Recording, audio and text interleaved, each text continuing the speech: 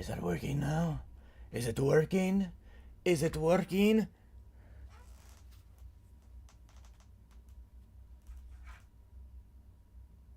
There we go. Fuck. Okay. And then, let's see, is this properly public? It is. Yay.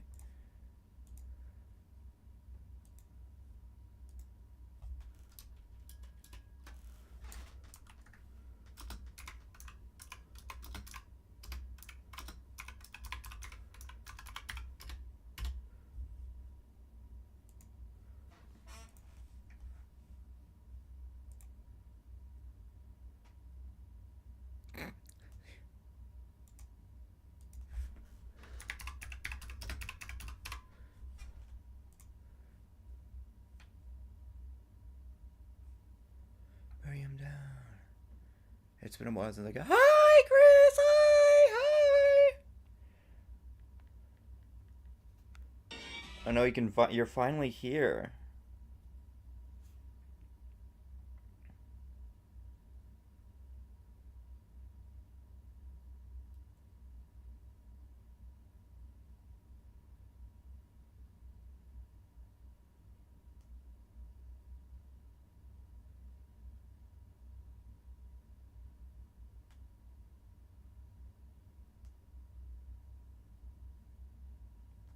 Okay. Uh.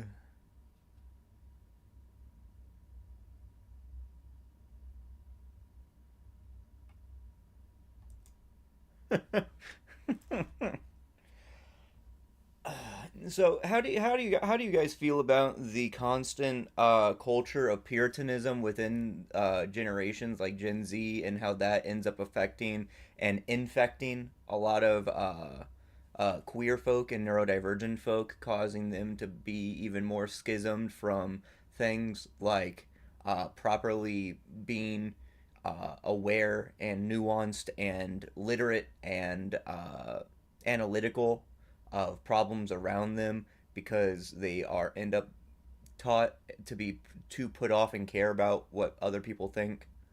So they end up you know kind of being very overly sensitive to a lot of different things that probably shouldn't be as sensitive towards, because that's just a part of life, and we can't really address those issues unless we get rid of that. And oh yeah, it also is typically because of liberals. Yeah. Mm-hmm.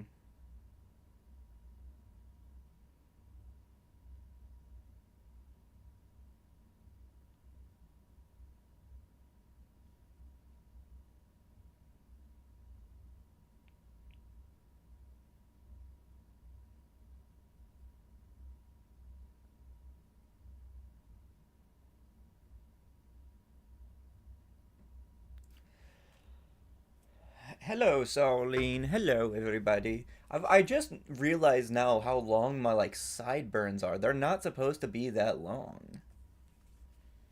I posted earlier in Discord.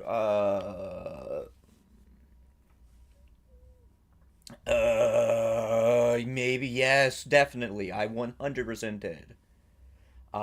Definitely. I definitely. Shell! Hi!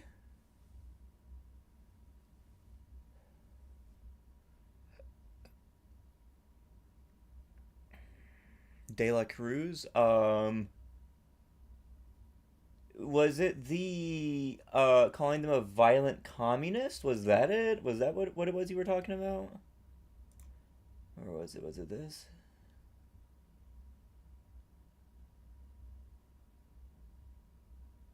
Yeah, cuz that's not even like really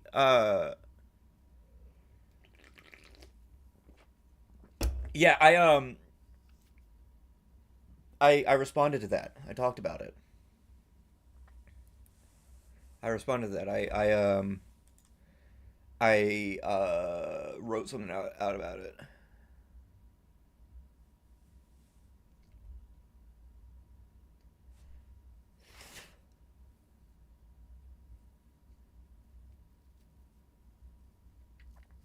But yeah, it is. I back to the thing that I was talking about earlier about like Puritanism. Before we like get to doing what we were going to be doing here for a second, I have a game that I want to try playing, and it is Age of Mythology. I want to be doing some RTS games today, just kind of trying to play them and see what's going on, how they work, stuff like that. Okay, let me extract to this folder. There we go. Okay. Is I was trying to understand and trying to put it into perspective. I was trying to understand and try to word properly this phenomenon of you see it a lot of times in like online fandoms, right? You see it a lot of times in spaces that are dominated by marginalized groups. You see it in the way that they type. You see it in the way that it almost like has this air of suspense and suspicion, more like it. And how these people, how they're talking, are almost always off put by a lot of things. And I look at it and I'm like, how are these going to be the people that we try to educate on, like revolutionary stuff, right? How are we going to teach them that the things that they, intrinsically, tie to vote blue, or nonviolence, or all this other stuff? How are we going to try and convince these people and educate these people that they are the group of people who are the most affected at all times? And then I realized something, that that isn't the group. That's not the group that it is. This language that they're using, this broad, you know, lingo, right? That they're using, is very much kind of the online speak, right? A lot of exclamation points, a lot of kind of like Tumblr speak, and all this other stuff. Um,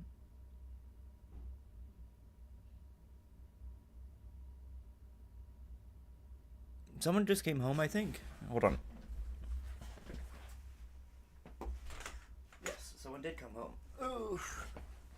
Okay, so what I'm talking about is Puritanism, and I'm trying to like talk about other things like that. But so, and I was trying to like all these people, the way they talk about it in popular fandoms and popular like comment sections, all this other stuff. You see it the way that people talk, right?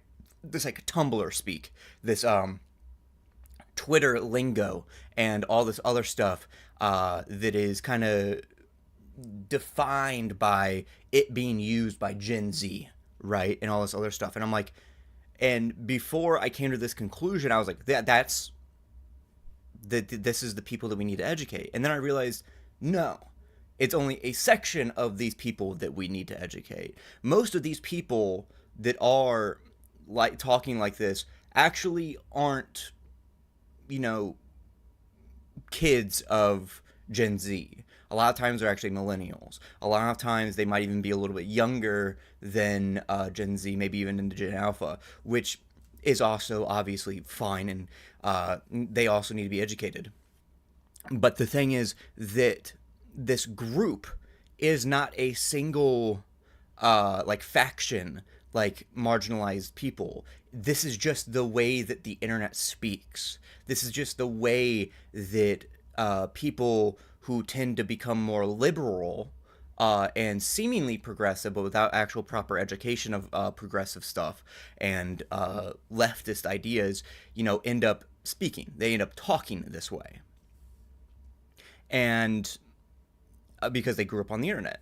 And it is the people within that community, the other marginalized groups, the minorities, the neurodivergents, the queer, and other things like that, that are the ones that need to be properly radicalized and taught to kind of break away from this Puritan kind of culture of being so off put by things that are so natural to life, right? The sort of things that, like, whenever they see something in a fandom space that is even maybe a little bit sexual, they will say that it's gooner, or they'll see anything that's maybe a little violent or maybe a little radical, and they'll be put off by it because it pushes them outside their comfort zone. And this is definitely a holdover from, liberal hippie movements of decades past that has now developed and evolved into what it is now, right? This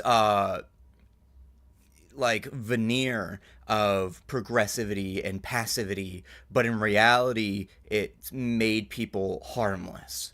It's made people neutered and declawed.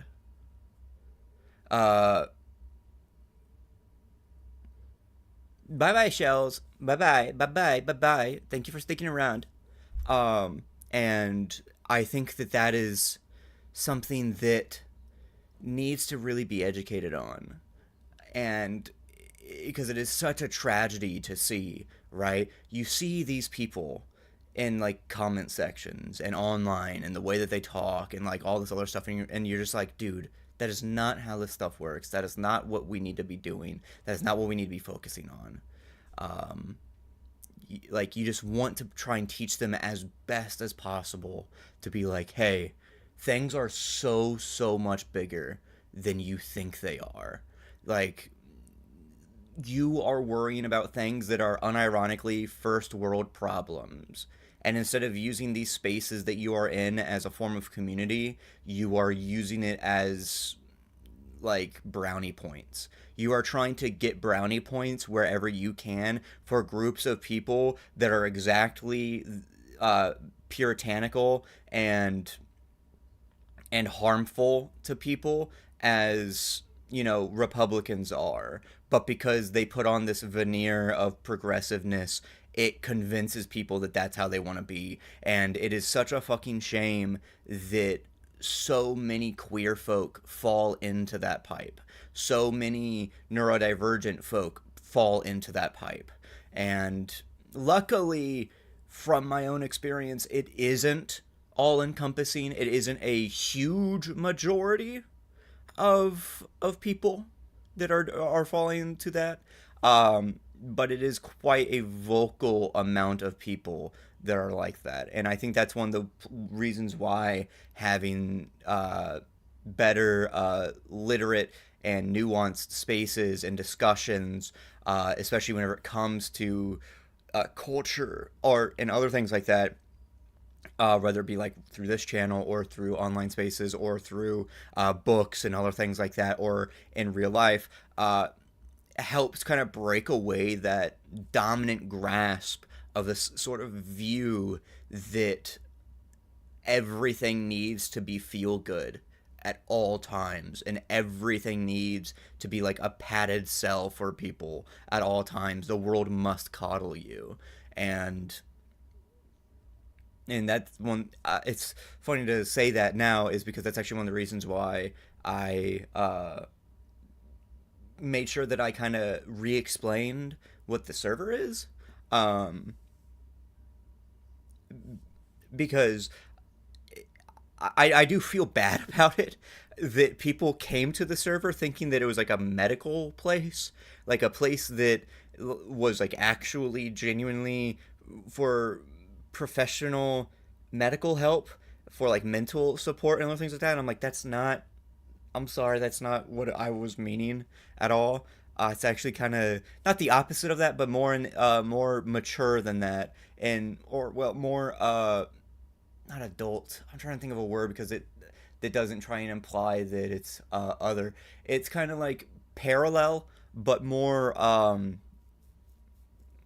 loose than that. It's just, hey, if you want a place to like chill out, uh, and know that you're not going to get harassed, or have a place that you can gather, organize, and discuss with people and talk to people about politics and all this other shit, and become educated, or have a community, because community is what we need. So having something that's nebulous, and instead of just in one vein or another, it's definitely more overarching, then that's the place that this is for, right? And like, well, yes, it is technically gathering around me as an individual in my content. It's never like a pedestal, right? It's never like anything along those lines. uh so yeah. Anyway, we are almost done with the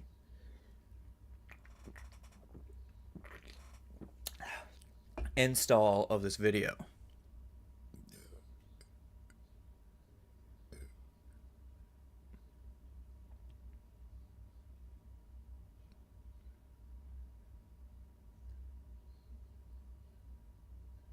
Yeah, I know. That's why I said it the way that I did. But remember, I got into that discussion with people saying that uh, it didn't feel safe. People didn't feel safe in there, and it was because of a lot of like the political stuff that was constantly happening, and kind of like the mood and the vibe of things, of how it wasn't like very positive all the time. And I kind of just had to tell people, I was like, hey, the world really isn't that positive right now. So when we're talking about the real world, we're going to have to kind of be real about it. And that's why I say it. And why I ended up changing definitions was just to be sure, and to make sure that I didn't end up putting forward the wrong message. That's why I changed it from safe space to safe haven. Um, so yeah, it was just kind of for me to check all my boxes, right?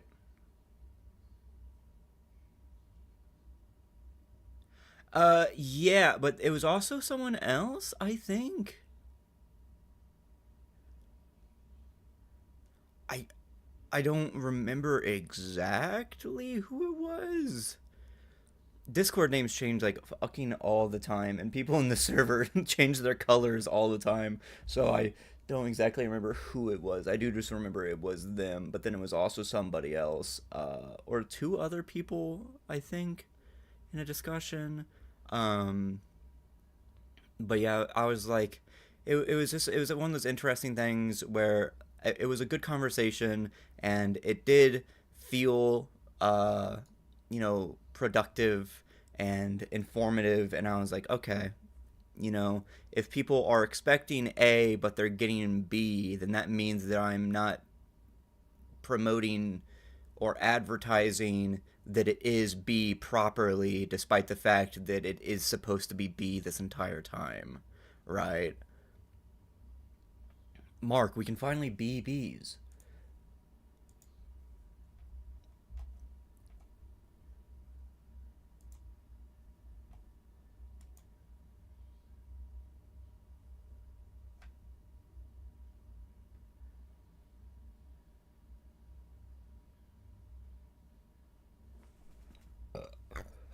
Excuse me.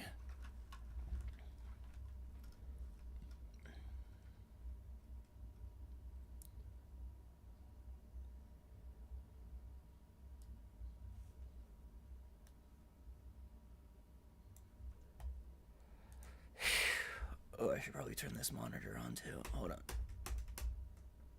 Chris the chocolate lover.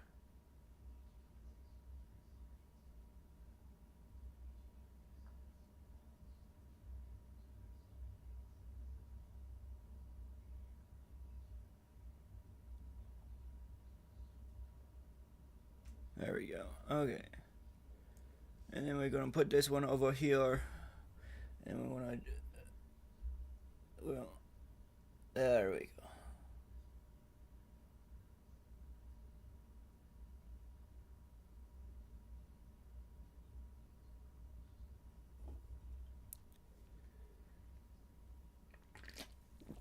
Well, that's good then.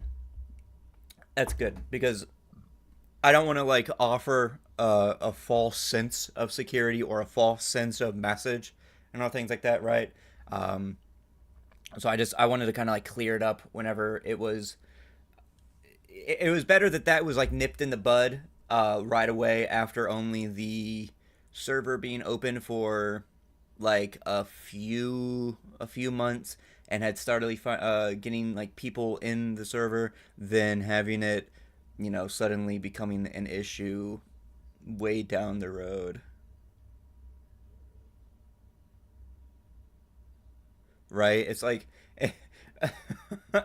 way down in the future, like I post this announcement of being like, hey, we're doing a gathering, right? We're organizing. There's going to be a protest that we're going to be starting here in this location, where it, a lot of people are going to be, and a lot of people have agreed to, and then people coming up being like, what, that's mean, that's mean though, why would you do that, why, that's too loud, that's, I don't think that's nice, that's not nice, why are you doing that? And I'm like, are you, did are you aware of who you're watching? Because I know that you might get kind of confused if you only watched one or two of my videos.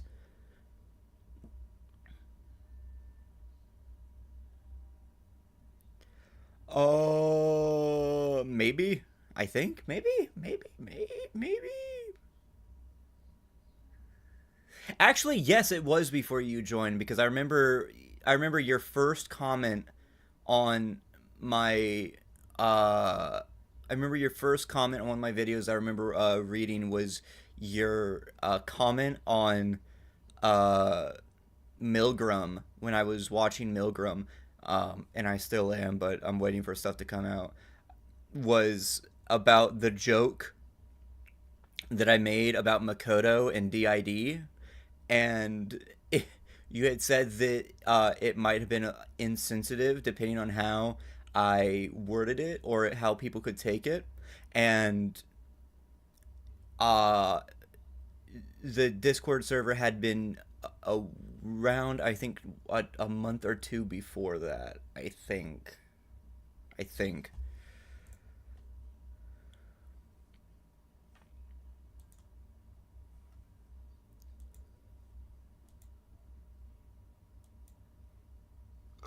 Excuse me.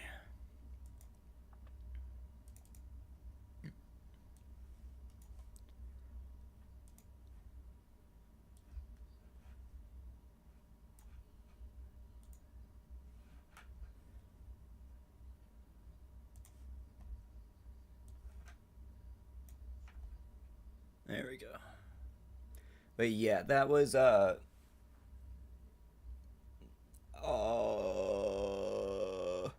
yeah. It's just one of those things that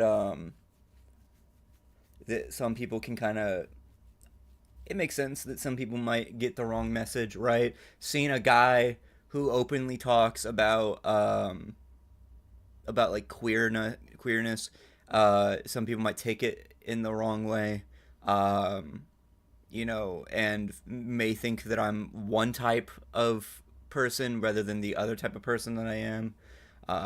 Especially given the fact that I cry, and then a lot of the stuff like with Alien Stage and other stuff like that, I didn't. In the final reactions, I was going more into the narrative exploration of it rather than like connecting it to real world politics like I was in the very beginning of the series. So it's okay. It's fine. Shit happens. It's fine.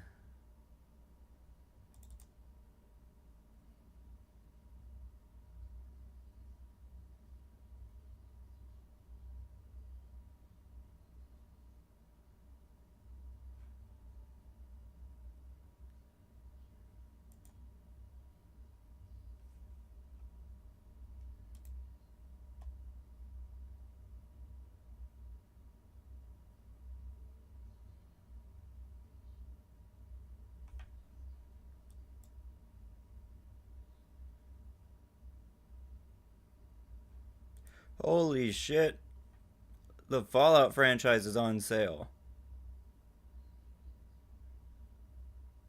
You got another long ad. Am I getting any fucking money from it though? Am I? So far, no.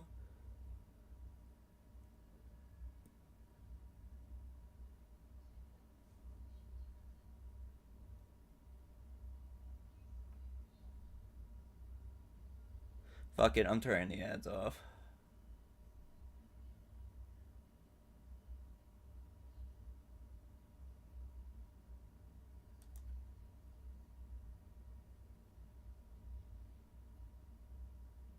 Hold on, what is it? Oh wow, you can. Okay. So like there's now an automated like highlight feature on whatever it's called.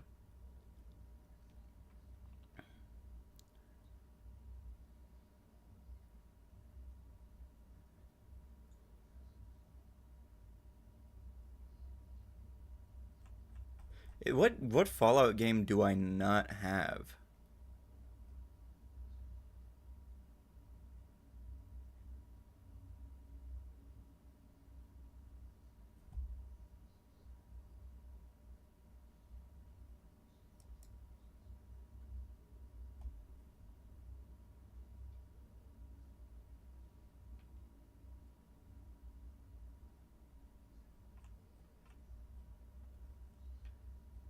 Oh, it was only this. Yeah, because I have everything else, and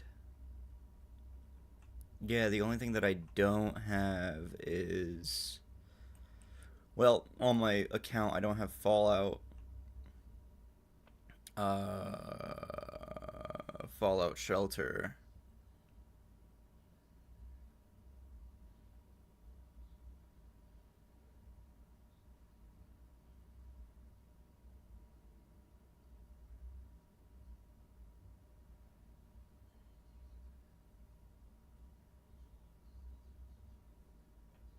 Uh,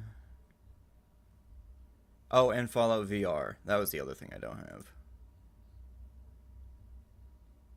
Fallout for VR. All right.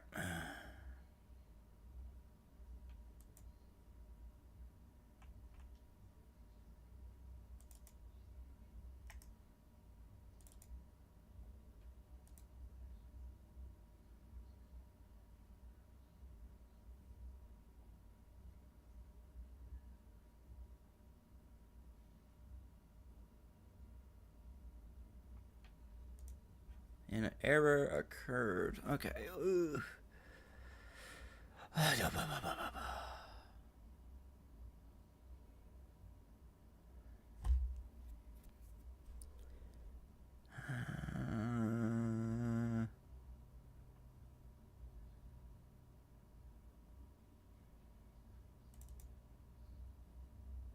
What is this? Yeah?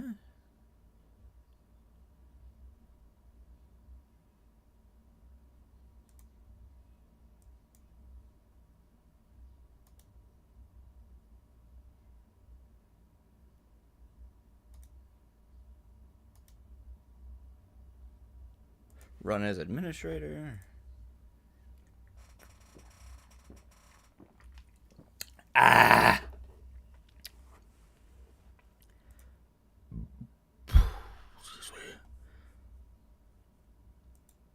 Yeah, I didn't mean to like blow right into your guys' face. Uh,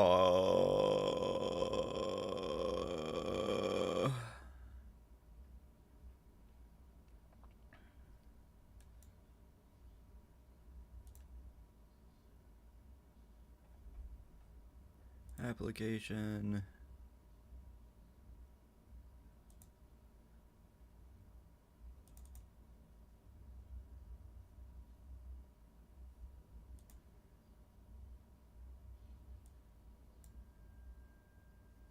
Uh, fuck. Hold on.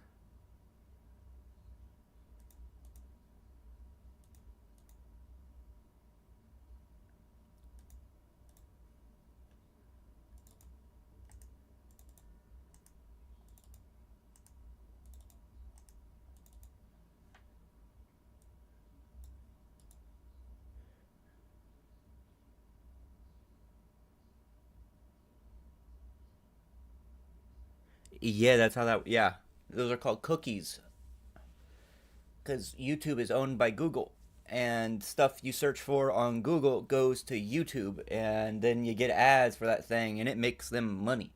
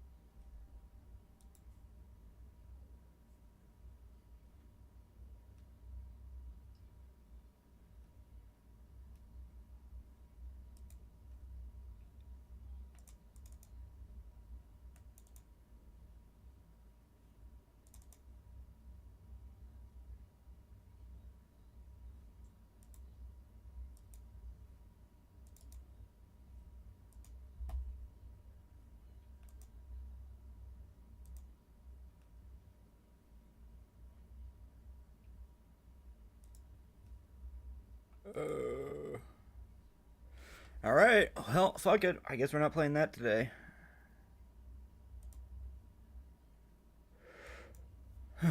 I guess we'll do this one instead. So yeah, Chris, that is normal. If you want that to not happen, just turn off cookies on your browser.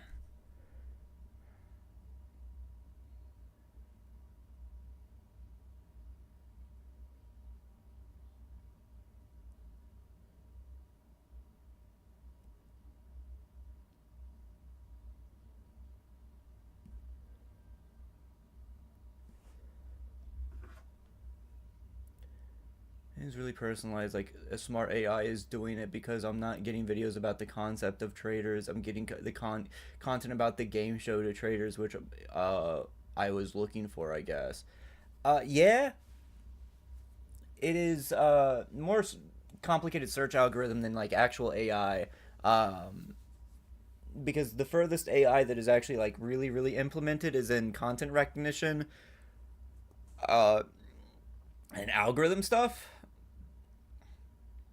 on Google. So,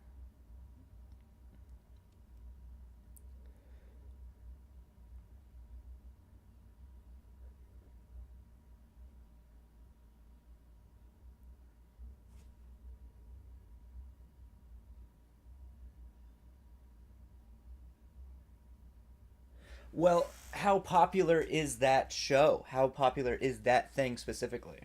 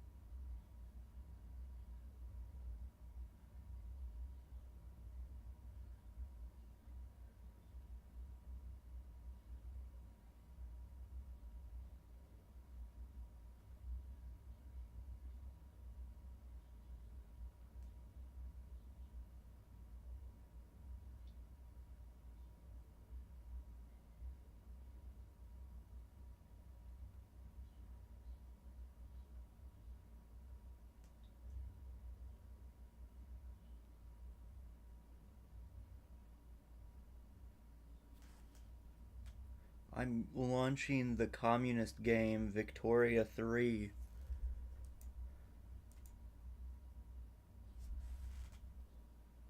Wait, no, do not close.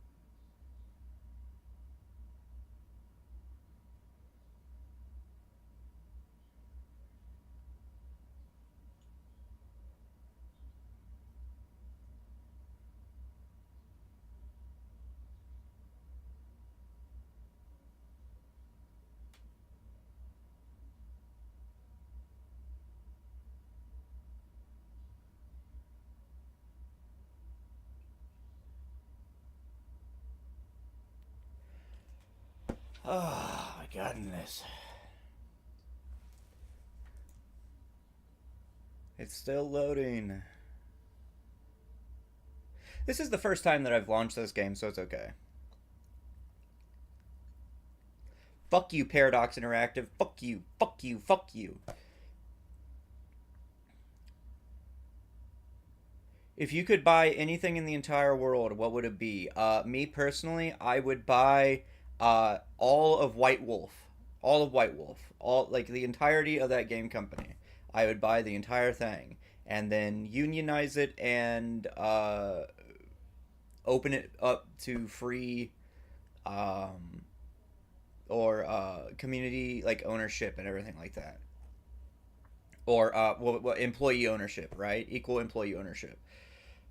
That's what I would do. And for those that don't know what White Wolf is the people who made World of Darkness, such as Vampire the Masquerade, Mage the Ascension, Werewolf the Apocalypse, Wraith the Oblivion, Demon the Fallen, Princess the Hopeful. That's a fan game, I know, but I, I would. How much was it bought for? It was bought for like what a billion back in 2018 or something. Hold on.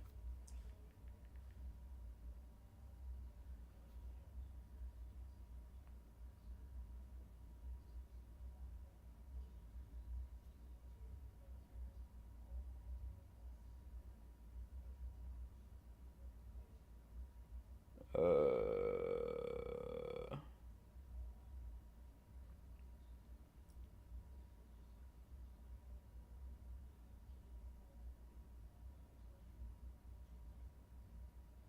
oh, 20 million. It was only 20 million that they've got bought out for. Dude, I'm telling you, I would do it. I would do it. I would do it if I had that money. I'd buy them out. But not so that I could obviously make money from them. Duh, right? It's more because I want specific types of stories and content to be told within that universe, right? I'm a very big fan of their shit, so I think it'd be very cool to like instead of having the pressures of like market and other things like that be forced upon them of like, oh, what's common in like TTRPGs now, we need it to be more marketable. I would just be like, fuck it, whatever, like go back to what we were doing 20 years ago, 30 years ago, and just continue with that, and then like make a bunch of game lines and fun products and other things like that to have fun with.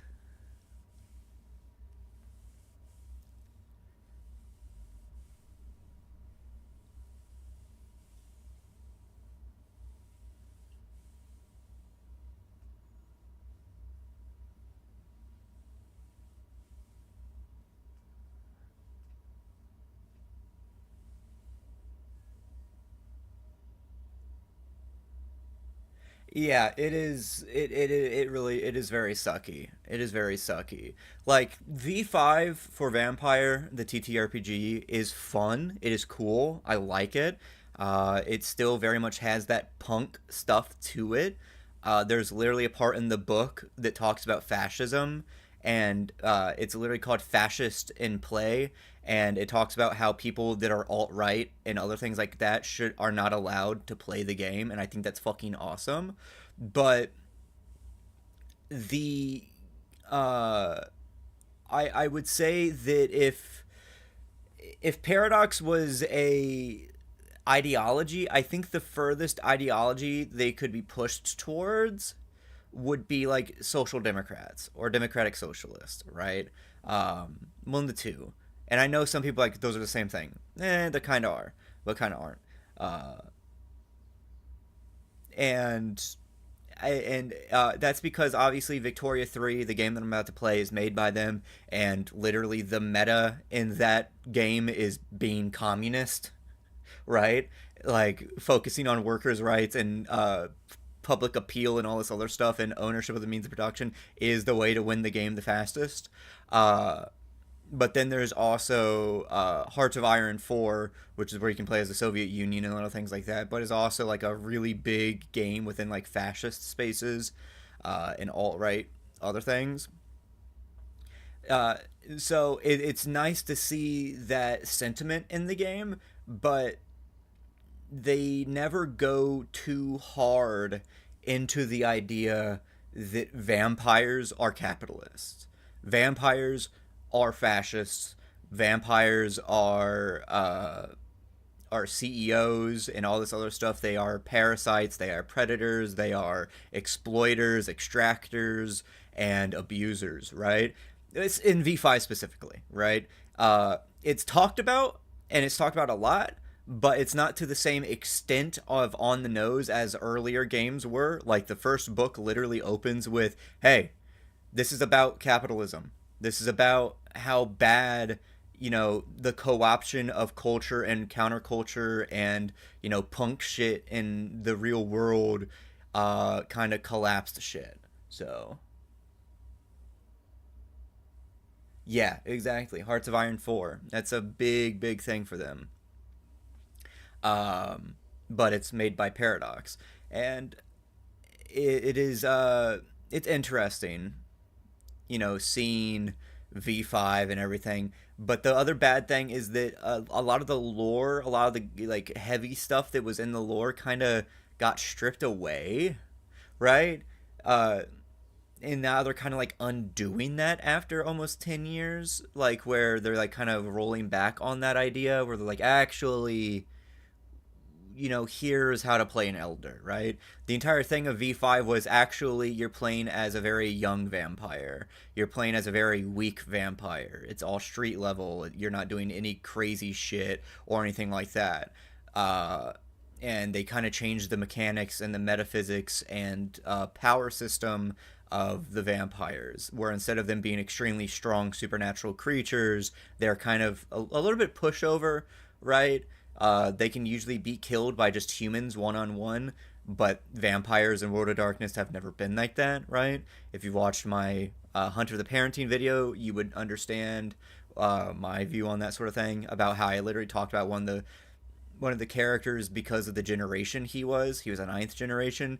Uh, the only way you'd be able to take him down um, with all of his powers would be with like anti-material rounds, right? Which V5 itself talks about from time to time, because one of the common pistols and ammunition types that are used for anti-vampire shit, that is like kind of like you get shot once with it, you go down immediately.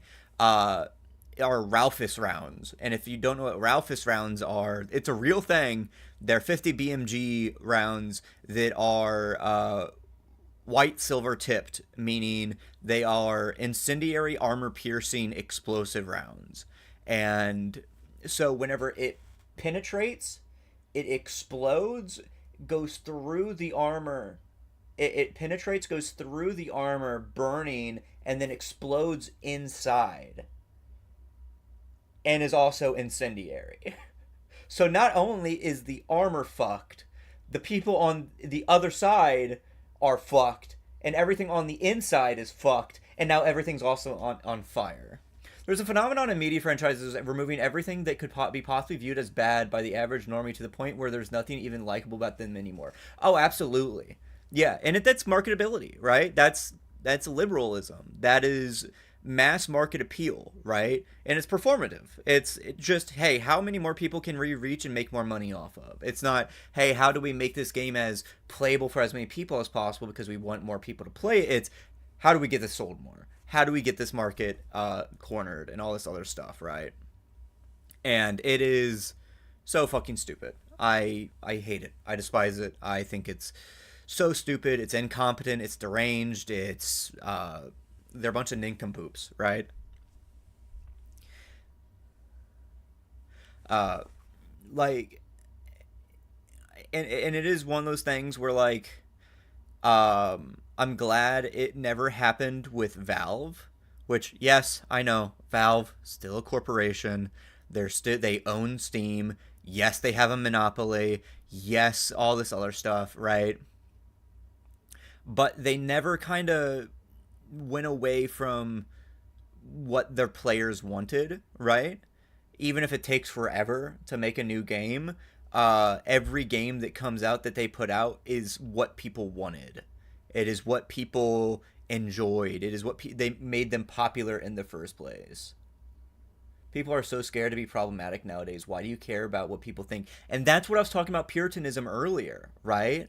There is this war currently between fascism of being so problematic and being so bigoted and everything like that. Then there's liberalism of like Puritans and all this other stuff of like performativism and all this other things of being as like so safe, clean, and other things like that. Despite the fact that both of these are killing brown people in the Middle East en masse, right? And then there's, leftism, which is actually trying to cut away from all of it and, educate people.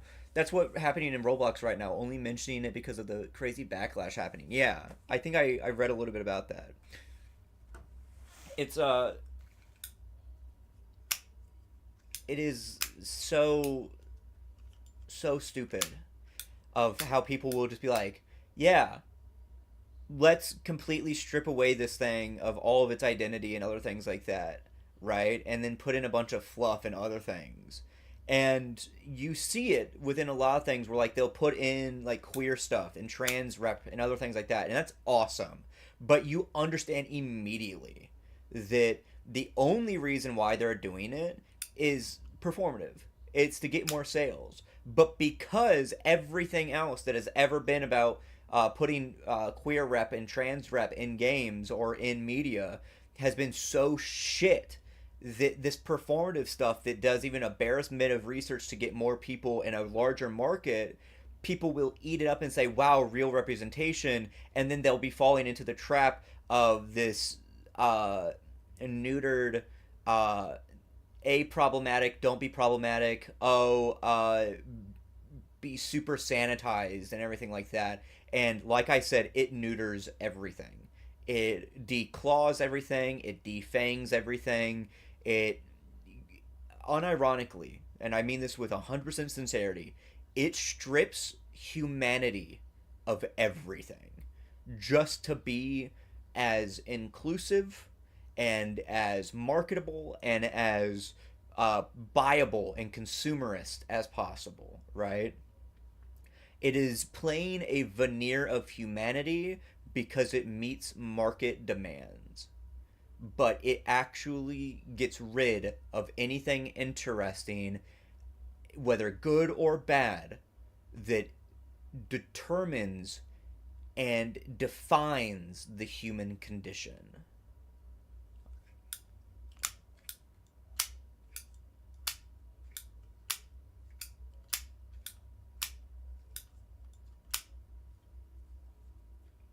Have I guys ever showed you this? Have I ever showed you my lighter? Look at that. Look at that. Look at that cool ass fucking lighter. This is my grandpa's. Was my grandpa's.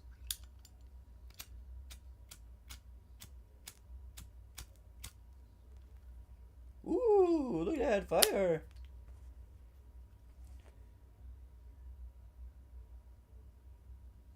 I have a bias towards the word veneer. Yeah, I do. I know I say it a lot, but it's a good word. It is a very very good word. It is a it is a perfect word for mask, right? Of yeah, yeah, exactly. Because that's how you're supposed to use it, and I use it a lot. But like, yeah, and it's because it is a great word to use. I like using it. It has this nice punch to it, and whenever I say it, it seems like people understand what I'm saying, right? Uh, they understand that whenever I say veneer, they understand that I mean like a paper thin identity or a mask or an illusion or a like cover, right? Which is what veneer means. Um,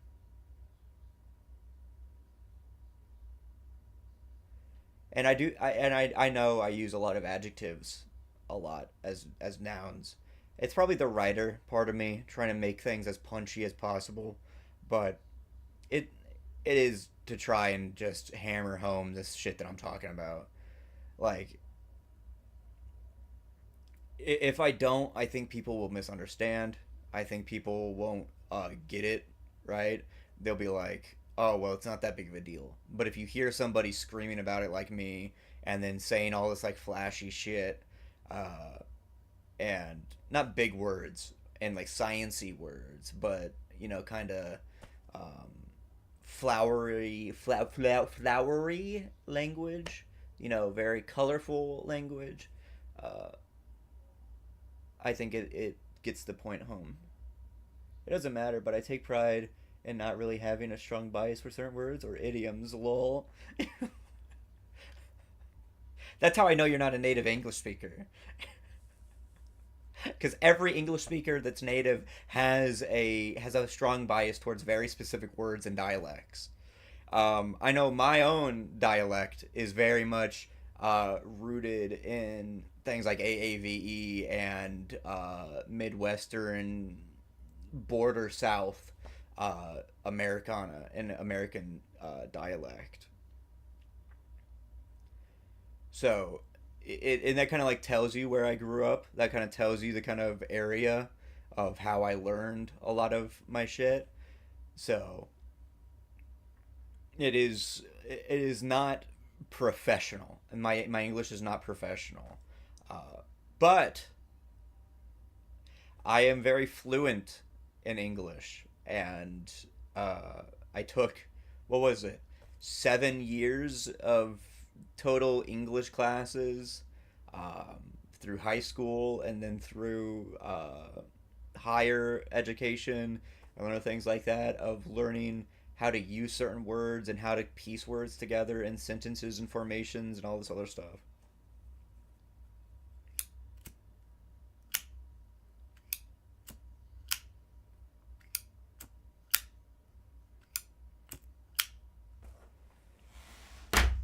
Okay, I need to stop stimming with that fucking thing. Victoria 3, why are you not responding?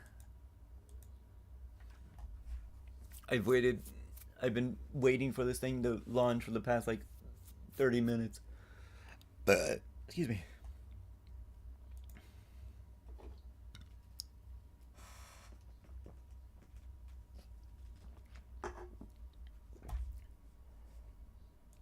Actually, let me check something really quickly. No, you do actually have a bias. I don't even have to look at it. I don't even have to look at our DMs. You do have a bias towards certain words, and it's slang. I can look back at the very beginning of our chat, and then the lower and lower down, the more like slang that I use, you start to use too. Like you didn't say it at one point, and then you said it at a random point in the server. You're talking about Karl Marx, and you're like, "Hey, get off my goat, Karl Marx."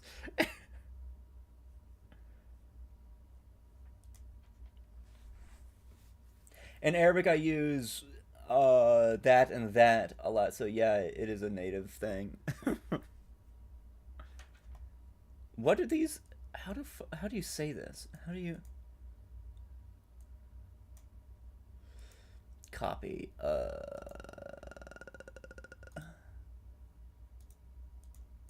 Bring him down. Bring him down, down. Oh, oh, oh, oh. King with no crown. King with no crown. Oh shit. Dude, why is fucking Arabic so weirdly like typed in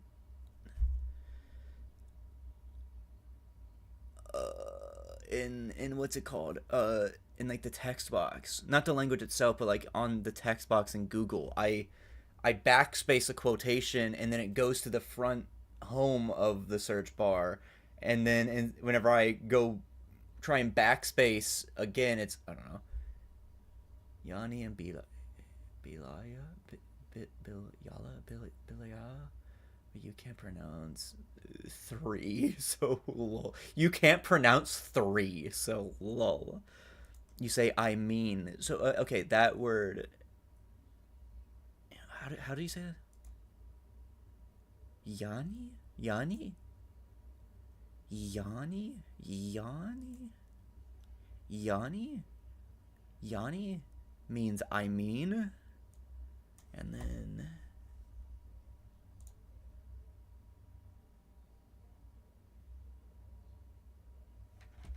then there is, where's this other one? Google's fucking racist.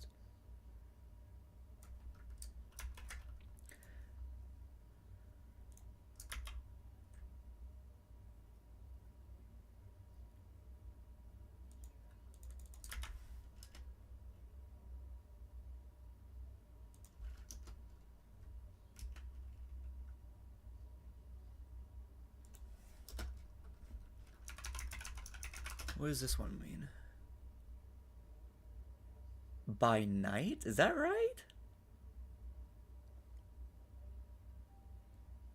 I don't think that's right. Is that right? That is very fancy if so.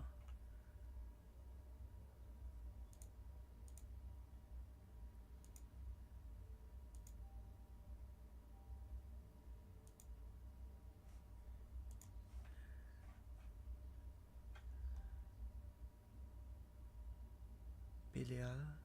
Miliali. Miliali. Biliali? It sounds Italian. Miliali. Why is that L and E? It means almost or barely. Oh, interesting. You know, actually, another very strong word that I have. There's another word that I steer towards a lot, and that's fascinating. The word fascinating is so. I use it as like a conjunction word or like a filler word a lot, right? And I don't know.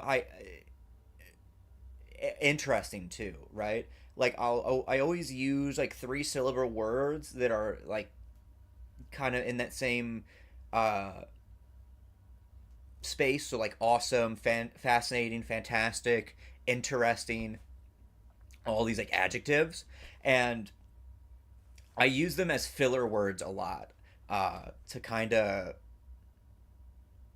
pose a new question or a new sentence for me. I do that a lot in like conversations. I'll be like, "Oh, fascinating," or "Oh, interesting," and then I'll say my thing.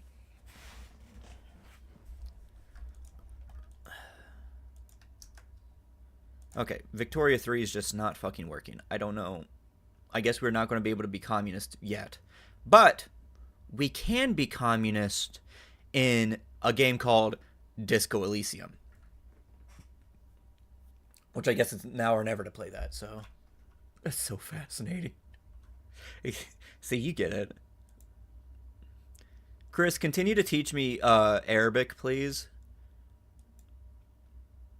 What specific dialect of Arabic is it that you use?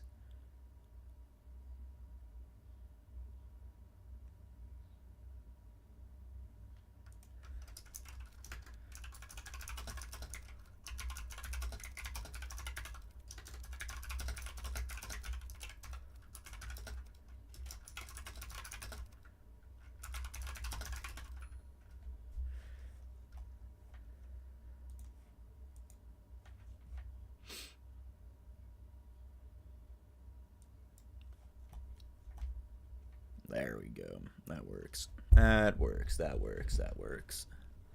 Oh, there we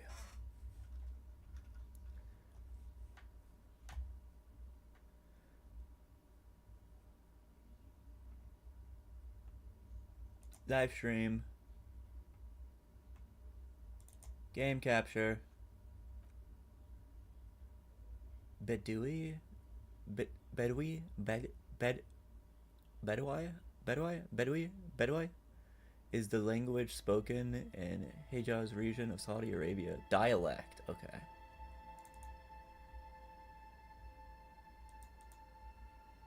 Technically, you could call it a language, but it is supposed to be dialect.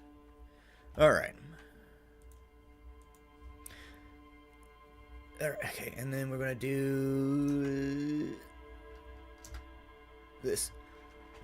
Oh fuck. Oh fuck.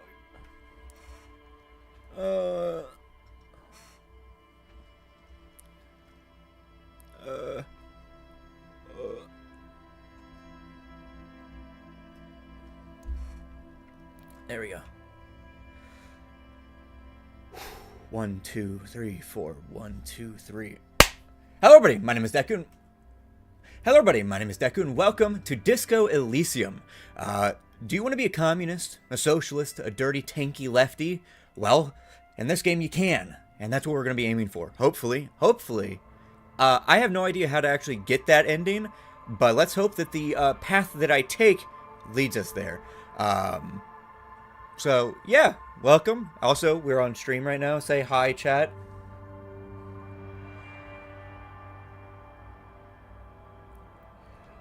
Aw, man. Okay.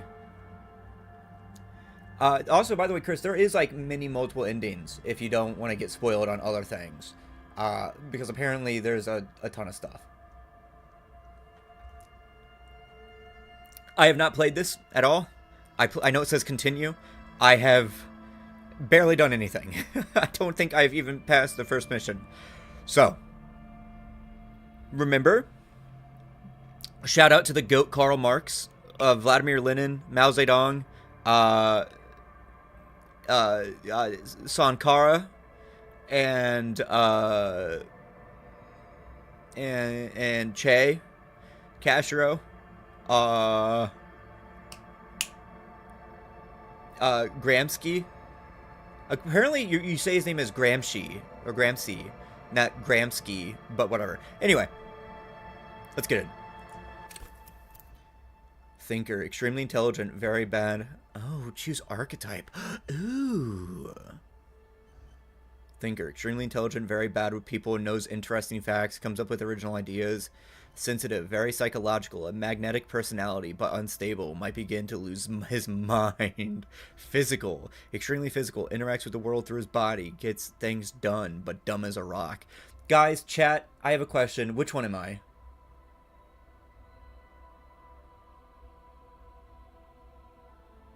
Out of these three, which one am I? I wanna hear what you guys have to say about it, before, because I do think I want to create my own.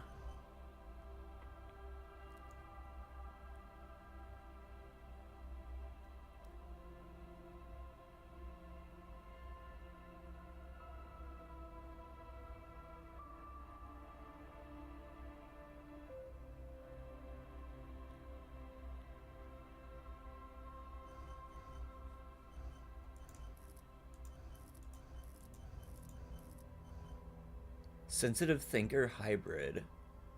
I'm cheating. A mix of sensitive and thinker. Very psychological at magnetic personality, but unstable. Thank you. I would take unstable but magnetic over stable and boring any day. Uh, okay.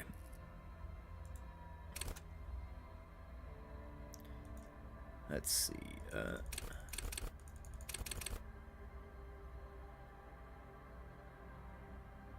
Okay. Let's put all these down to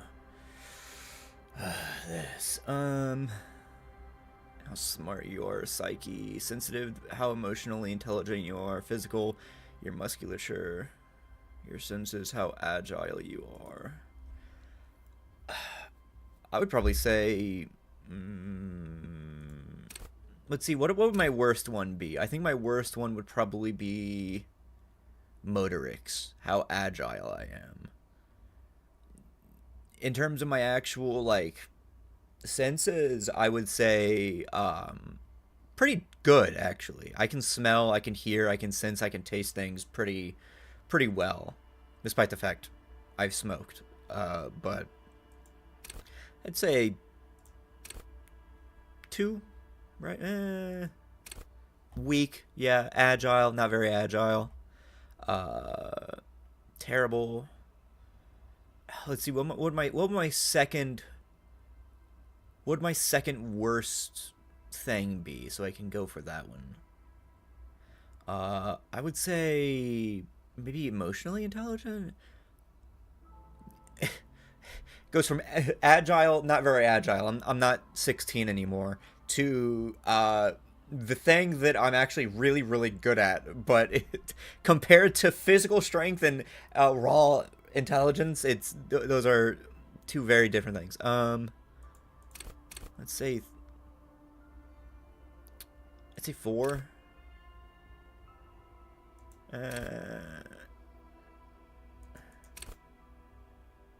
How high can this go up to? 5, 6. Genius.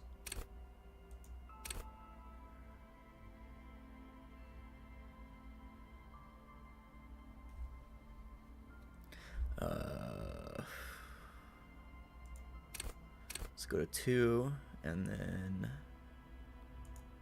2, and 2.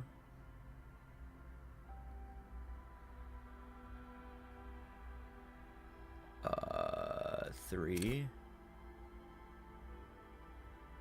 I don't know how much my physique is actually going to be in things.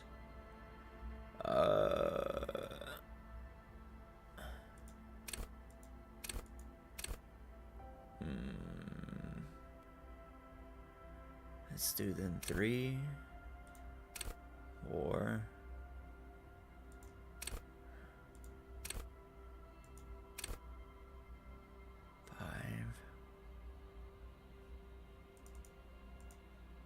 5. Raw brain power.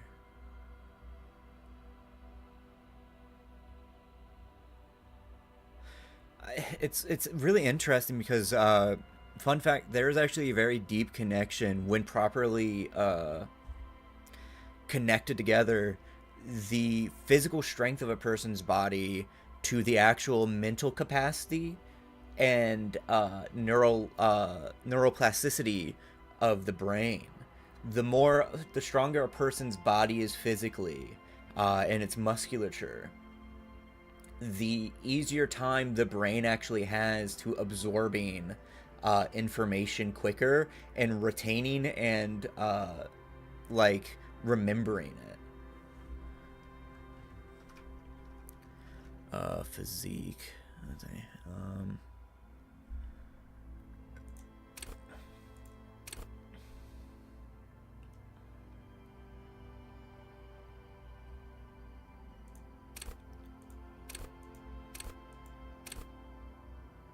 Raw brain power.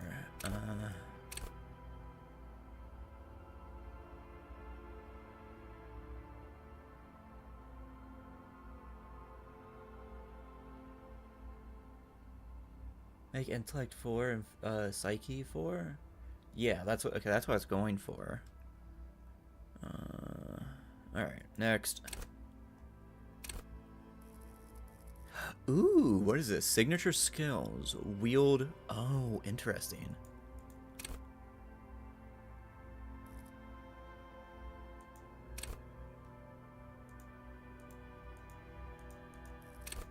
Oh, I can. Oh, interesting.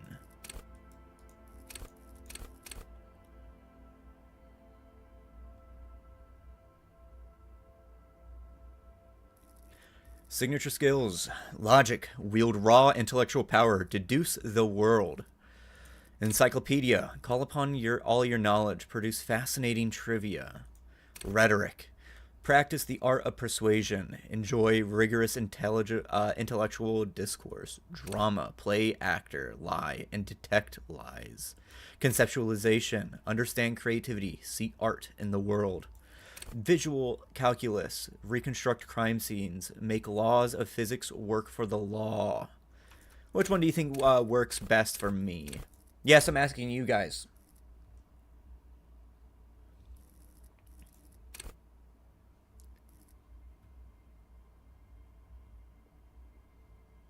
Bye, Chris. Bye, Chris. Bye, Chris.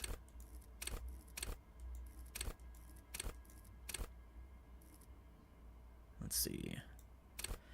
I know personally, I think it'd be encyclopedia because encyclopedia for me, I do actually have encyclopedic knowledge. I absorb things like a fucking sponge. Every book I read, I can remember something about it. I can remember something in it, down to like a line and stuff like that, right? It is so like granular of my knowledge of shit, right? Um, of retaining information. It's like that one meme. What was that one Tumblr post? It was like, friend, what was that name of the person that I spoke to last week? And the person goes, I don't know. Oh, what about that thing that I ate when I was 12 that I really liked? And it's like, oh, I remember chicken pasta. And it's like, oh, what was that game show from 1989 that only ran for one season? It's like, is your mom a murderer? And it's like, yeah, yeah, yeah. What about the like atomic weight of gold?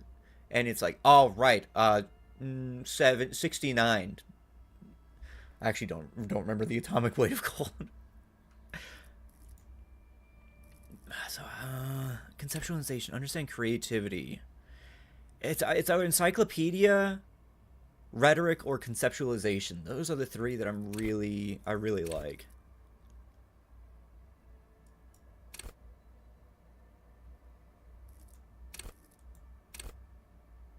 Understand the world.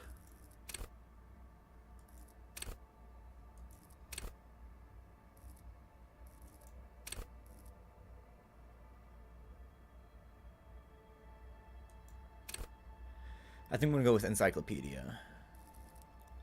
Psyche. Volition. Hold yourself together. Keep your morale up. Inland Empire. Hunches and gut feelings. Dreams and waking life. Empathy. Understand others. Work your mirror neurons. Authority. Intimidate the public. Assert yourself. Yeah, that definitely sounds like me, don't it? Esprit de corps. Connect to Station 41. Understand cop culture. Suggestion. Charm men and women. Play the puppet master. I think out of all of these, it's either going to be empathy, inland empire, or volition. Those are the three that I think best define myself. Because, like,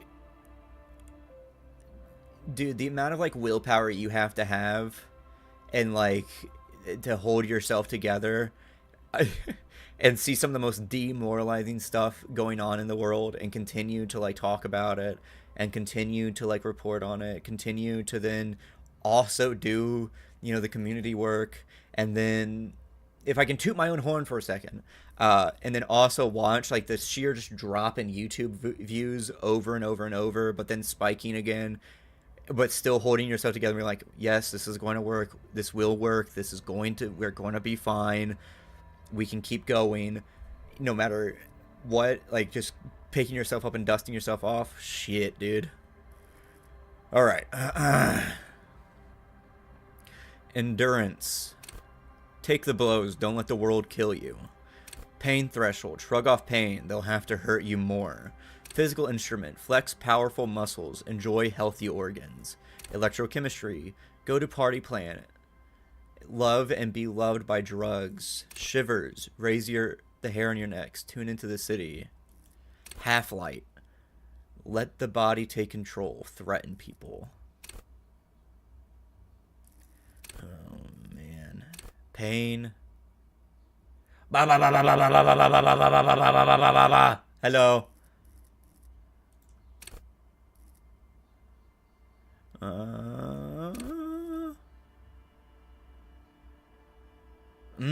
Yeah? You good there?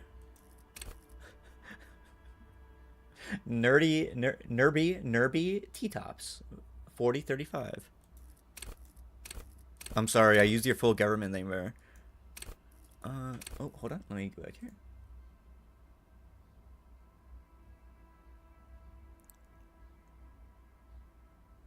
That or rhetoric. I didn't see that one, sorry.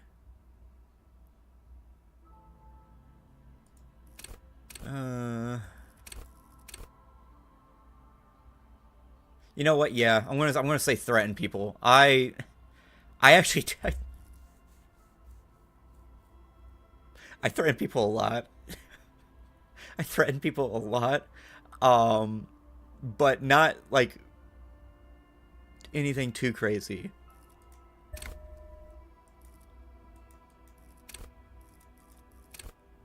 Oh, oh, okay, hold on, wait. Oh, it's one or the other. It's not one in each of these.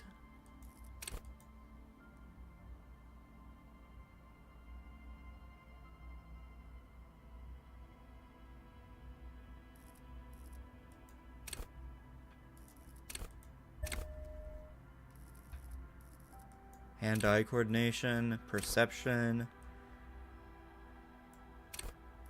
reaction speed, the quickest to react, an untouchable man, savoir-faire, savoir-faire, stun with immense panache, interfacing master machines, pick locks and pockets, composure, straighten your back, keep your poker face. I guess we can go with, then in that case,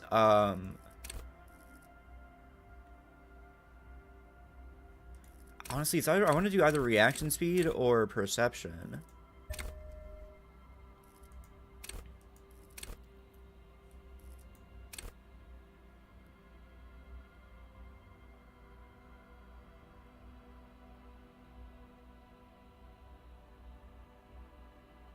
Hold on.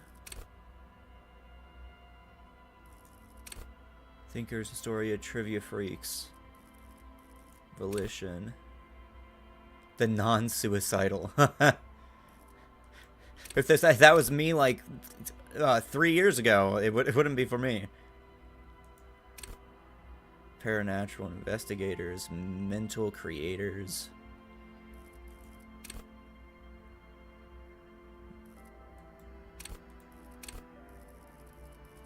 Rhetoric, would-be politicians, conversationalists, ideologues. Thinkers, historians, trivia freaks. High-strung investigators, shoot now, ask questions later, cops, surprise haters. Masochists.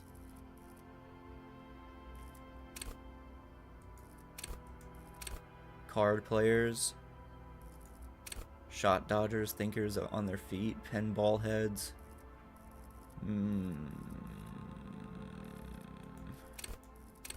Analyst, pure rationalist, obviously logicians.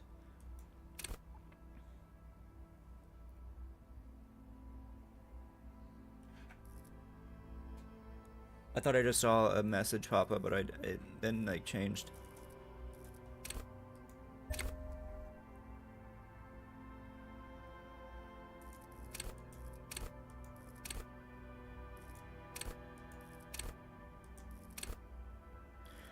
uh,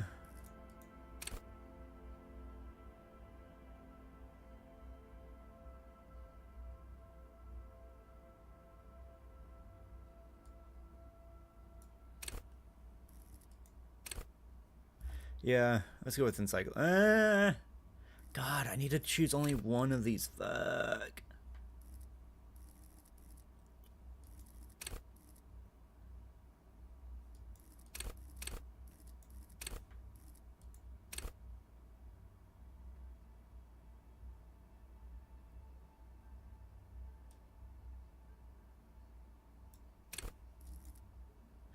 Honestly, I think it might be empathy for this one.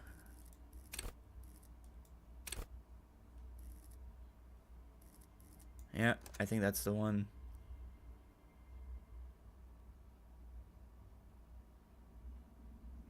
The Furies are at home in the mirror. Shivers! I didn't do Shivers, I'm sorry. There is nothing. Only warm primordial blackness. Your Only conscience warm ferments primordial here, blackness. no larger than a single grain of malt. You don't have to do anything anymore. Ever. Never, ever. Keep non-existing. Time passes. It is utterly void of struggle. No ex-wives are contained within it. What was that about X something? An awareness creeps up on you. A mass lies hidden in your dead angle, soaking in some lurid acidic sauce. It's bloated and shameful. A ball of meat surrounding you.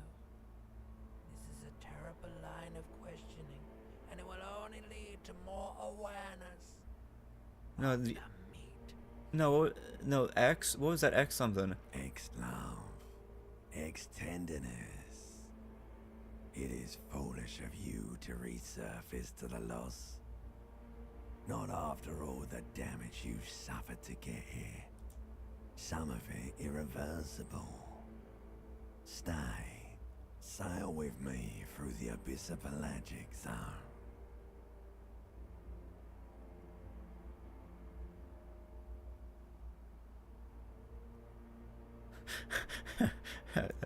Alright. Nothing down to fuck all, Borough. A return trip to the Silence, please. Let's visit ancient Zero Home. Look, there's I am tired of being this type of animal, and who gives a shit? Let's get Not you. Your days of giving a shit and being that type of animal are over.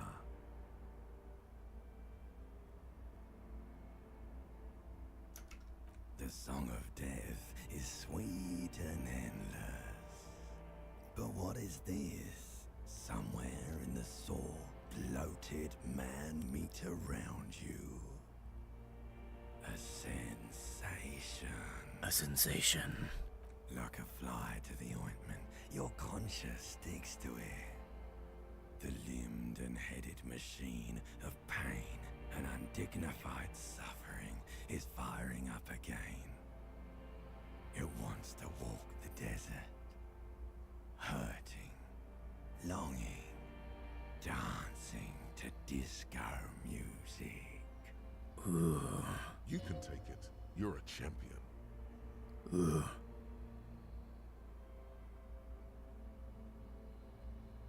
Mother help me. There's a head attached to my neck and I'm in it. Stop. I don't want to hear anything more about this sensation. Take me back to the formless, disembodied nothing. I'm not scared. I'm a champion. The stench of liquor rises from your mouth, and with it, an ungodly headache. Help me. Cut my head off. It's trying to murder the rest of me. Fiery streak penetrates your skull, trying to force your eyes open. It's a sound, a clarion call from hell. Somehow, You know what it is.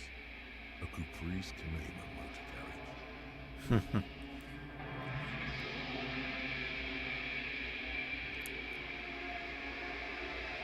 Oh, damn. Oh, damn. Look at that ass.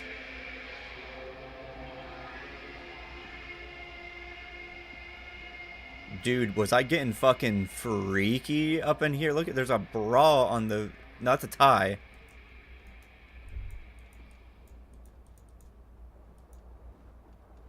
This fan has two chain pull switches. One ends in a tiny fan, the other in a light bulb. A truly horrific necktie has somehow attached itself A truly to one of the horrific. blades. Or has it been consigned there as punishment? You feel as though this creature is your friend and wants to reattach itself to your neck so that you may continue your adventures together in this strange world. You reach out to grab the tie, but what's this? Diffuse, radiating chest pain. Doom comes over you. Oh. This is bad. Feels like sharp stones grinding in your chest from moving. Ooh. For quite a long time. Still ongoing. Now is a good time to start worrying. Finally, the pressure recedes. You find yourself covered in cold sweat and trying not to move. Hoping Yeah, sudden pull. dying. Just a chest pain. Not even like heart pain. It's probably just like a pulled a muscle in your chest. Pull the fan. The blades come squeaking to a halt. It should be easier to reach the tie now. Pull the light. Terrible mistake. Oh, God. Turn the lights off immediately. You can practically feel the photons burning a hole in your brain. Now bring it on. Your eyes burn with photosensitivity. It's not good.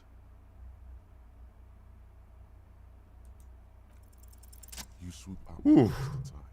Snap. It's released from the blade. Warning, warning. The necktie is no longer contained. What you have in your hand is a fantastically colorful tie with 4 or 5 different patterns. The knot reminds you of a noose. If it's your friend, why was it up there? Who ties their friend to a ceiling fan? Maybe this thing is dangerous somehow. Who ties their friend to a ceiling fan? I don't know. Ask Monica from Doki Doki Literature Club that. Maybe she can answer. An ominous, foreboding feeling fills you as you look at the tie.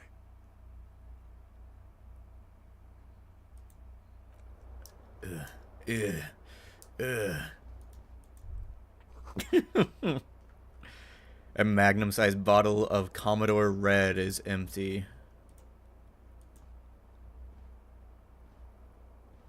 Looks like someone tore out all the tape while the song was playing. Oh man, dude, that's so expensive. This reel-to-reel tape player is still on, rolling empty.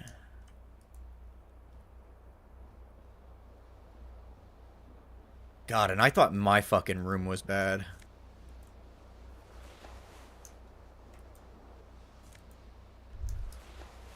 I was about to say no underwear, but he was already wearing underwear.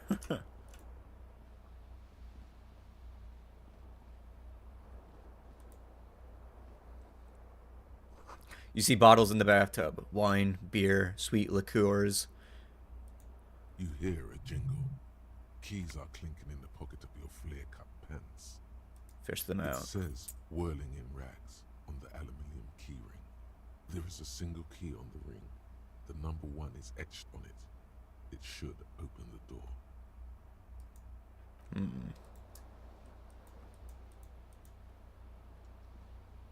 Maybe turn off the water? A mirror hangs above a bent and broken sink. In a fierce discharge of masculine energy, someone has ripped half the faucet off. Oof.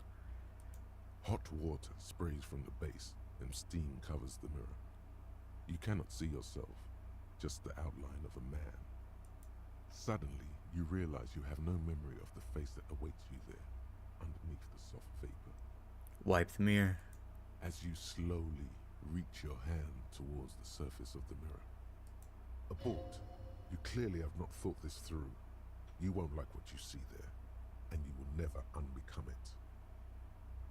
I don't care. Behold. You know, he's not that bad looking. He's not that bad. Honestly, hear me out. I'm kidding. At least for me personally, it's not a hear me out, but like the hear me out is he's actually not that bad looking. You have no idea who this thing is, do you? That's the face of a late stage alcoholic. Too late. You clearly have rigor mortis on your face. Oh wait, is that an expression? Are you trying to make an expression with that face? Why? I'm not making it. The face is making itself. Please stop. It's horrible. You're scaring yourself. No. You can't, can you?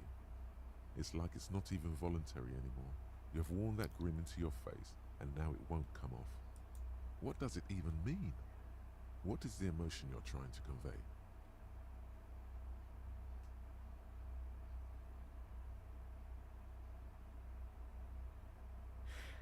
I'm insinuating that I'm vaguely sympathetic. I think I'm sort of pulling it off too, in a sad has-been kind of way. There's some charm to it. It might have been 10 years ago. It's little more than a cadaverous spasm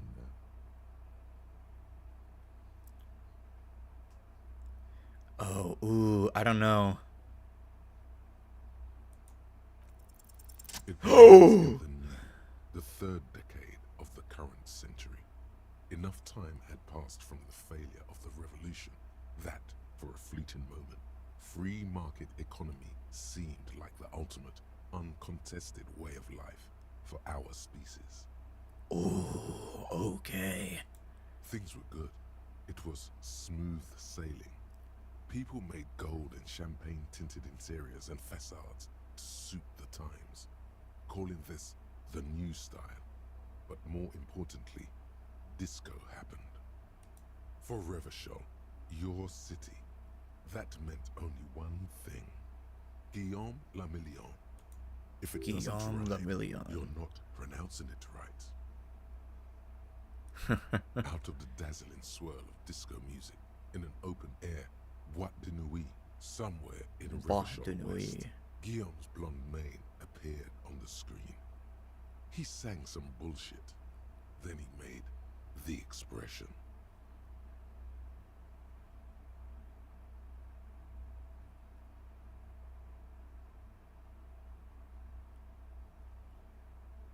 So I adopted it. Why? Everyone loved it. Maybe you thought some of the stardust would rub off on you. Maybe it did. It's like Either Blue way, Steel. You it's go. all gone now. Only the grimace remains.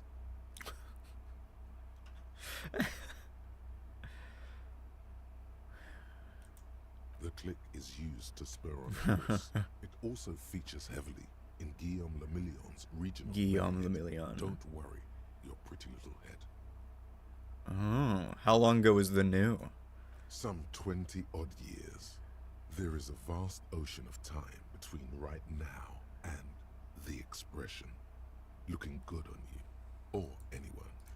Humanity has run aground in that time. It's a different world now.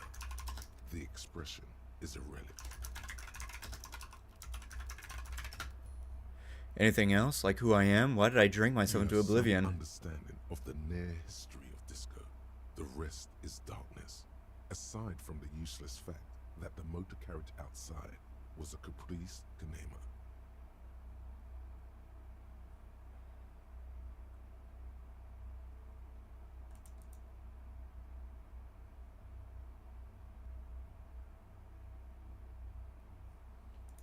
It doesn't have to be.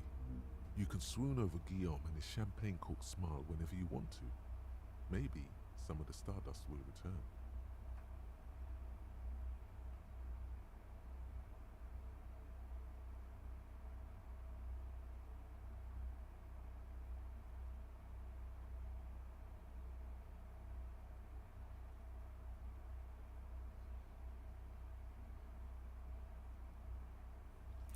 Okay, let the mirror be for now. Alright. Ooh. Ugh.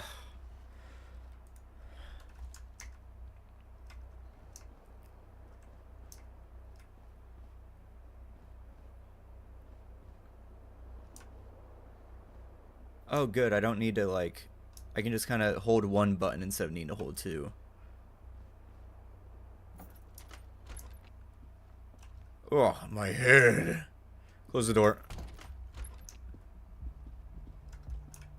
Diora, 19 degrees centigrade. Clear. Oh, what's that? Thylacos by Antique. Ooh, Real. I'm getting kind of like a Dishonored feel from this, honestly. The way that like the art style looks. Most checks. Oh. Oh. I'm outside. Oh, what's this?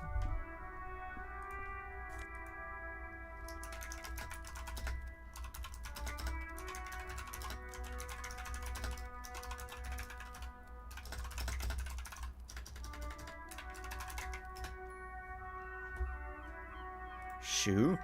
Oh my god, my shoes. Oh, a shoe.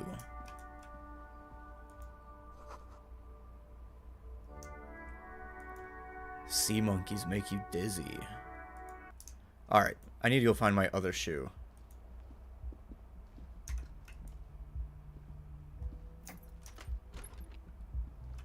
Where are you?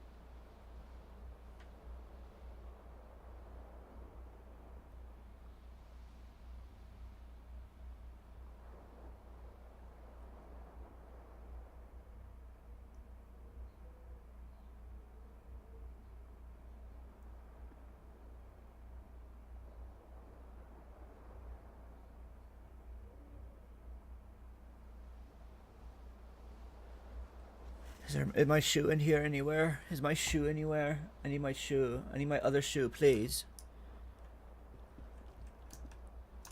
I guess there's no other shoe. Oh, there it is. My other shoe. There we go.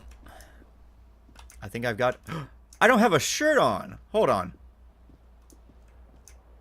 Where's my shirt?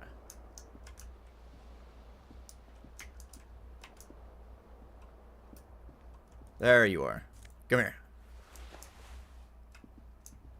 Alright. I got shirt, pants, jacket, shoes, both shoes. Alright, anything else? Anything else? Anything? Anything? Anything? Anything? Anything? Anything? Anything else? Anything else? There they both are. Two identical shoes. Both Ooh. copiously green and indiscriminately snakeskin. Oh. Reunited on your feet. Yeah. You're two baby crocodiles. Good. They're back. Ooh. Comfy. Feels like the only good thing about you right now, truth be told. Good. Alright. I think I got everything. Is it? Is it everything? Nothing else? No hairband? No nothing? I don't think so. Do I got a... It looks like there's matches right there, but I can't pick those up. I'll smoke later. The calendar says March. The year is 51. Hello, officer. Hey. The young woman raises a cigarette to her lips. Damn. She looks like that girl from Blade Runner. Not Joy. The first one. The one that Misty was based off of in Cyberpunk 2077. Officer, am I military personnel? No. She seems perplexed by your question. There's only one solution to this. You're a businessman. Then why'd you call me officer? Because you're a police officer, sir. She pulls a cigarette. Pulls on her cigarette. You're shitting me. I'm not. Unless you've been shitting us all this time. All this time? You've been here for 3 days. On official police business, no less. And what business is Didn't this? say. In truth, so far, mostly drinking.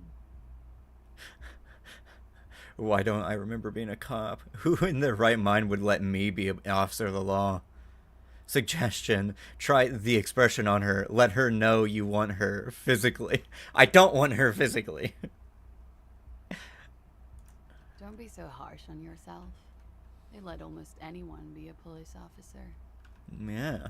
A glib remark. Don't let it stand. Assert yourself. Better let it go. Retreat is not a winning tactic.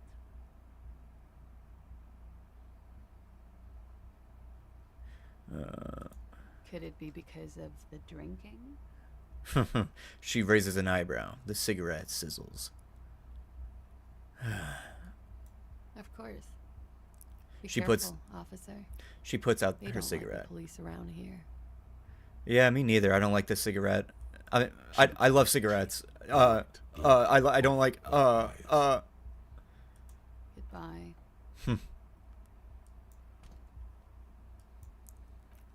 You know, actually, I hate cops, not because ACAB, but because I have a sense deep of self-loathing and self-hatred. She looks like she left a nice long stub in the ashtray, still smoking. Yeah, let me finish it off for her. Nothing? Alright.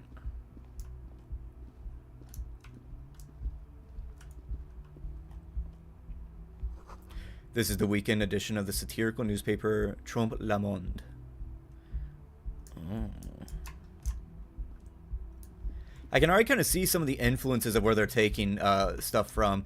I have a sense of like Art Deco, but then I also sense like, you know, French stuff going on in here, but then there's also some like Slavic and Eastern European like Cyrillic words going on in here too.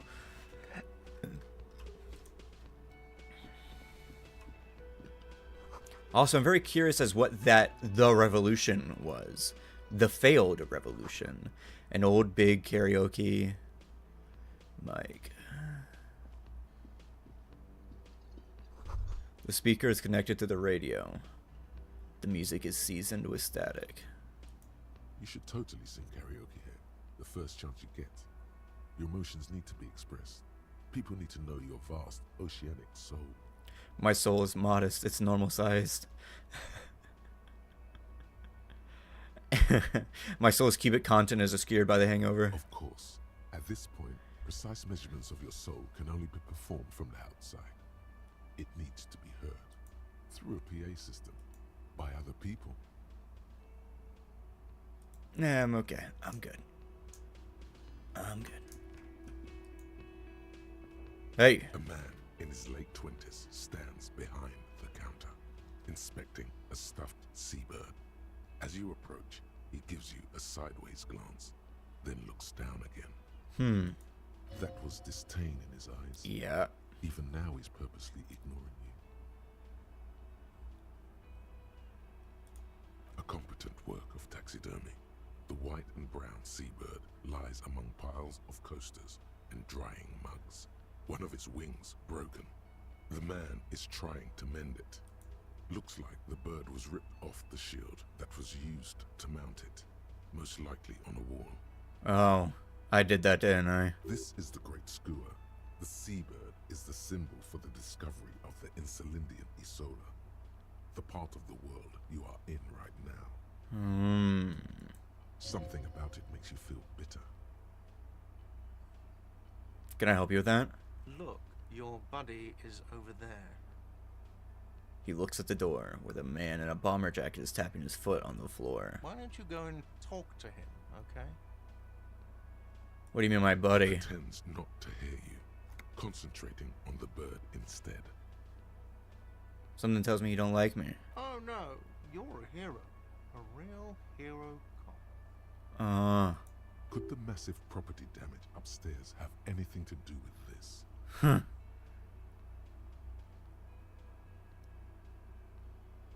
You're being sarcastic. Am I? Or did you ride in, take the body down, solve the murder, and not trash my hostel room? Oh my god, I did all those things? No, you see, actually, you didn't. You haven't done anything even remotely useful since you got here. What have I been doing then? Have you seen me around? No, I haven't seen you around. I'm not always here. Oh no, you're a hero. A real hero. Could the massive property damage upstairs have anything to do with Yes, you are. A real decorated hero. What did I do? What did you not do? First you took the body down, then you solved the murder, then you didn't trash my hostel room. Maybe you even negotiated the strike.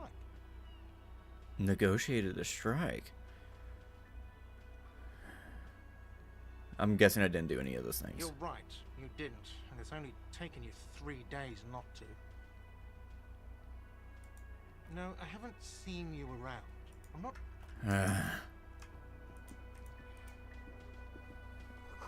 This is a water cooler. The large bubble rises from the surface. And more drink. Son of a bitch.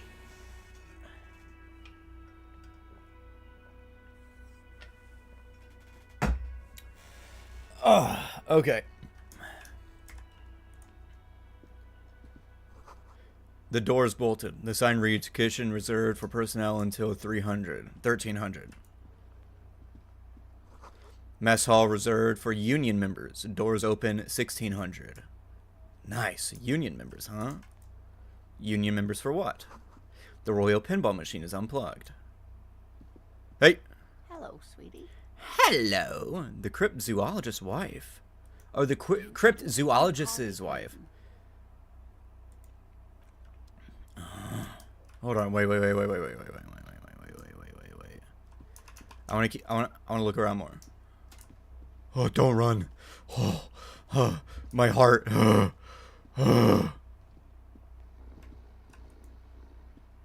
Hey, buddy. A man sleeping at the table, wearing a mud-caked boots and rolled-down overalls. The back of his shirt reads Wild Pines, encircled by a white logo tree. On the counter, rolled out of his open hand, you see a blister pack of headache medicine. Pick up the pills. The man does not mind. You probably need them more than he does. I'll take him now. Picked up some magnesium. This item is stored in the bottom left corner of the screen above your character portrait. Use magnesium to heal your morale if you have morale damage.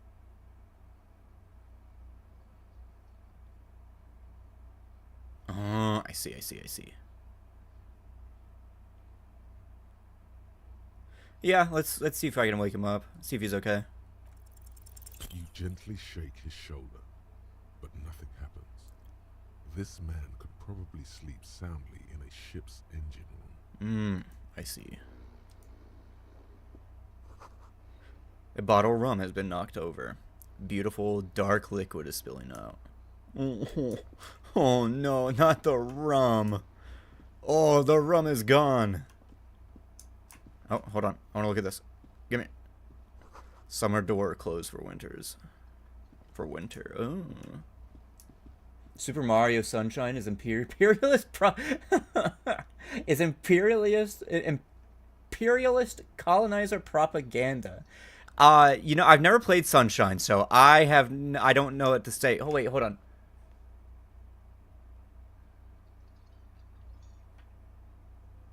Sauline, is Nerby, is that Possum? I don't know if that's her or not. A bespectacled man, Kim Kitsuragi, is tapping his foot on the floor. Looks like he's waiting for someone. You. Yo, what up? As you approach, he narrows his eyes and extends his hand in greeting. If an assault were launched on this building right now, if the windows came crashing down and the whole world descended upon you, this man would hurl himself in death's way to save you. You are sure of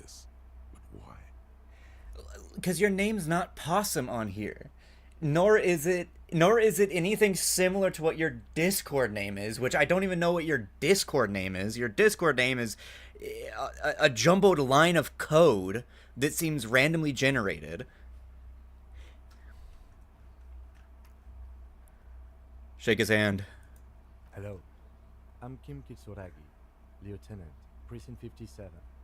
You must be from the 41st. Dr. Pepper. Yeah, I know it has Dr. Pepper in it, but it also has like something else. Oh, incorrect. Dr. Pepper pound. 1538. That's what it was. Oh. Incorrect. Dr. Pepper pound. Oh, that's what the name. Oh, wow. Okay.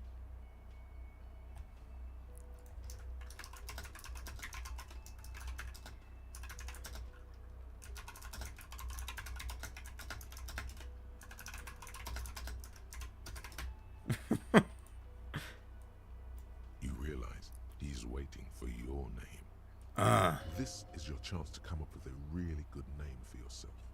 Get creative. Conceptualize. All right. Fuck it. We're doing it. Concentration makes you squint your eyes. Your name should be deep gold and orange, like a forest fire looming on the horizon, but mixed with the stench of liquor rising from your breath. You're 2 steps closer to it, but there are still many to go.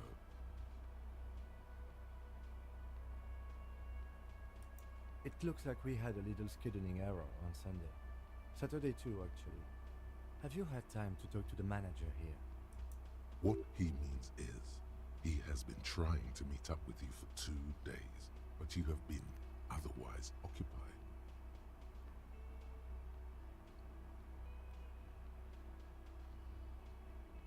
No, I haven't. Then we should ask him for a rundown of the area. Get me up to speed. I understand the scene is out back, right? It also wouldn't hurt to assure him the police are finally here. In full force, I mean. Have you mapped out the initial interviews? I haven't. Okay, we'll have time for that after we take a look at the coroner's case. Have you removed the dead body from the tree?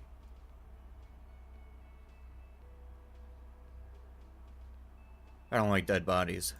Sure. But did you take it down from No. the tree? No. So, the body is still in the tree. Yes. This is the first time you detect a weariness in the lieutenant's voice. Hello, It is obvious he would have preferred for the body to no longer be Abu in the Baker tree. Abdul Wahab. Where it has been hanging for 7 days straight. We should go there as soon as we are done talking to the owner.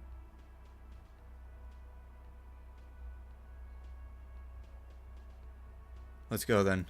After you, officer. If you're about to embark on an investigation, shouldn't you have a badge? Hey, should I might You mean you don't have a badge? Wasn't on me when I woke up. Losing your identification card is a serious matter. My vehicle has a shortwave. You can use it to report your badge missing. I advise you to try to locate it as quickly as possible. But getting the body down should still take precedence. Lieutenant Kitsuragi is now in your party. You can talk to him whenever by interacting with him. Oh, okay. All right, let's go.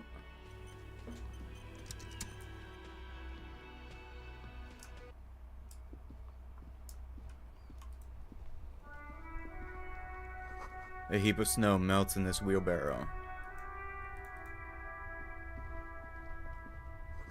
Street signs reads, "Fuck the police." Hell yeah, brother.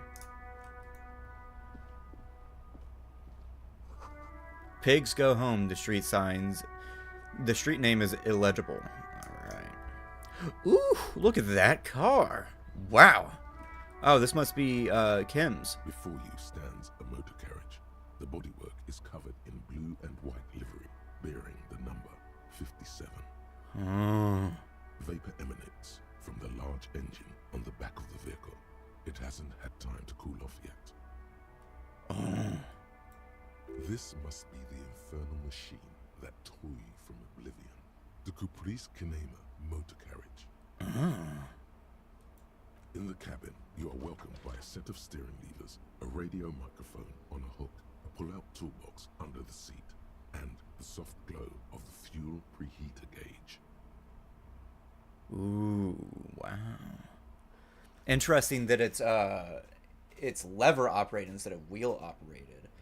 Well, actually, I wonder how. Actually, lever operated might be kind of easier to navigate, at least on like, shorter distances. Right?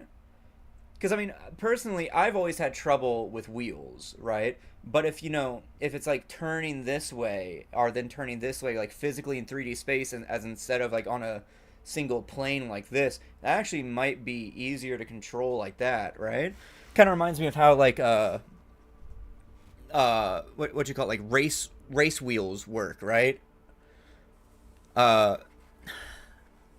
kind of like how like a bike handles work, right?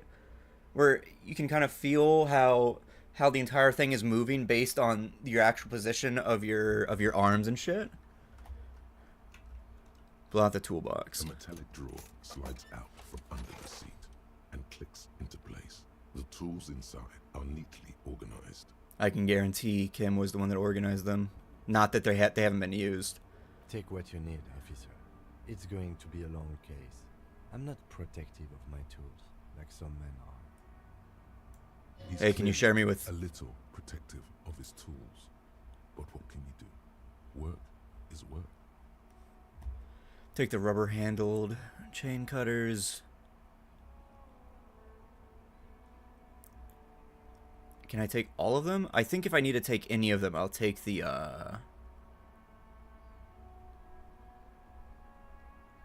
yeah, flashlight. It's robust, weatherproof, and well-made. Police issue. Blue. Lets you see things in the dark you would otherwise miss. And... The handles are long and sleek. Snap, snap, go the cutters in your hand. The pry bar feels nice and cold in your hand, heavier than you'd think. There we go. The toolbox slides back into its nest. Preheater gauge casts a warm glow on the steering levers and the radio on its hook. The white suede feels luxurious under the touch, and the metal clutch handle wow. so very familiar in your palm. As you tap on the gauge, the indicator pin jerks as if startled. It's in the large orange sector, indicating the engine is warm. Next to the gauge is a red switch labeled heat. There's no use pressing the heat button. It won't start without the ignition key. Translation. We're not going anywhere right now. Alternative translation. Don't even think you can drive my MC. The frequency tableau lights up, and the green button labeled Prime Line glows like a feline eye. And then you hear something. The soft purr of electrical kittens, radio waves cast far and wide over the metropolis. A woman's voice greets you through the static. This is Precinct 57. Hello, Lieutenant. How may I assist you? Lieutenant? Alice. Hello, Alice. Oh my god, Alice. Please assist our colleague from the 41st precinct here. I'm putting him on.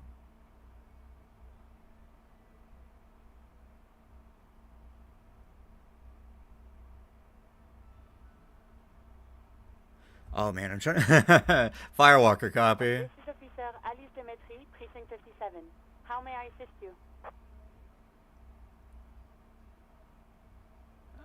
I have something to report.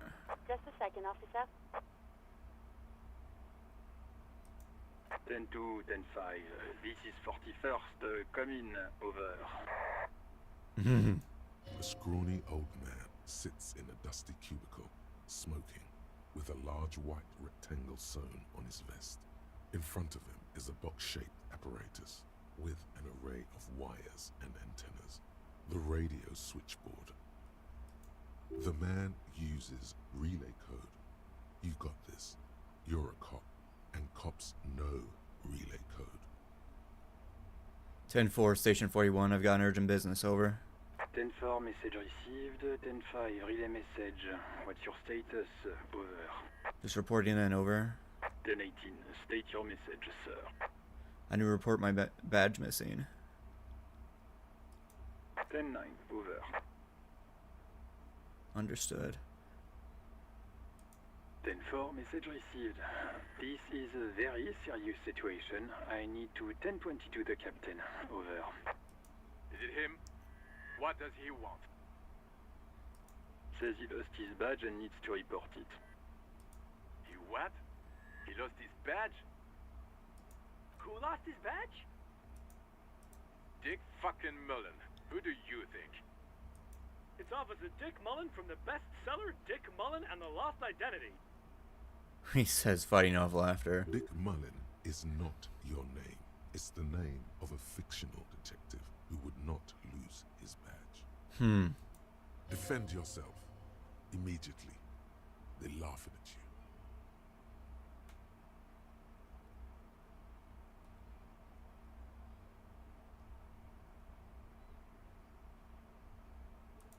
He says this has probably happened to other policemen before him and laughs sarcastically. Oh goddamn it. Is he fucking kidding? The whole station's gonna be dicked for this. Satellite Officer Vikmar is wondering if you might be joking and adds that this tarnishes the reputation of the entire station. Over. Mullen dicked us. 10-4, I hear you, officer. I'm just going to make a note here that you are in pursuit of your misplaced badge. Over. Fuck me. Mac, come here. You've got to hear this. Dick Mullen lost his badge. Can I fucking punch this guy in the mouth? What's going on? Super Cop here lost his badge. He lost his what now? His badge. He lost his goddamn fucking badge.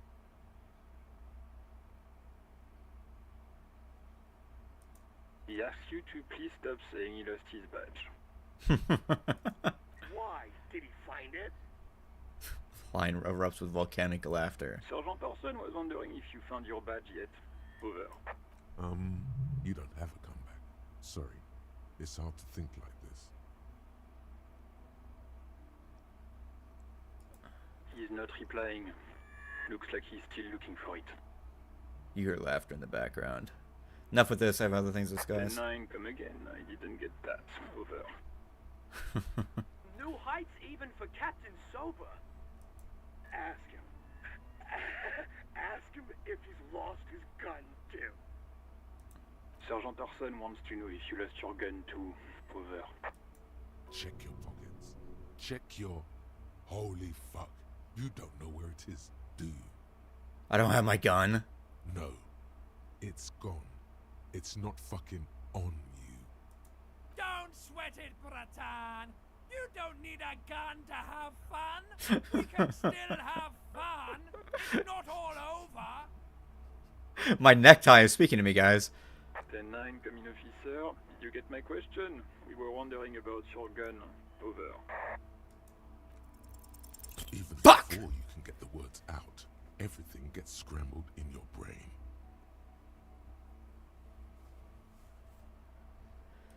He says he didn't lose his gun. Or his phone, whatever that means. Ask him to describe it. His gun. Not his fun. Just the gun will do. Satellite Officer McLean requests a description of your weapon. Over. Oh, request a description, huh? We'll give him one. Describe the plasma gun.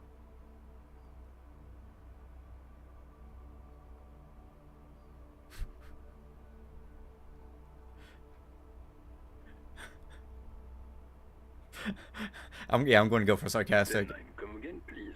Over. It's gonna... I'm going to need to put you on speaker for a second. Over. The officer is describing his genitalia in exaggerated terms. Over. Host in heaven. Did he lose his gun and his mind? Dear God, he lost his gun. Oh my, I can't. This isn't really a laughing matter. Mac can face a giant of Coco Nur by himself, but Disco here made him piss his pants. Oh, I can't. Fuck. He lost his as soon as he still got his wiener. I'm not going to. Ask him. Sergeant Orson here is wondering if you are still in possession of your genitalia. Over. I left it at his mama's after I fucked her last night. Tell him that. That's a negative. Not going to say that. Over. What's he saying? Share with the class. He said he sodomized your mother.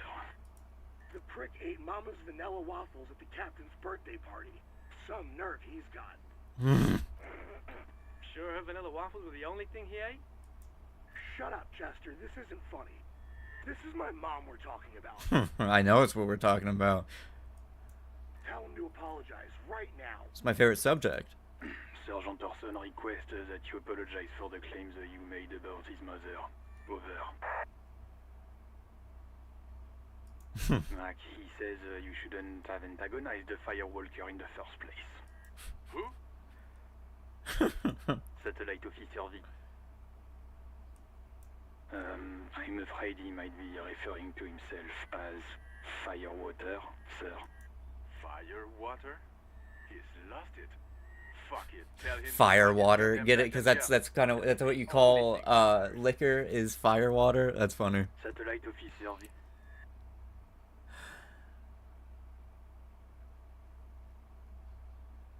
I heard him and I'm on it. For affirmative, officer is in pursuit of his firearm. They're static. Oh God, Officer, do you need further assistance? Over. 10-10. Roger that. 10-10. Over and out. Yeah. 18 kilometers to the south, in the 41st Precinct's relay booth. I've only ever personally heard firewater be described as all liquor, but specifically also clear liquors and spirits, right? So like white rum and tequilas that are clear and vodkas that are clear. The small room is filled with cigarette smoke, abuzz with laughter, when Officer Judith Minnow enters. Her left arm is in bandages, and her hair trimmed short. What is going on here? Did something happen? What happened is my partner made contact. It's not good. He's lost his badge and his sidearm. He seemed confused, delirious even. Mac, the torso Torson, is finger-fucking his fist, laughing hoarsely and apparently telling some dirty story to his partner. Just near. Yeah, Mullen was fucked, alright. Sounded fucking drunk to me. Yeah, Mac's right. That was some gnarly shit there. Enough! None of this is funny. It's fucking sad. That's what it is. He's a cop. He's one of us, goddamn this. We must help him. Yeah? How do you fucking plan to do that, huh? Get him off the drink? Go jogging with him in the morning and get him on carrot juice? He's a lost man. I just know we can't give up on him when he's at his weakest. He wouldn't. Starford was fidgeting uncomfortable if someone's trying to slip out unnoticed. Mac, man the door. You know what he told me? I don't want to get better. I want to get worse. Those were his words. He sighs heavily and turns to address the room. This shit does not leave this room. Not a word of this to the captain. Or anyone else. We'll give him a couple of days to put his shit together. I guess I can hold off the report for a few days. Old boy lights another cigarette. Good. Okay, Jules everybody. Pideau. Nothing but a prank call Pideau. here. We all got our laughs. Now get back to work. Far north, on the other side of the motorway, the officer quietly hunches with his hand in the motor carriage. All right.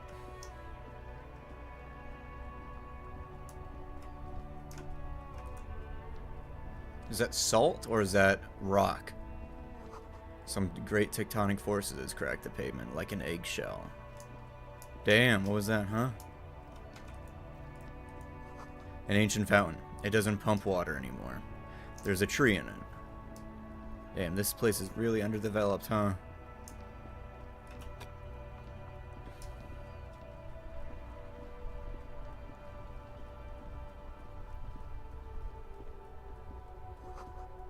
Tire tracks leading onto the roof. The slush and rain has almost washed them off.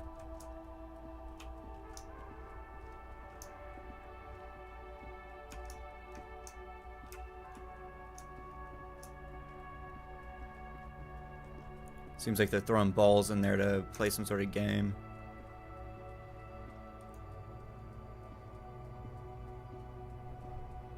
Like clackers or some shit.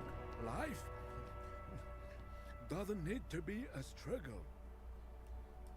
I'll be with you in a moment, officer. Let me just finish my sandwich. Talk to Angry Hog Rene first. Is this Rene? Ooh, look at him, he's fancy. Have you no shame? Whining about your back every time you bring out the measuring tape.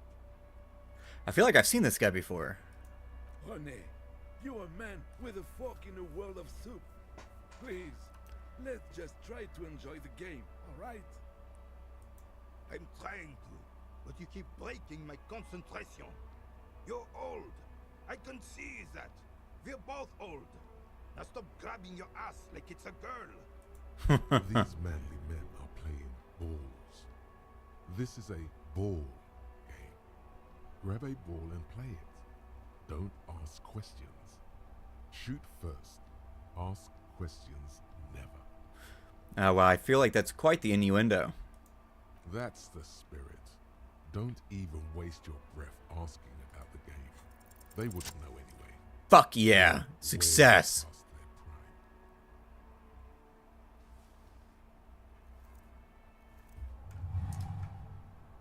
You are immediately surprised by the ball's lack of weight. No matter. You'll make it work. God, this is right. You feel the familiar tremble of excitement and adrenaline that precedes every victory. Time. Feel the ball. The cold metal ball is surprisingly smooth against your neck. It has a pattern on it. Probably a sponsored ball. Yours would only be covered with bumps of learning and scars of victory. Already your muscles are adjusting to the weight. The nervous system calibrated until you and the ball have merged into a single entity. The man ball is ready. A chilly breeze ruffles your hair as you stand there, feet firmly planted. All sounds, smells, even the wind, everything fades until the only thing left is the union of man and ball. Alright, one last time, who am I? An embodiment of pure emotion. A fine-tuned locomotor running at maximum efficiency. Some would still say you're a cop, but I guess we're beyond that now.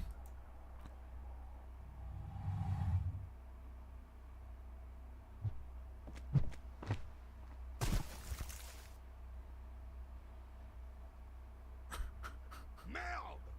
Bordel de merde!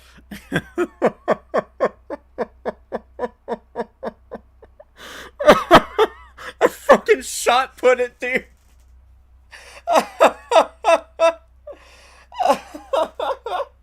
I was so confused for a second. I was like, damn, why is he like turning around? Is my game glitched? Isn't he supposed to like knock the balls in front of him? But this dude fucking hurls it. A whorehouse of shit. It wasn't whorehouse of shit. The shot was at least 23 meters, probably 24, and then some. Nothing to be embarrassed about. What the hell is your problem?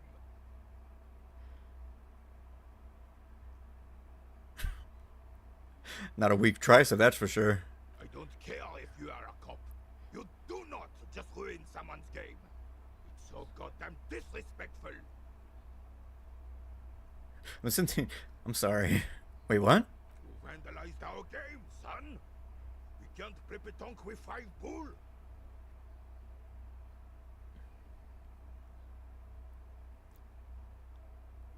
I thought it was shot put. Well, it damn well isn't. It's pétanque. You ruined a pétanque game. We want our bull back. Take it easy, René. This is just a misunderstanding, isn't it, officer? No harm done. Of course there's harm done, you orange slug. You owe us a goddamn bull. Okay. Good. Mistakes are forgiven, when men at least try to right their wrongs. I believe you will try. Now, why did you approach us? Yes, why did you come here? It's unlikely they know anything about the murder. Yes. The terrain here provides an interesting variety to a familiar game. I do.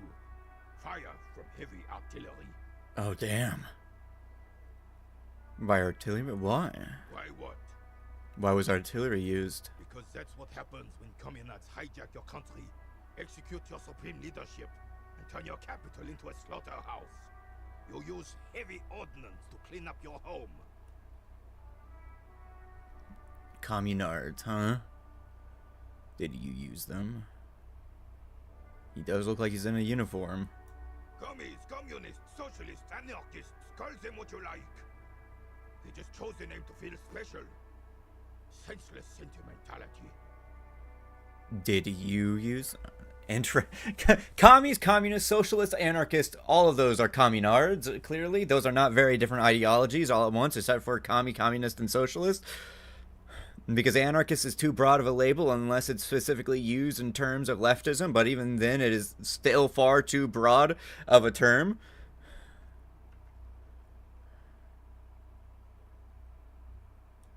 Sadly, no. It was the foreigners who brought them to their knees. We fought valiantly. Too valiantly. So valiantly we got licked. A ball in his hand. Should have fought dirty, like they did with their suicide sex cult propaganda and mad anarchist women strapped to shrapnel bombs. We didn't so, and we lacked caliber. God bless him, but the suzerain's cannons simply weren't big enough. It was probably a bit more complicated than that. Yeah, probably.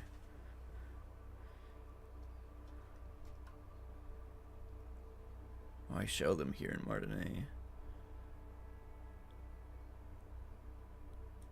Because this place is a damn beachhead. Had to soften the commies up first. The beachhead? Yes. The military coordinated amphibious landing to take back Revachol. Martinez was used as one of the 3 footholds in Revachol during Operation Deathblow in 08. The other 2 are off in Stella Maris and the Delta. Wow. So if the revolution was in 08, very clearly this game is taking influence from real life history, because 1907 was whenever when Red October happened, or the October Revolution, or the Russian Revolution happened, where the Bolsheviks took power.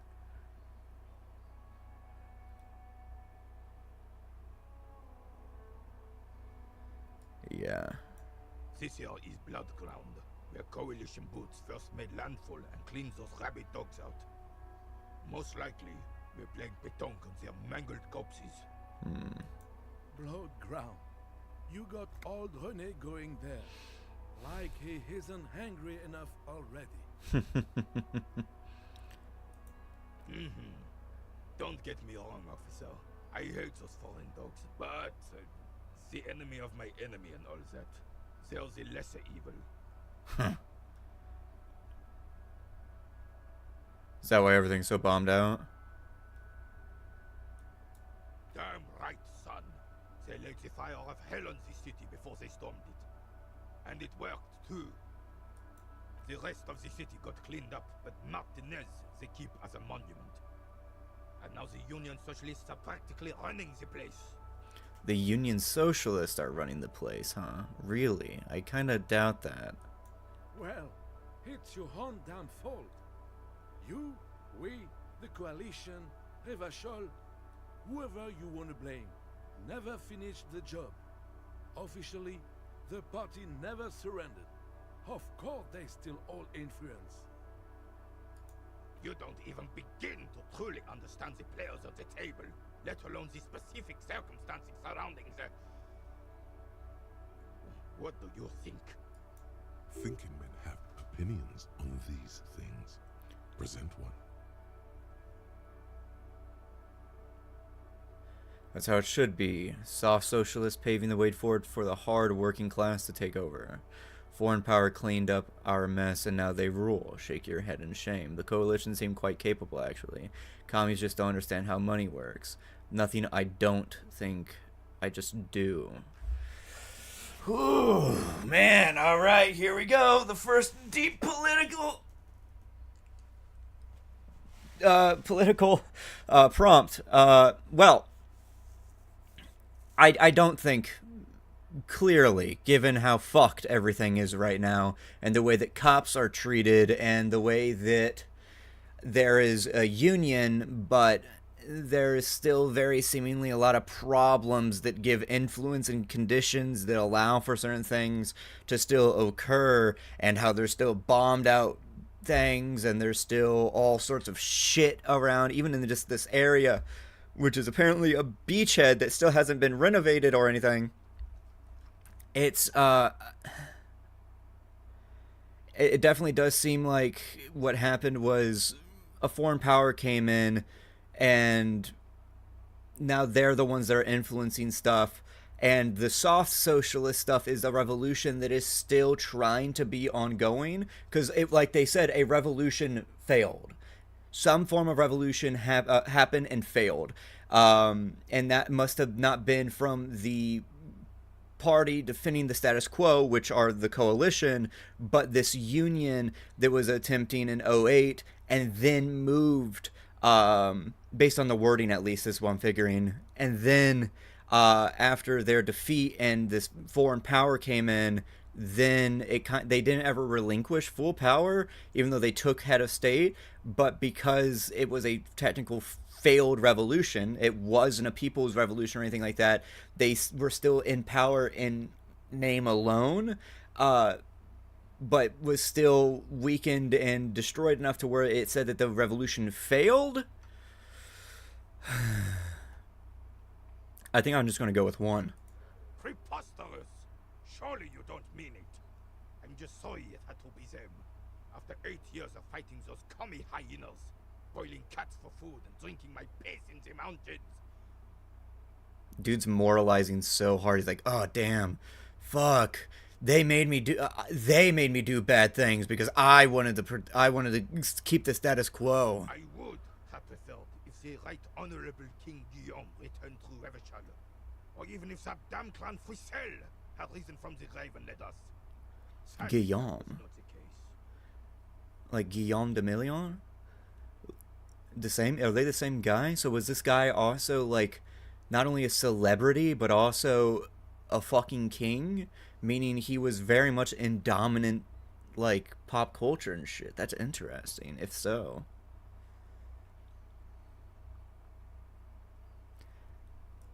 This royal failure weighs heavily on him.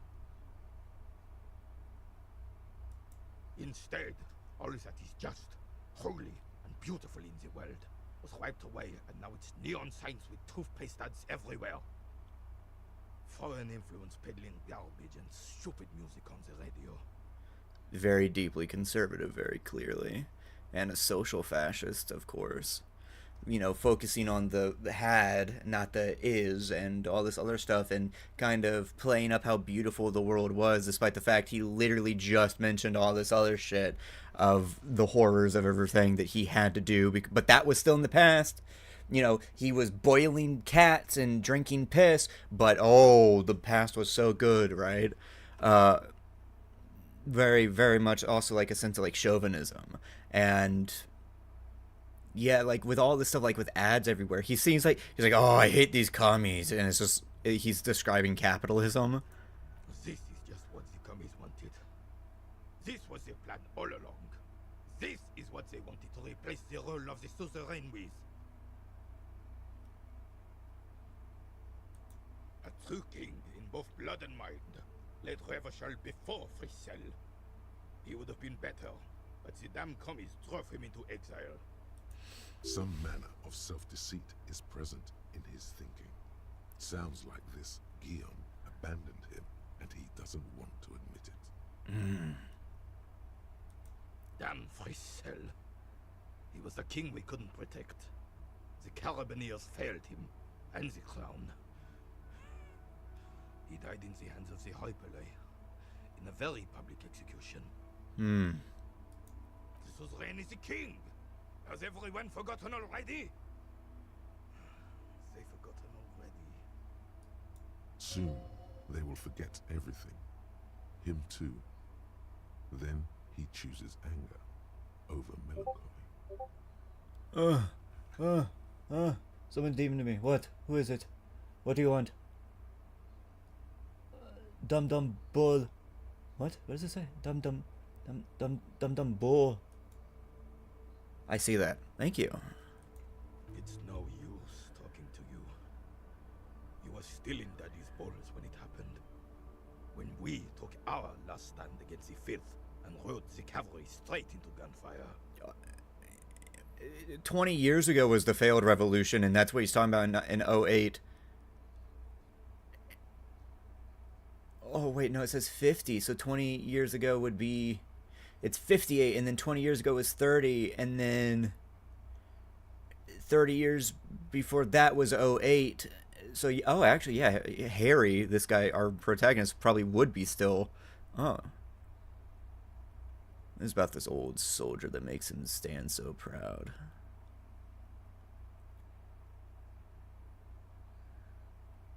Legendary 14, fuck it, let's do it. All you observe is a veteran refusing to let go of the past and his old uniform. This is not uncommon. This is the uniform of the Royal Carabineers in service of Frissel I, Guillaume le Lion, and the valiant King Philip V before him. Okay, so Guillaume wasn't a pop star, alright. I kind of figured that, but I just wanted to kind of think through the process. Guillaume le Million was a person who took that name later on, many, many years later. Dum Boo slang for hollow points. I mean, I've heard that, yes, but I didn't know that. Oh, it says, oh, is that Bullet? Oh, Dum Bullet. Oh, right. Yes, I know. Okay. On my screen, it just says B-U-L-L-E, and I was like, Bullet? What's Bullet?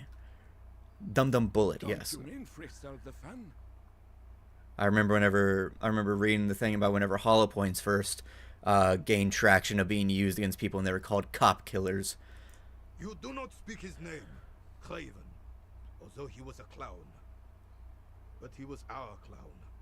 Ours to ridicule and to mourn.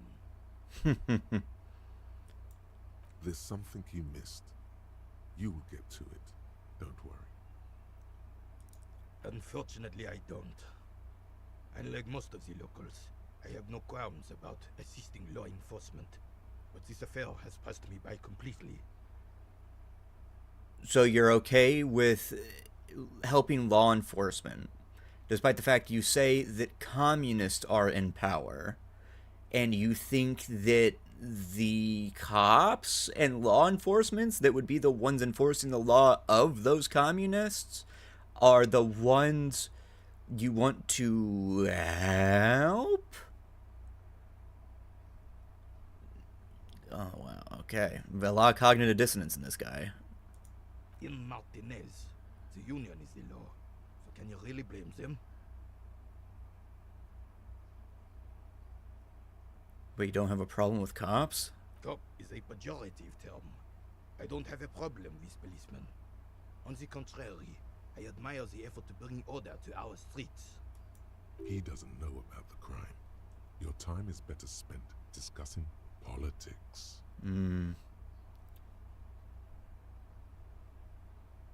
Forgive him, Captain. He hasn't discovered cheese and yaoi yet. Typical, like, French, right? Just like, you know, no yaoi, no cheese, only cigarettes and piss. Oh, it does not taste like piss. Oh,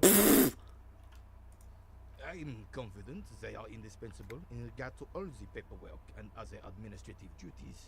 No, but not on the street, huh?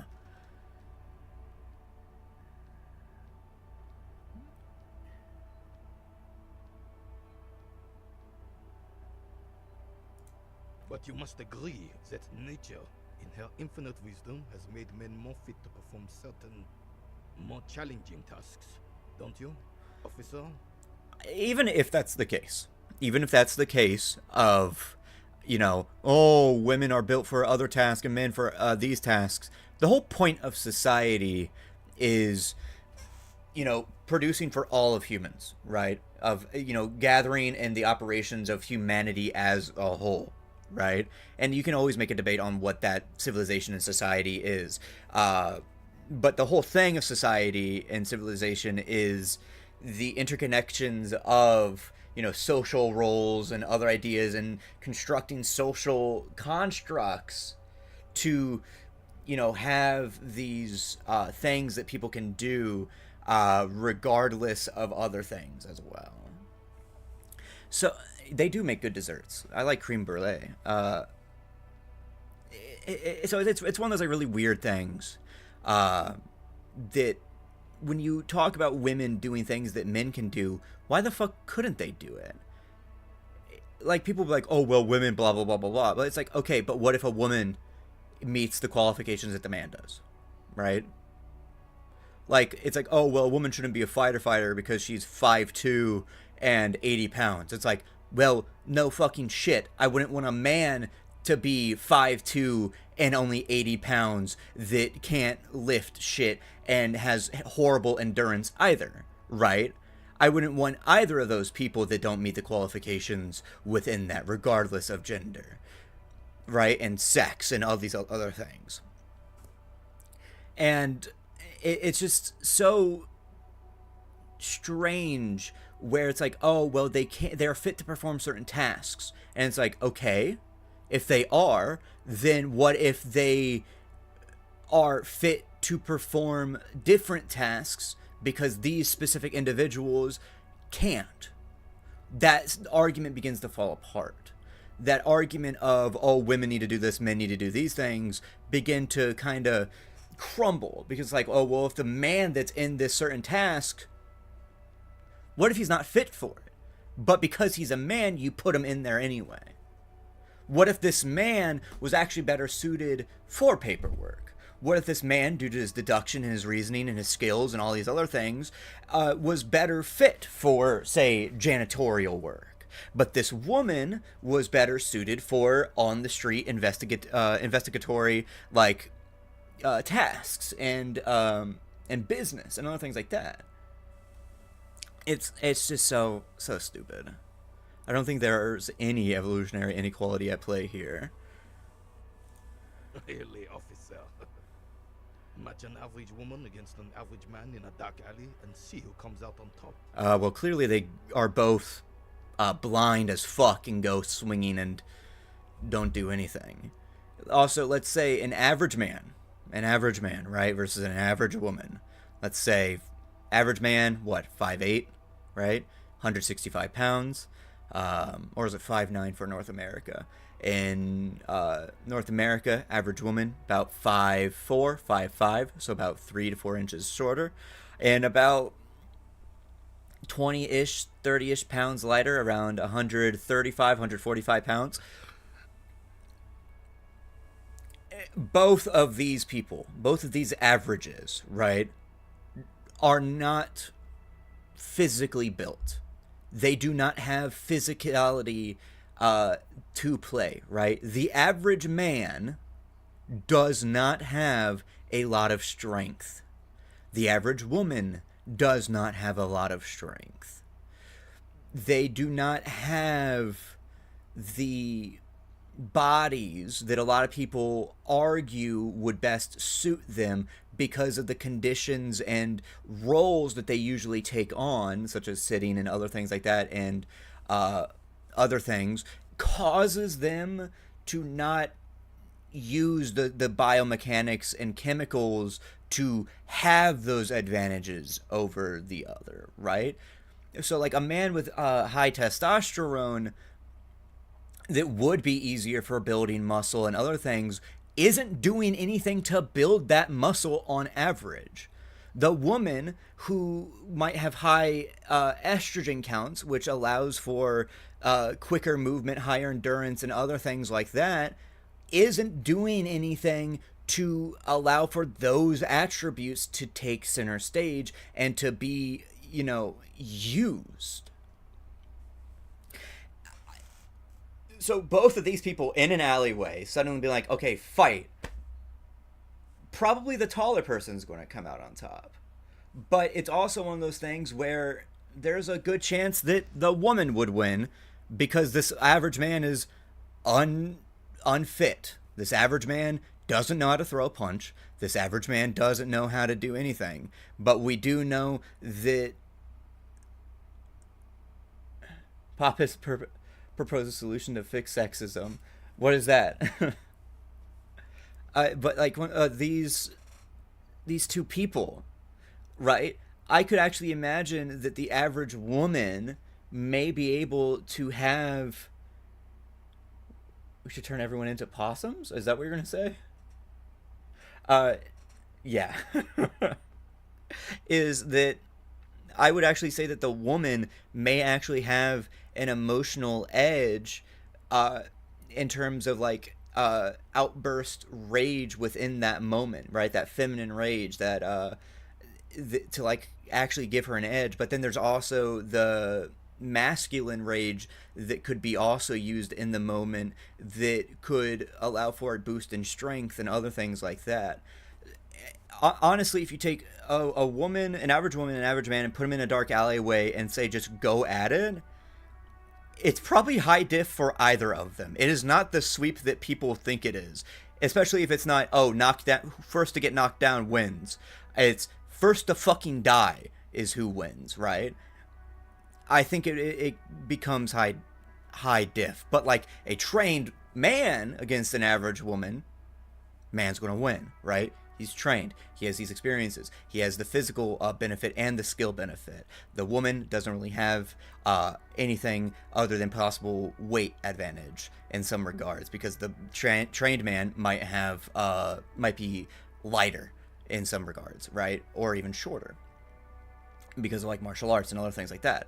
But then there's other things where if you give them both a weapon, if you both give them a knife, they now have an opportunity to collide and cut at each other, and either of them could win. Gender equality is a very noble, very modern idea. But in real life, primal roles prevail. But I do not wish to discuss this matter further. Do primal roles prevail? Or is it just the social relations and the society and culture that builds up the want and desire to continue those roles to prevail? If you want things to change, things will change due to the material conditions. They do not persist simply because of the way that the body continues. We have sentience, we have consciousness, we have awareness, we have self-awareness and all this other stuff that combats and contradicts these things. That things are not so simple, right? Even lesser intelligent and even lesser sentient animals are more complex in their social hierarchies than anything else. Thank you for your time.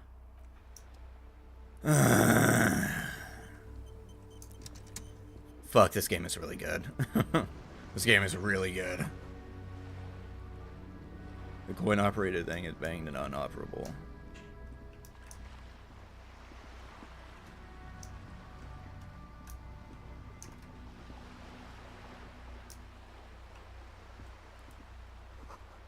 If you had a bag in your hand, probably it would be quite possible.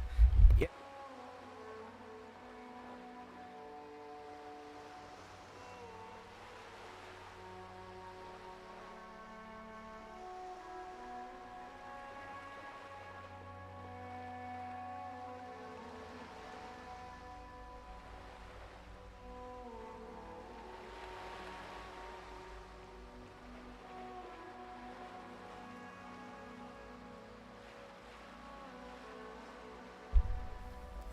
Well, that's because of the conditions that they exist within.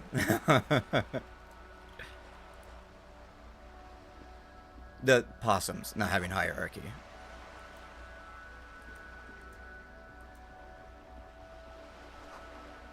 To roundabout north. To Martini Pier. Where's the ball? I need a ball. Oh, bag. Ooh. Yellow bag. Fritte. Oh, damn. Look at there's ice. There's ice. Okay. Possum. Possum is sure are this close to space travel.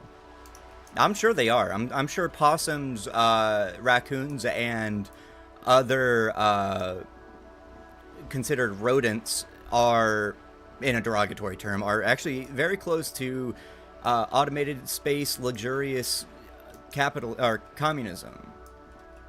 No, it's gay automated luxury space communism. Enormous balls worthy of a real man.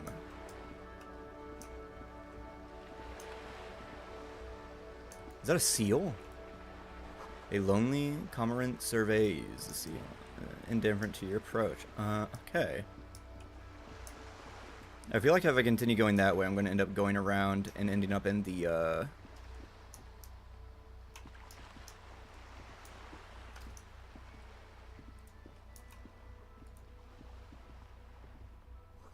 On the cover stands a very muscular man surrounded by flames. Oh, interesting. This book has a rose, a pistol, and a half-naked dame on its cover. Oh.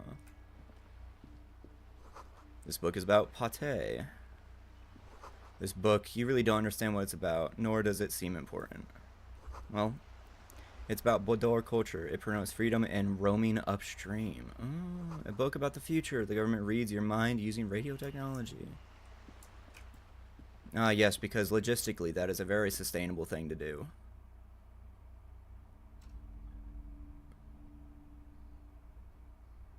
Did chat just reset, or did you just say the same thing that you said whenever you came in here about ba ba ba ba ba?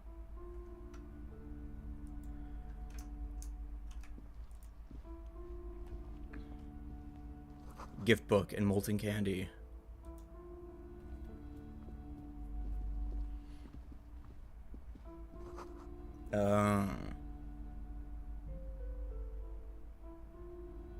Oh my god, it is a possum. Oh, I see it. Oh, I see it now. I see it. The book collects the national recipes of Arda. They talk about the lake trout. Possum, I have a question for you. Do you know what the server tag means?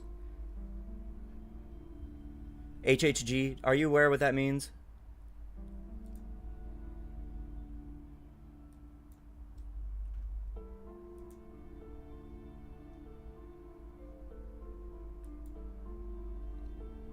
Hold on. I don't know why my fucking thing isn't there. Server badge. I need a server badge. Where's the server badge? Oh, do we not have a server badge? Because it's...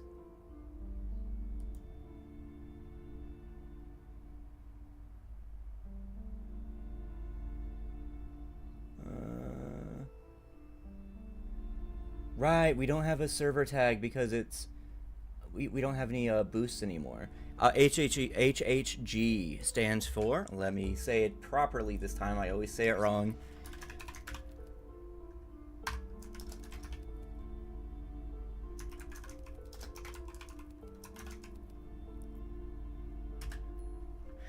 It stands for HHG. The server tag for the Deku server is Hostis Humani Genere, or Generis. Hostis Humani Generis is a Latin phrase meaning enemy of mankind, or enemy of the human race.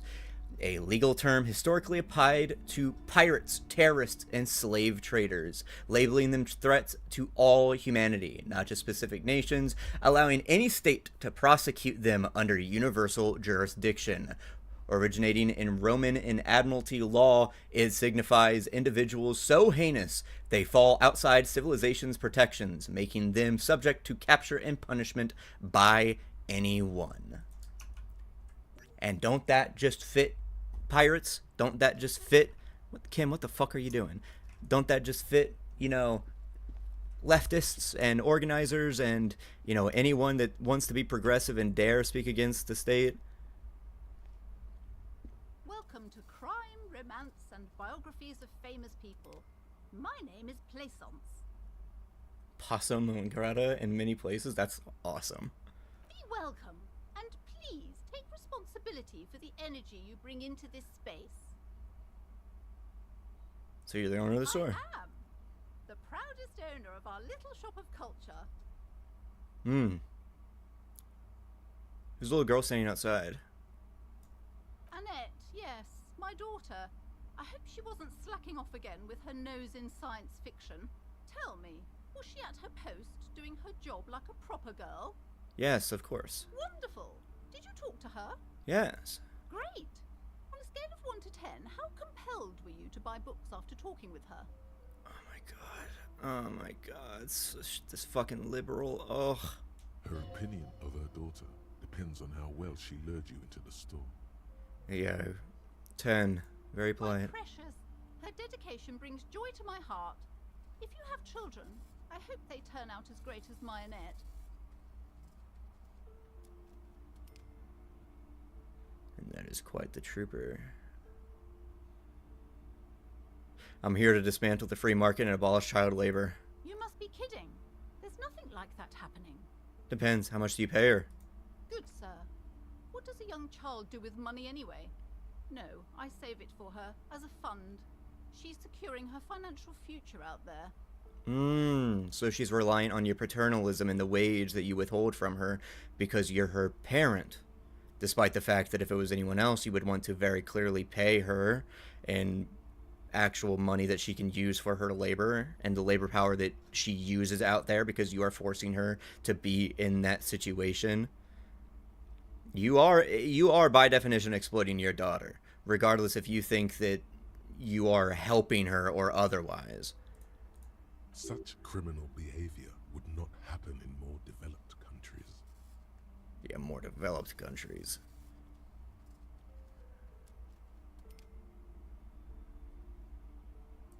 Those countries will realize they've raised a lazy and spoiled generation. Are we done with the jokes now? Lazy and spoiled, you say. Lazy and spoiled. Despite the fact that the only ones that are lazy and spoiled are you, seeing as how you're the one sitting in here supposedly running a business while your daughter's the one actually doing the work. And spoiled because you are relying on your daughter. And peddling books, which would be amazing. But despite the fact that now you bet you see yourself as some sort of fucking girl boss who's really sticking it to people by having a small business that uses her daughter and, you know, wants to be as sanitized and able to make as much money as possible despite being, by definition, contradictory to the idea of collecting books from a bunch of various cultures to share with people, which would be far more forward thinking and less profit driven than anything. Yes, we've had quite enough fun here. Right.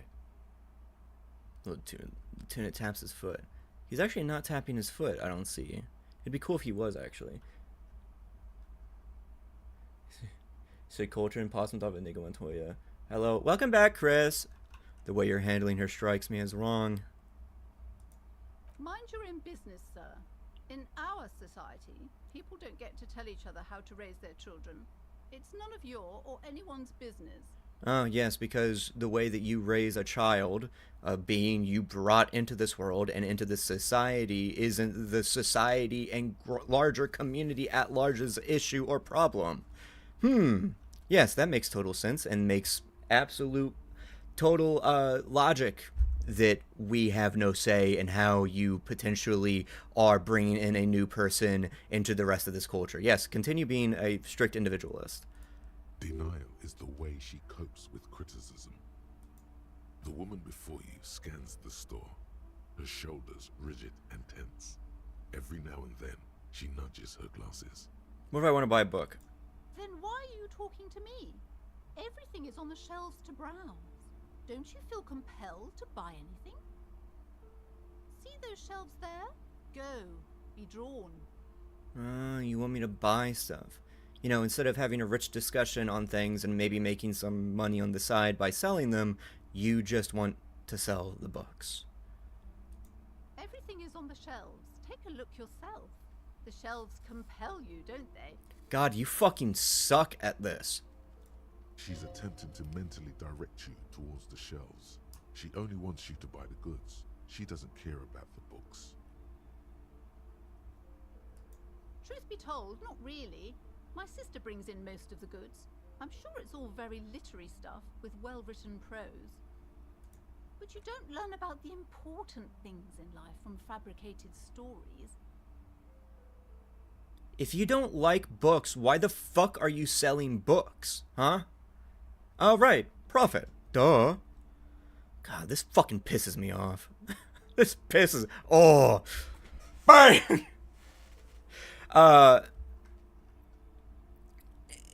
Fabricated stories, because every fabricated story isn't built upon the experiences, life conditions, and, you know, ideas and imaginations either influenced by, directly of, or in contradiction to, or from opposition of the things in which they exist within, right? A person that exists under capitalism might write about communism because of the contradictions they experience of it. They might write about capitalism because of the joys they are brought from it. They might write about mountains because they live in the plains and have never seen a mountain, but imagine if it were different, right? This is why I always have such a bad, at least such a bad taste in my mouth whenever people say that only our material conditions influence us. And in a way that the conditions we exist within, the society we exist within, humans as they are have no direct say onto how we turn out, despite the fact that everything is in direct opposition to that. The only way that that society continues to operate is because that society is having people continue reinforcing it or offering contradictions to then change it. But contradictions wouldn't happen in the first place, despite the fact that they 100% do, if it weren't for the fact that people aren't entirely just the society and culture that they exist within. They are also the humans that are interpreting that and thinking and other things.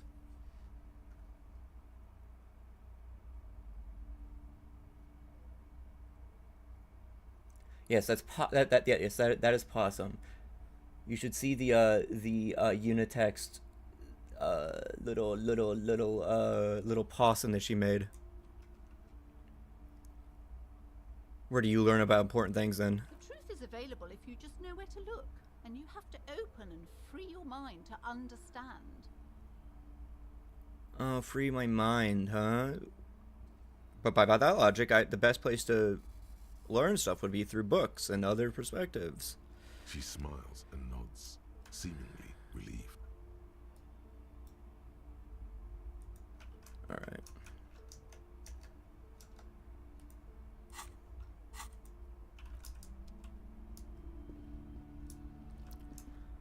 Alright, let's look around at the books. A small mountain of colorful board game boxes. There are numerous types of games for all ages. A lot of shelf space seems to be taken up by Wirral-related merchandise.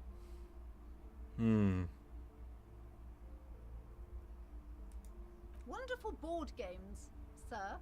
The Viticulturist is a classic for sure, or perhaps you'd like Archipelagos of Insulinda, a very educational game for those interested in geography. Browbritter is a fun game of economic competition, but can get quite intense after a while. We have games for the whole family. You can play with your children. And she only says this so that you buy it. Who are you going to play board games with? Do you have friends or family? Do I have friends? Look at the lieutenant. Are you actually friends? Or just colleagues thrown together by circumstance?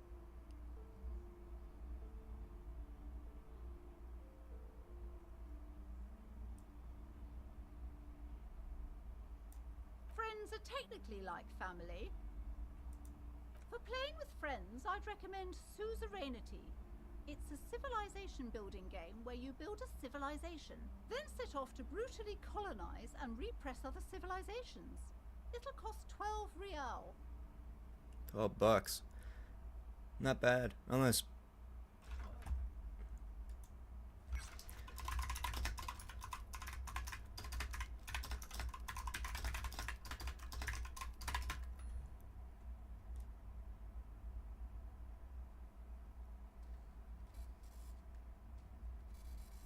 Ooh, okay. In Disco Elysium, the in-game currency, Real, which has no direct official exchange rate to USD, based on community estimates, comparing in-game prices like a 130 bribe or $20 to $70 for a hotel room to in-world purchasing power, 1 Real roughly equates to about $1 or $1.36 US. Interesting.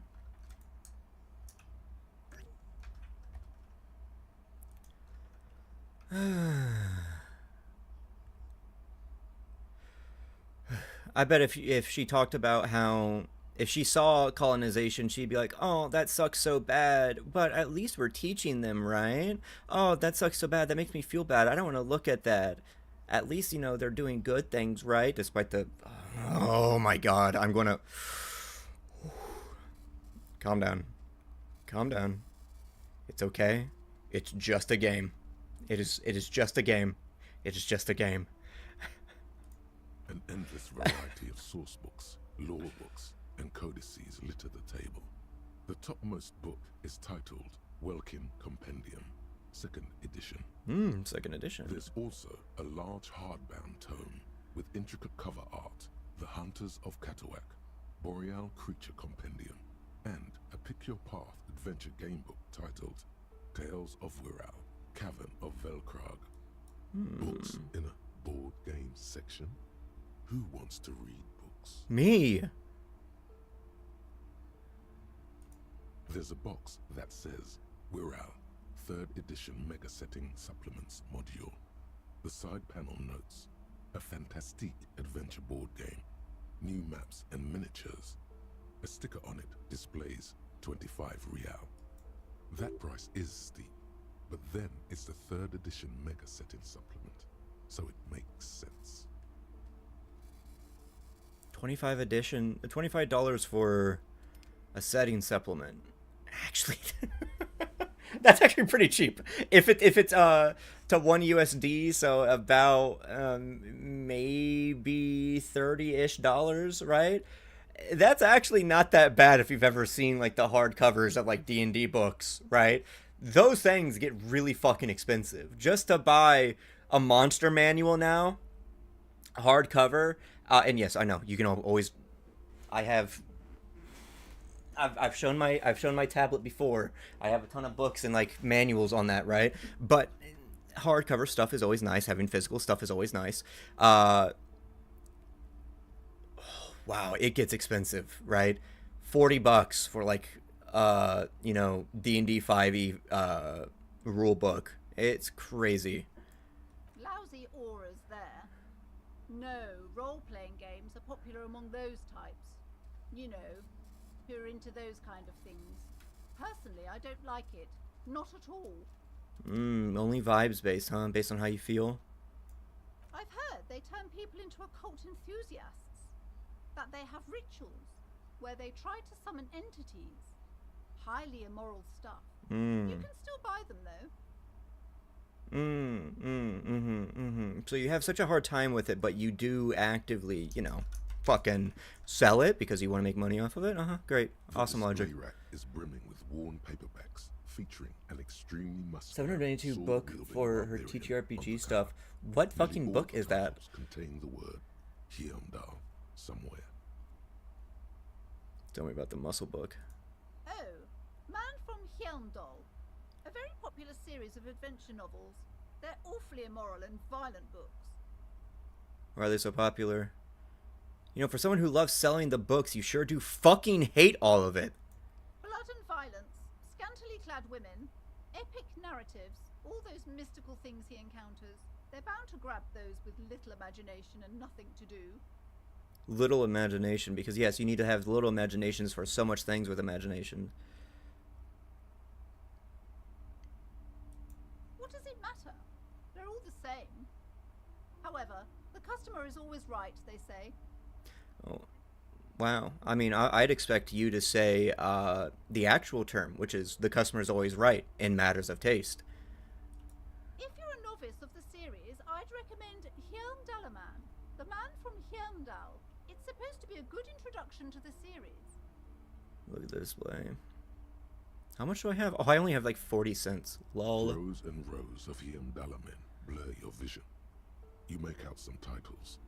Man from Hjelmdal and the Mammoth Riders. Man from Hjelmdal, Return to Hjelmdal. And the solipsistic Man from Hjelmdal and the Hjelmdal Man. How many are there? Maybe 100. Man from Hjelmdal and the sages at the end of the world. Man from Hjelmdal and the false god. Man from Hjelmdal and the scorched earth. Man from Hjelmdal, the Hjelmdal colonies. Man from Hjelmdal and the swamp beast. Man from Hjelmdal and the snow crabs. Wow. I hope that this writer is getting paid fucking good. That's all I care about. I hope so. I hope that he's getting paid well. But then again, it's probably a popular label that is being written by a bunch of different people all at once at the same time. Across a bunch of different fucking people. Not even close. Man from Hjelmdal in hell. Man from Hjelmdal and the forest of slaves. Man from Hjelmdal under the lake. Man from Hjelmdal, Hjelmdal burning. There's even The Trial of Death, a pastoral combat game book set in the world of Hjelmdalaman, and so much more. A twinge at the back of your head makes you flinch. Your eye starts twitching. What is it? Your hand reaches toward a book with glossy cover art of the very muscular Man from Hjelmdal in chains, kneeling in front of a staircase leading to a throne. A woman sits on the throne, leering at the man. Oh, let me guess. He either has chains like this, or he's either like this. She's laughing at him, belittling him. Between the throne and the Hjelmdalaman lies a bonfire, casting shadows on the wall. The shadow of the woman's headdress looks like a pair of devil horns. The title reads, Man from Hjelmdal and the Devil Woman. Are all women devil women? Yes, all women are devil women, because they're fucking awesome and sick. The display rack before you is burdened under piles of Man from Hjelmdal novels. Okay.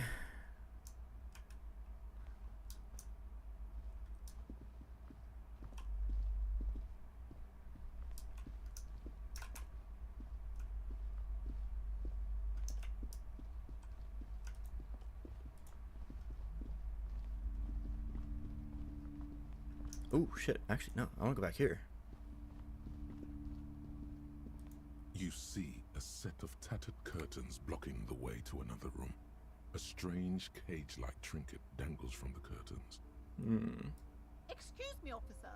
The back room is strictly for employees only. I'm going to ignore the curtains for now. For now. I want to finish looking at everything else up here. This is a really nice bookshop, though. I do like it. These shelves are overburdened with books from the same series. You see the name Dick Mullen over and over. Oh, crime, robberies, murders, even sexual crimes. We're fortunate to have Dick Mullen and his stories to sort all that out. You're a police officer, apparently. You should buy all of these. They really do teach a person how to be a proper detective.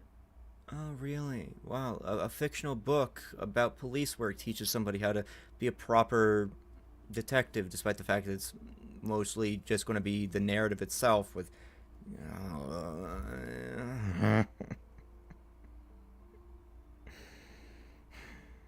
Somebody fucking shoot this woman. Crime fiction is a disgrace. Actually... An asinine misrepresentation of the physical attributes of the arduous everyday work of actual police officers. Also, it's all propaganda anyway.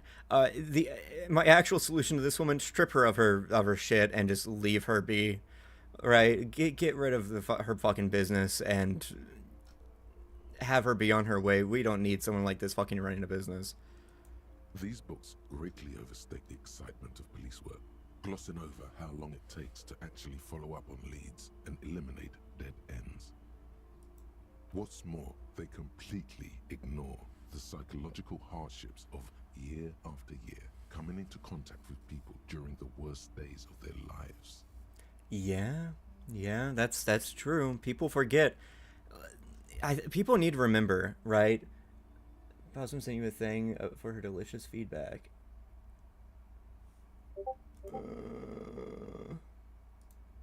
Do you know a benefits cheat?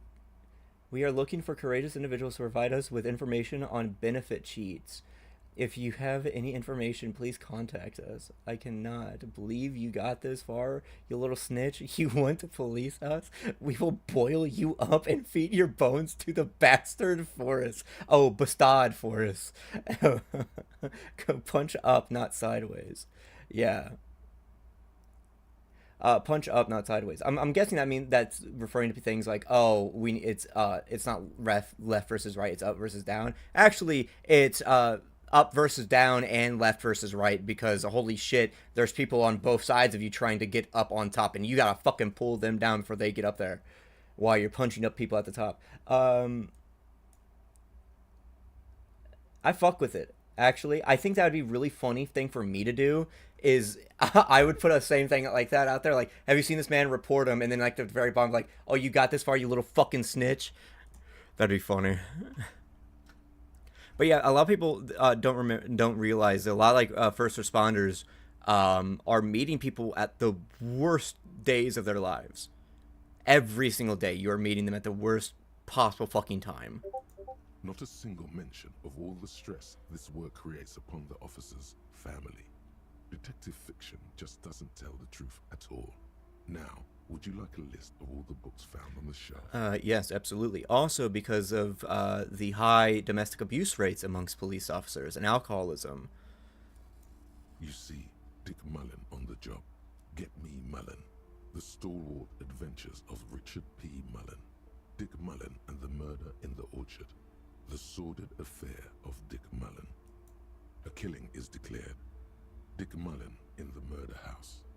The final case of Dick Mullen. An obvious lie. Dick Mullen in the clock tower. The ordeals of Dick Mullen. Dauntless Dick. Dick Mullen's funeral pyre. The murder of Dick Mullen. Oh no, turns out he fated to solve a case. Yes, there's also The Dame Who Did It. Farewell, My Mullen.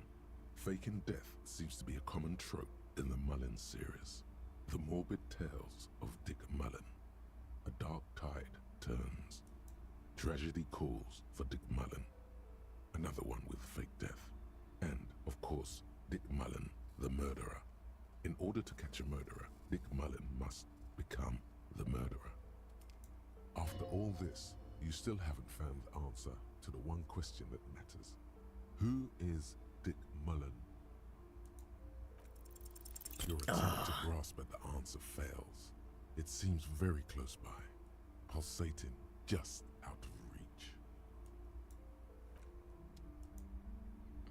I like the bugs on the wall. Quaint picture book brochure, very colorful. It's a tome of fascist magic, rather candid. it just talks about fucking Argartha. That's all it is. It's just like you open the book and it just like it's like a flip book like the Captain Underpants, but it's like all the things it said, all the things it said, all the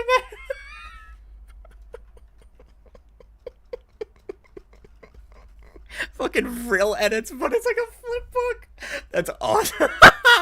Get it? Because fascists can't read. They need the picture books. The plaque on the shelf reads, biographies of famous people. You see a large variety of names, none of which ring. Oh god, that's really funny.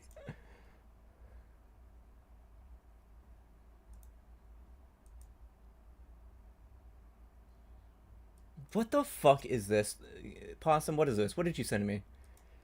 Call of Duty Class Warfare. What is this? That's actually a really fucking funny cover. I can't see it too well, but I think is that Karl Marx on the head of the Apex guy?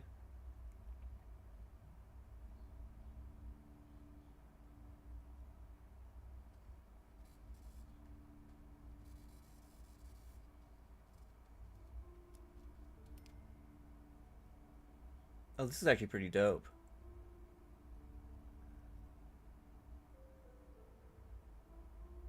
I fucking warned you, dude. I told you, bro. A critical analysis of capitalist production. Oh my god. That's awesome. I actually really like that.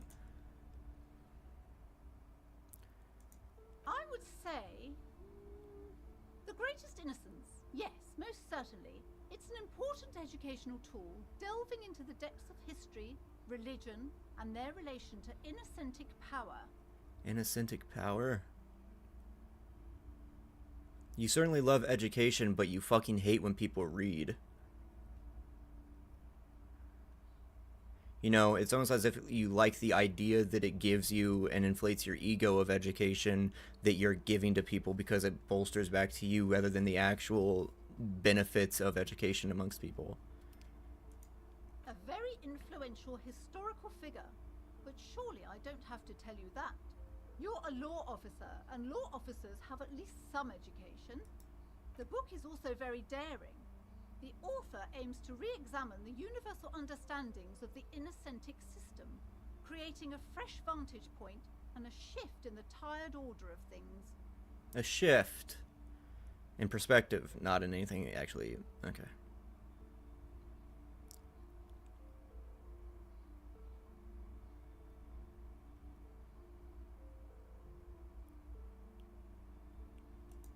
Certainly, it's prudent for a person to have at least an elementary understanding of history and society. Imagine the chaos we'd be in otherwise. You feel like you should get this one. Definitely. It's important somehow. There's something personal inside. Browsing through all the books with all their names makes your head spin. None of these seem important or relevant. It's all just vapid egoism. I would imagine it's just a biography of a bunch of people. Suddenly, a particularly odd title catches your eye. It reads, High Speed Love, the tragic true love story of Jacob Irv and Alfie Delatraz, by one Cecilia Averbrook.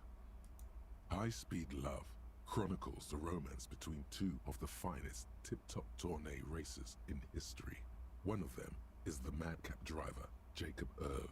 His blonde mane graces the cover. Next to Irv's life story, you see a slim biography of an Occidental rock star called the Anti-Star. He's famous for shooting morphine into one of his eyeballs and cocaine into the other. Damn. Next to that, Revacholian radio personality Guillaume Bevy stands. Guillaume just seems like a very He's a permanent fixture on Channel 8, reporting on real-life crime and ruining cops' days. Guillaume seems to just be a very popular name because of the king. I really must like Louis. buy one of the books. Reading them is not for free. Do still browse though, but not too long. Fucking slap. I'm sorry, I did not mean to rush you. You are browsing. Go ahead. Take your time. Time is commerce. I want to fucking slap the shit out of her so bad.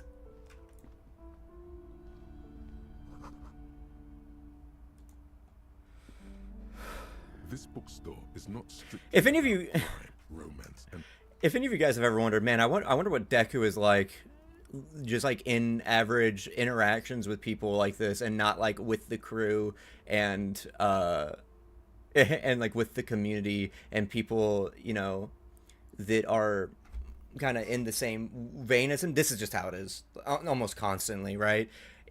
Like most of the times it's like a respectful conversation, because I just love talking to people regardless of who they are. But other times it is just me talking like this about them. It is just that.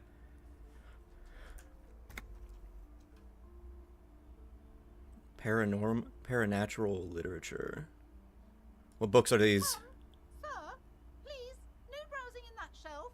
That wisdom is not for free.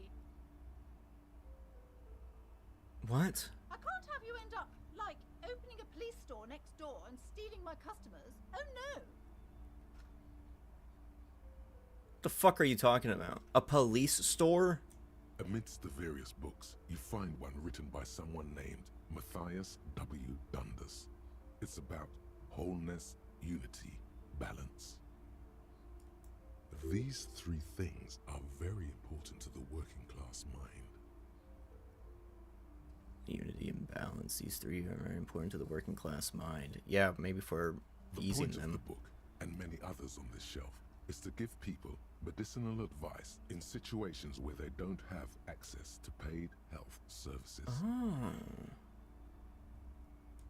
It serves platitudes, while also telling everyone that traditional medicine, the kind people don't have access to, and which costs more than this book, is garbage, and would only give you cancer anyway, without even curing your cold or anything. Oh, great. Wholeness, unity, balance, on the other hand, can basically take care of anything. Though it is important to note, when it's up to your mind to heal yourself, then it's because of your mind that you're ill in the first place. Oh, yes. Leave all the problems upon only the individual, nothing else. The book features chapters on topics such as how to find magnesium. It even lists plants you can harvest magnesium from. How to continue drinking if you're an alcoholic who has destroyed his liver. And there's even a chapter on the ancient Seraïs tradition of using duck gallbladder preservatives to treat and prevent sexually transmitted diseases. Pre and post factum apply. Nothing worth buying. This is just mundane garbage. What's even paranatural about this? Yeah, let's do it. The throbbing in your head increases with every passing moment you gaze at this shelf. Suddenly, as if out of nowhere, a small green book becomes apparent. The title of it reads, Medicinal Purposes of the Pale. What's the pale? The book contains very little explanation on the matter. This knowledge seems to be taken for granted. What's this book about? The book contains descriptions of various pseudoscientific therapies, alternative medicines, and folk remedies involving the pale, also known as le territoire. Le territoire. For example, it recommends vigorously swatting one's naked body with a venik or hand broom, made from the leafy twigs of a young birch tree from the near pale. You just want self-flagellants? It is supposedly invigorating and good for the circulation. I would imagine it's only good for circulation because you're getting cardio out of fucking smacking the shit out of yourself and making your heartbeat rise. What else? It also recommends consuming distilled spirits like vodka or whiskey that have been aged in the pale. Readers are instructed to cover these jars in a shallow hole just Possum, I'm gonna shiver you. and leave them there for 30 to 60 days, depending on the potency desired. What does this pale aged liquor do? Among other benefits, it is alleged to restore a damaged liver to perfect health. That seems improbable. How is that possible? Is it any more improbable than anything else that human beings put their faith in? Yeah, I would imagine so. There's plenty of stuff that are improbable that are only used because of the narrative that it tells you and ourselves to make you feel better and build connections and the like. What else is in there? For general health and well-being, readers are encouraged to take regular strolls through the Pale. Though a sidebar cautions readers to limit each stroll to less than an hour. What the fuck is These the Pale? strolls promise to cleanse the mind of warriors and the body of toxins, especially if the perambulator performs this ritual in the nude. Nudity figures prominently in a number of these prescriptions. This is exactly what you need. I wonder if it's like some pervert doing it, or if it's like somebody who's like, yes, that's the natural form, and like they're like a primitivist, despite the fact that we invented clothes very, very quickly. Struggling to perform their marital obligations.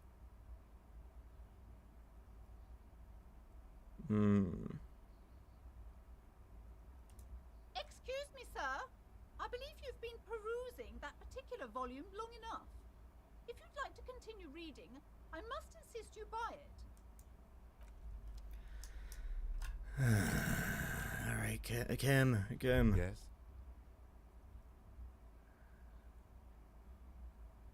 Nothing. Never mind.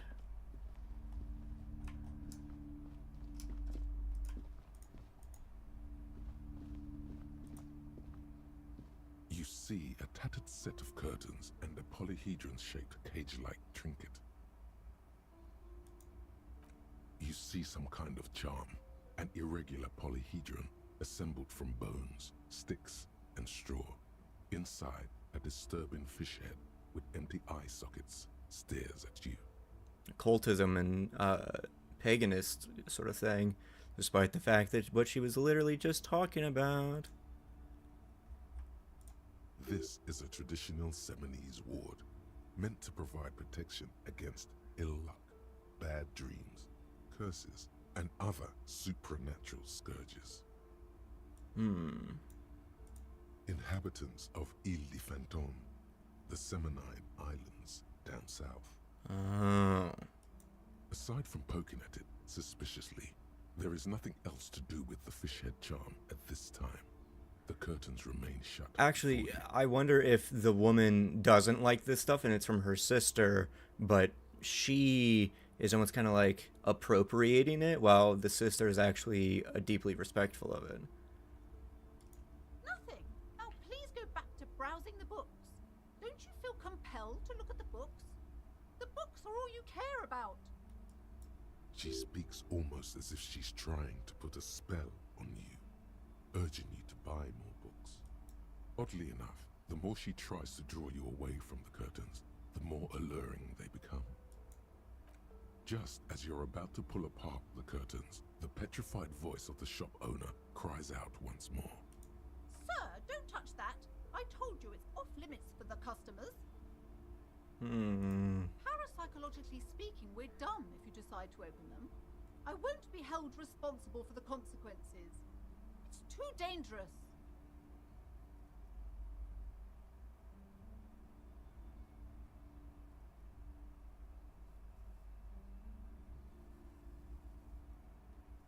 I'll open them. No!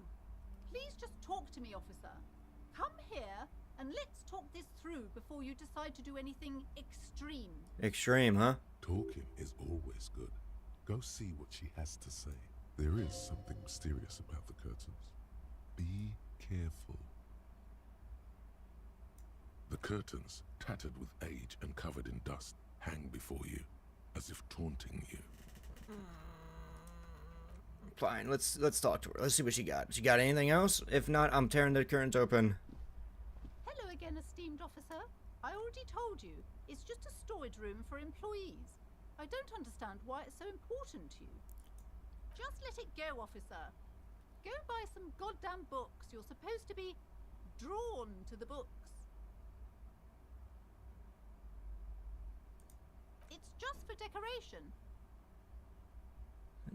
Wavers under your gaze, then something breaks. Okay, fine. It's just because this place is cursed, just like everyone said. They don't call it the doomed commercial area for nothing. Doomed commercial area? Maybe it's not because of the supernatural, but maybe because of the fact that this economically is a fucking dead-end place that's abused. Are you happy now, officer? Happy that you've ruined everything?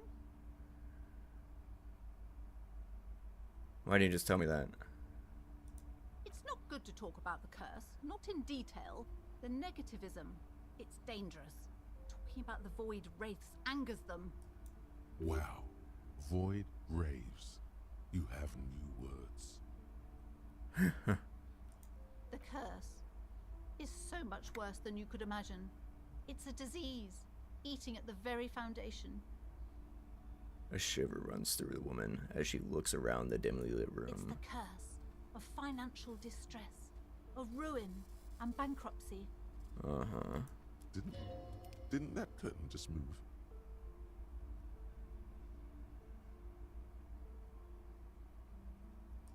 But officer, there's nothing natural about entire companies declaring bankruptcy.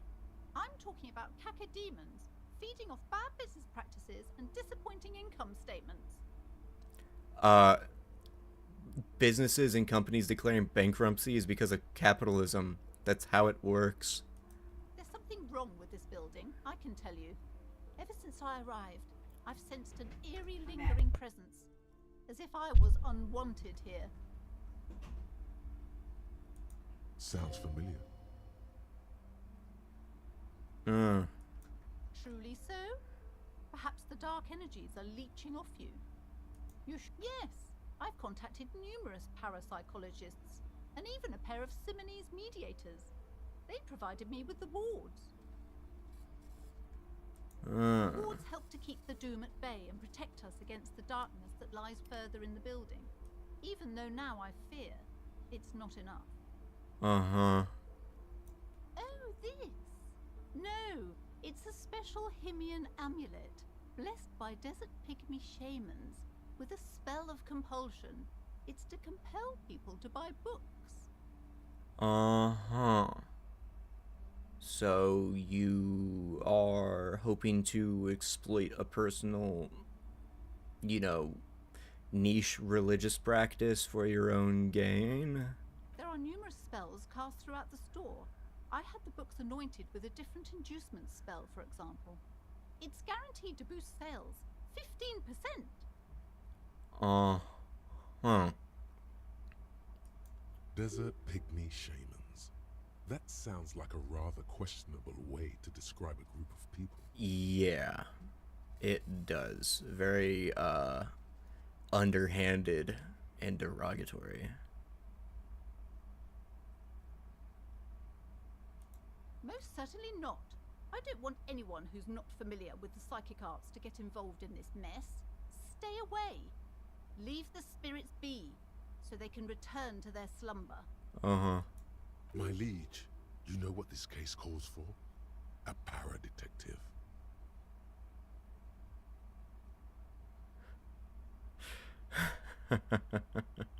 Yes. Yes! Up to her, you silver-tongued fiend. Yes. World-class perfidy, looks like. Yes. Ma'am, I came here to help. I've handled paranatural situations before. Are you sure? Don't think I haven't seen charlatans before. I've returned from the void, a paranatural detective from Long Island Paradetectives. You're no paradetective. You look nothing like one. And you're clearly a drinker. Pardon me for being so blunt, but... You look like one. Hey now, hey. You need the booze to focus, alright? The lieutenant keeps his usual stony calm. He silently picks out his notebook. Go ahead then, rock her world, he thinks. I'll compose some notes.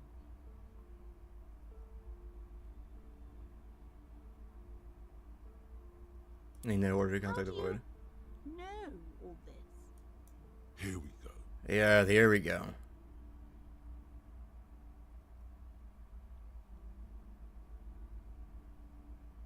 Too deep add all bad energies.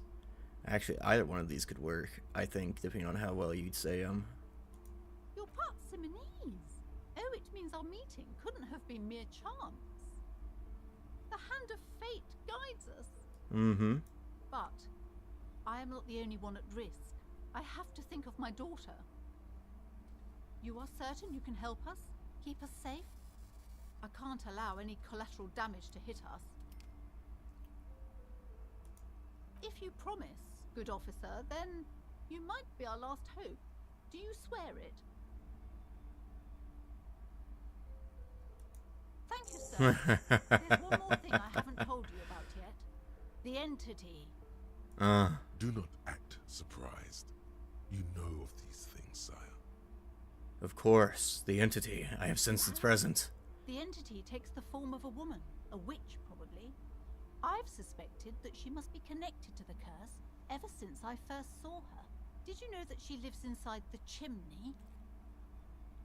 Chimney, the passage between heaven and hell, of course. Yes, that chimney is part of the building's central furnace, and it's enormous. She has barricaded herself behind some metal security curtains.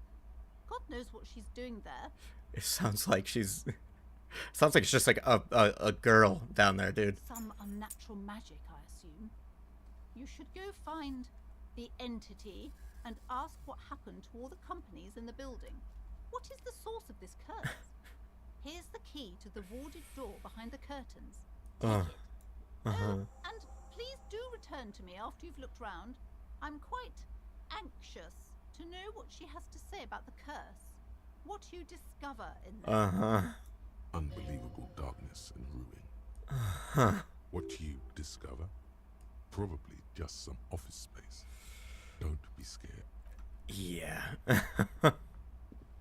It would be very cool if there was actual legit supernatural shit in here. A set of tattered curtains blocking the way to another room. A strange cage-like trinket. You see a dimly lit room full of dusty furniture and trash. A doorway stands in the back, covered in dozens of scary little Seminese wards. Your shadow looming over it like an omen. Mm-hmm. Oh, wow. Holy shit, 40k seals. By the Imperium. Ghostly silhouette of a hairdryer. Hair dryers. Oh. So this used to be a hairdresser, huh?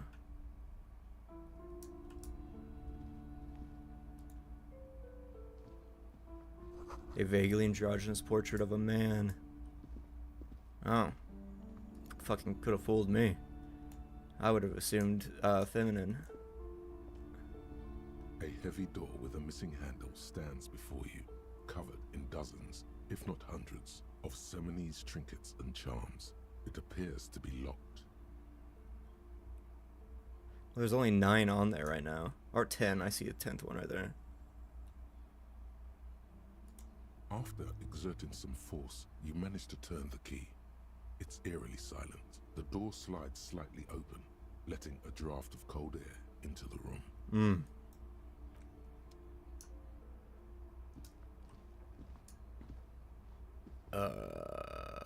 Is this the only thing? Is this it? That's it? It's a fucking gym. Oh, shot put. A ball! What is this place? The lieutenant stares at the dusty training equipment. It's an adventure. No, it's a gym. Though it looks like no one's been here in ages. Yeah. I doubt the electricity still works. Good thing we have a flashlight on us. Don't forget to take it out of your bag before we move on. An eerie feeling rises in your chest. Let's just keep going. I'm sure it's just a normal abandoned place, nothing mysterious here. Sounds good. It would actually be very cool if there was like some interesting metaphysics or power system going on.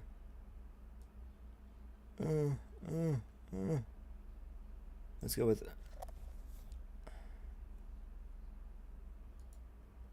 There we go. Oh, that's a very cool way to handle the flashlight. I like that. Wow. Sand is dripping from the punching bag. Yeah, I see that just slightly there, right there. What's this? That 50% of 0 is still 0? Yeah. Yeah. Dude, for someone who loves education, she certainly doesn't know fucking shit. Worn out wall bars. They look unsafe.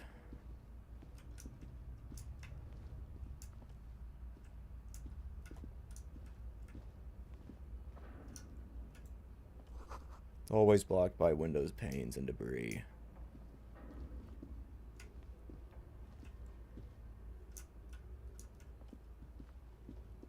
Ooh, deer antlers. Ooh, deer heads. Ooh, a bird. Wild animal stares at you in the stuffed darkened mountain. Okay. Large demijohn full of strange liquid. Huh.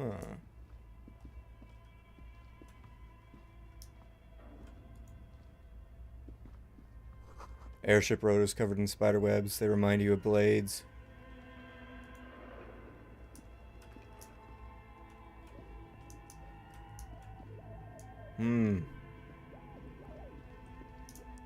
Yeah, I guarantee it's just a person up here. Putting all this stuff up here. Strange yellow color. Sword. I just saw two, Yep, I just heard another, set of footsteps.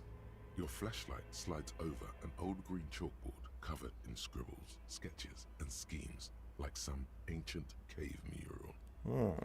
Some of the writing has faded with age, but you can still make out sections here and there. Photos and drawings have been pinned to the board. Let's inspect the notes first. The handwriting is only partly legible, but you can still make out 3 slogans: Call in, tune out, Wirral untethered, and Heat death of the universe. Schedule. This is a monthly calendar from the year 50. Cryptic words like sprint, daily minimi, and GPI span the marker-drawn grid, the grand scheme of production and money. Ooh, I wonder if this is, the sister's place. Minimi stands for a mini-meeting. It's part of a bigger framework for managing work called RUN. Station 41 tried to implement it a few years ago, but failed. As time goes on, the numbers in the boxes grow rarer and rarer. The board becomes an empty snowfield in the final days. Only failure and regret dwell in this region. I see. Okay. Looks like they didn't make it. Huh. A note in the bottom left corner of the chalkboard says, "See the prod schedule filament for details." Production schedule filament for details. The photo collage depicts barren, icy landscapes wrapped in perpetual night. You see permafrost and glacial landforms, dead trees grown in under the snow. Huh. Entire oceans have been frozen from shore to shore. There are pictures of settlements on dried up riverbeds, abandoned in a storm. Animal corpses in the dark, carcasses and bones. You see primitive oil rigs built into glaciers, boreal dvorg, yurts under the snow, great mammoth. That's what that is over there. Burden. There's the yurts, and then there's the, and then there's the people. They almost look like elves in a way. And then there's this guy with a sword. That's clearly the man from Helmdalm. Albeit dark and cold, this vision also feels cozy in its own way, like eggnog or morphine, a much-needed respite from our own world. A pinned postcard reads, "The heat death scenario, a desperate fight for geothermal energy engulfs the world as Wirral becomes untethered from its sun, drifting through the universe." Wirral. I don't... Is that the name of the planet we're on, or...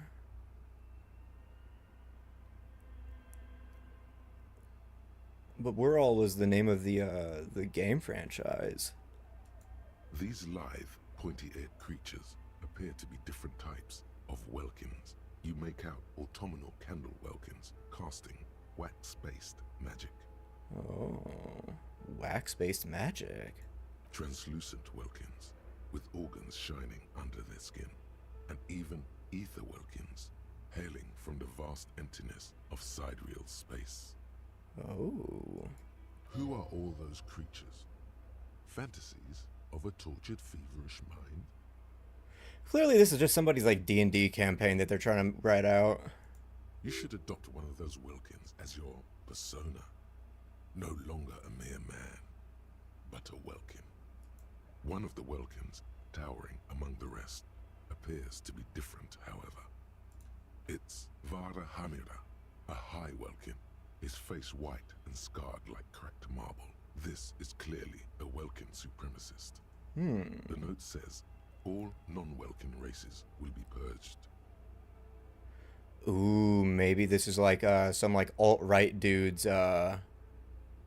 ideology shit, and he's using the franchise as a pundit for himself, regardless if the actual franchise agrees with him directly or not.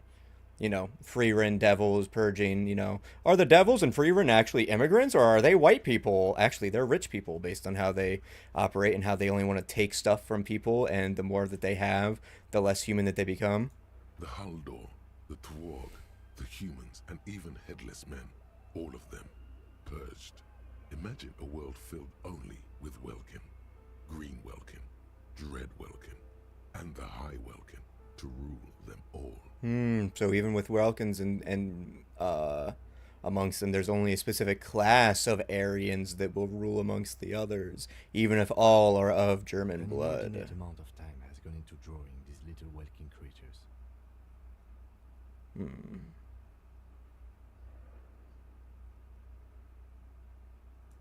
Some people really like building a world, I think, even if it's just for a game. Yeah, clearly. This looks like concept art for a project.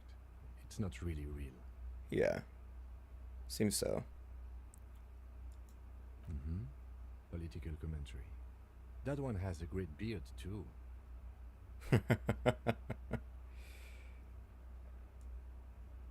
Just look at those details. So much effort. Yeah, really. It is a very nice drawing. And for what? All gone. Maybe that's the reason why she doesn't like the wear-all stuff in role-playing This games. appears to be some kind of machine with a cube-shaped heart and a wired framework. The keyboard has a rectangular on-off button. A piece of paper still hangs from the printer.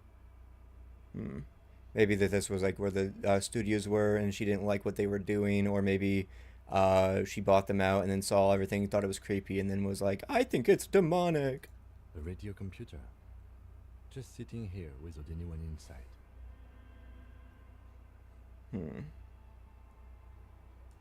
We have one of these down at the station, but I never really learned how to use it. The machine lights up like some prehistoric animal stirring from its slumber, revealing fluorescent play and print keys on the keyboard. The hatch on the machine's central compartment is wide open. Look inside the It's compartment. empty, like a beehive without its brood. Some cables have been left dangling, disconnected. Interesting. I wonder why it's suspended like that.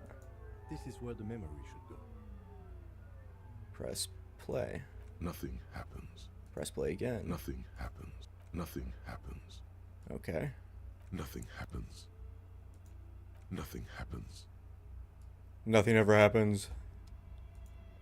Always bet on nothing. Blue velvet, soft to the touch, moth bitten. Okay. Scribbled across the notebook. Developers of the most advanced RPG universe. Yep, clearly this was just their studio. Oh, nice. Alright, let's go back real quick. I don't want to go in yet.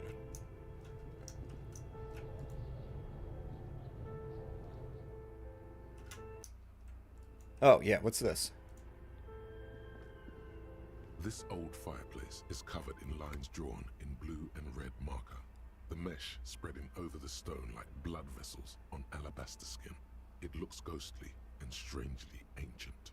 The whole thing resembles Kadran mosaic tiles. Very pesantic.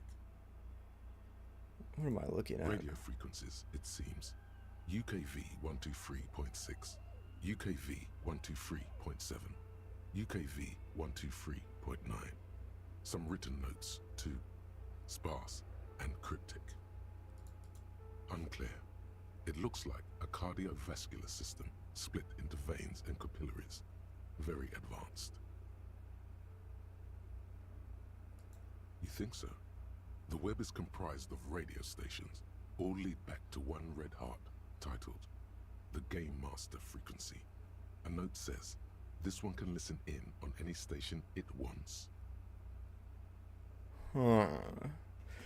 So I wonder, were they trying to make a podcast, or were they trying to do some shit like where it's like, if this frequency is around you, you will be bolstered tenfold, and it's actually not that, it's just the fact that this specific frequency aligns with like the liquid inside the ears, or the hammer and anvil inside the ears, and causes them to vibrate because of resonance frequency. Same with the eyes, causing like hallucinations and a lot of things like that. Not actual supernatural shit.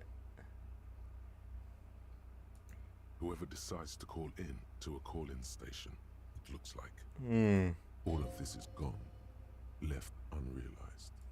There's no way a little basement studio working here could pull anything like this off. My God. It's as if the less money they had, the more ambitious their project became. The schedule. I know doom when I see it. The company was running out of funding. What else? Nothing. It's just lines on marble. An echo from times long gone. No one has used the fireplace in ages.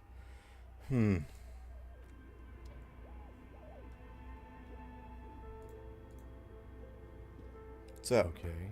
What do you think is going on with that computer, chalkboard, and fireplace? failed business. Yes, that is the question. It looks like one of those popular pen and paper role-playing games, only these people were trying to automate it, make it work on radio computers. Utter madness, he thinks, as a compliment. How were they planning to do that? Through call-in stations. None of the players have to be physically present. Anyone in the world can participate in the game, as long as they have a two-way radio. Yeah, that makes sense.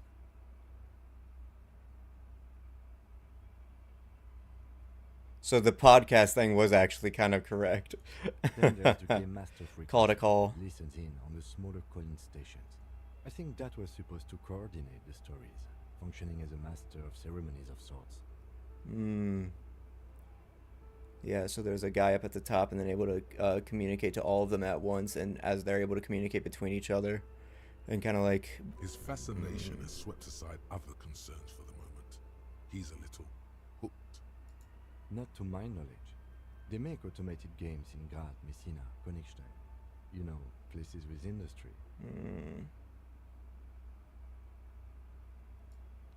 PC game, not automated game like AI, where it does it for you. Not in Revachol West, among the ruins.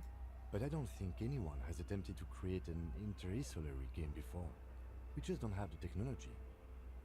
And this was a role-playing game? Indeed. Those Welkins are a dead giveaway. Role-playing people love that stuff. The world looks like a modified version of the WiiWare board game, with hit death thrown in. So an apocalyptic version of it, for like a homebrew. Super cool. Someone should give them millions of real immediately. This game is too good to be left unfinished. Yeah, if only, you know, money and shit wasn't like a problem, or, you know, profit. No idea. They stopped filling out the schedule on the chalkboard. Indeed, it's ambitious. Excuse me. And tethered. Afforded. But I figured they could do this. Cheap money out of the investors' pockets. The curse got them. I see no other explanation. The world is cold and lonely. This world would keep it company.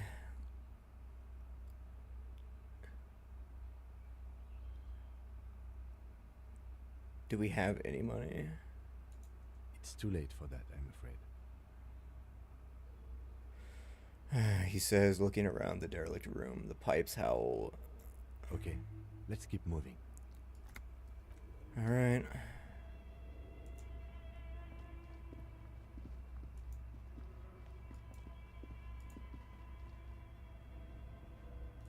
It's over here. Ooh, money. Oh. Ooh, money. Hey, maybe they could have used this one. Didn't they check their pockets? Come on, I think $6 could make a difference. Skis with Slipstream printed on the laminated top layer. Steel rotary blades bearing the Slipstream logo. What's in here? Production schedule. Filament memory. Ooh.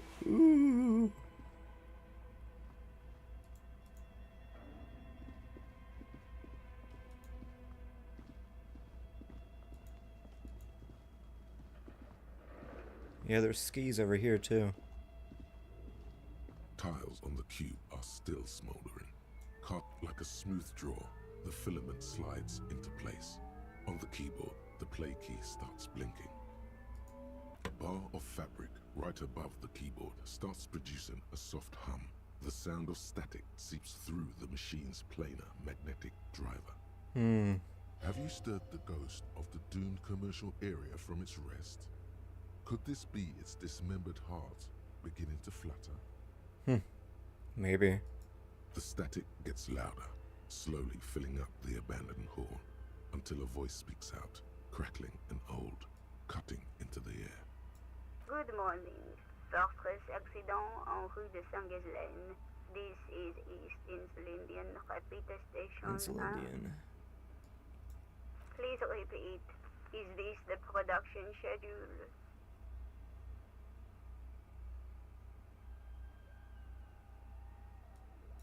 The filament you have inserted into the reader.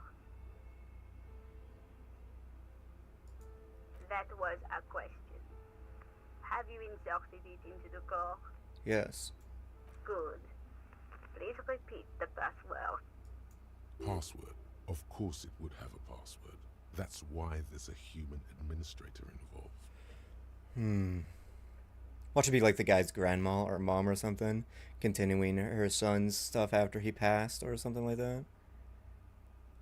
So it's my birthday. No. A hint system is not part of the protocol for repeater stations. I don't know the password. Received. I will register this login attempt. Don't worry. Passwords have a way of turning up. Yeah. Let's do some social deduction. Social engineering. Accident. Is there anything else I can do for you today?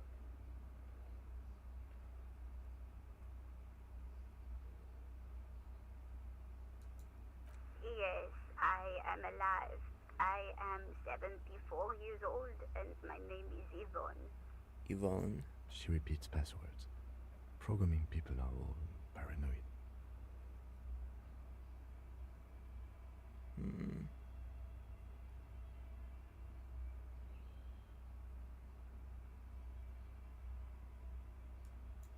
They are merely cautious. It's my job to protect their filaments as a password repeater at the East Insulindian station. How did you know where I am? work as a repeater at the East Insulindian repeater station. It's my job to know where you are for this accident.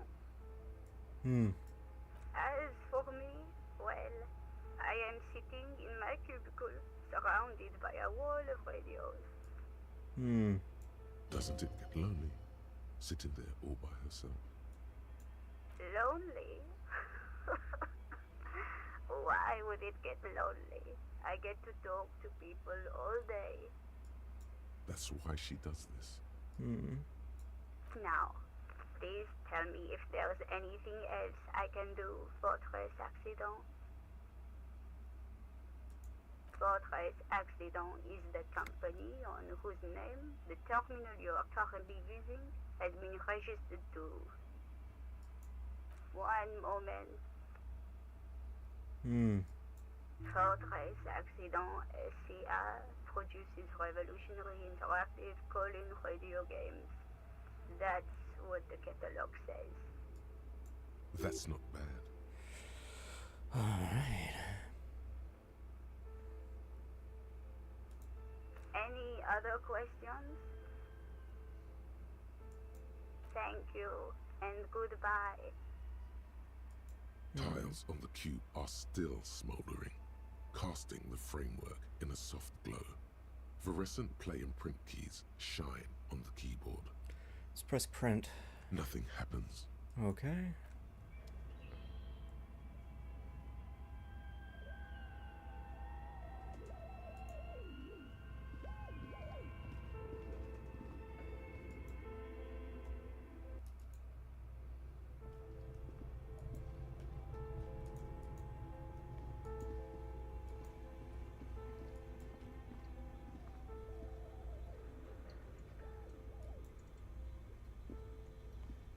You see a terrifying ice bear with a strange compartment in its belly. Fridge. The paw is covered in frost, and the bear's eyes are glowing red.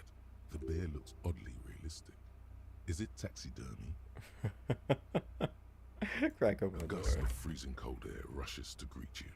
You hear a low grumble as the bear regulates itself. This is the inside of a refrigerator. The lieutenant takes a peek inside.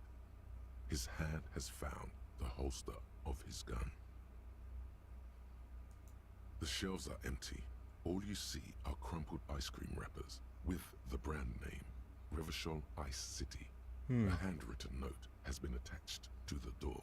The fridge is huge. Take a note. You pocket the note and the little fridge magnets keeping it on the door. You've acquired an interactable item. Investigate this item further by going to the Interact tab in your inventory. Okay. A friendly cartoon bear smiles back at you from a glossy cellophane wrapper. It looks nothing like the fridge. Oh, I wonder if this must be like the almost like a like a store fridge, right? Where this like a company fridge where like this would be set up in like a store or something like that, and you'd come up and pull it out and then go like kind of like Coke branded vending machines. Good question. It looks like an ice cream fridge. I know. What an unfortunate marketing choice. What is even worse, the bear is still costing them money to this day. So the red snaky cable running from the fridge. The fridge buzzes with energy. The electricity bill on this thing must be catastrophic. Yeah, probably. All right, let's see what we got in here. Interact. Handwritten note you found on the. It still bears the marks of fruit-shaped kitchen magnets. The note is written with a blue pencil on a piece of lined office paper. The kitchen magnets have left spots on its surface. Does it say anything interesting? Crumpled piece on the shoulder. This is tangential at best, but the lieutenant's detective instinct is still active. Okay. Someone has scribbled, S. I can't believe the off-site copy is still here. The illiterate ginger kid keeps stealing stuff from the studio, so I had to hide it somewhere safe. The illiterate ginger kid. You'll find the filament memory with the off-site copy in the frozen ice cream maker. Please take it home, ASAP. It's important. I'd do it myself if I lived in a civilized place with a freezer. Take care, Sully Swaff.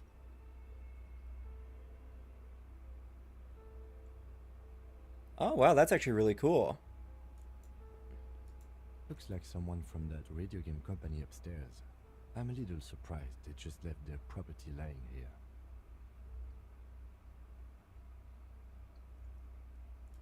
That's a plausible hypothesis. It belongs inside a radio computer, storing its memory. It's like a tape.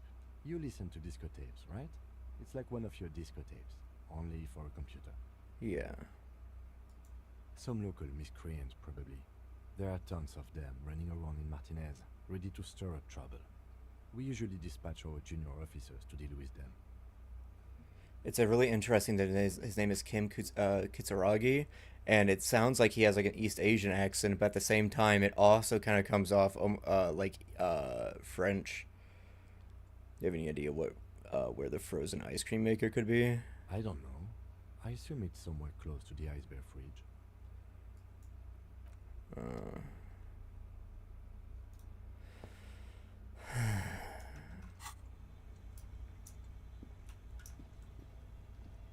What's this over here?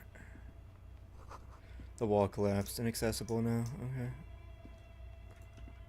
Is it this? An ice cream maker. Defrosted and unplugged. Yeah, there's even like a milk container there.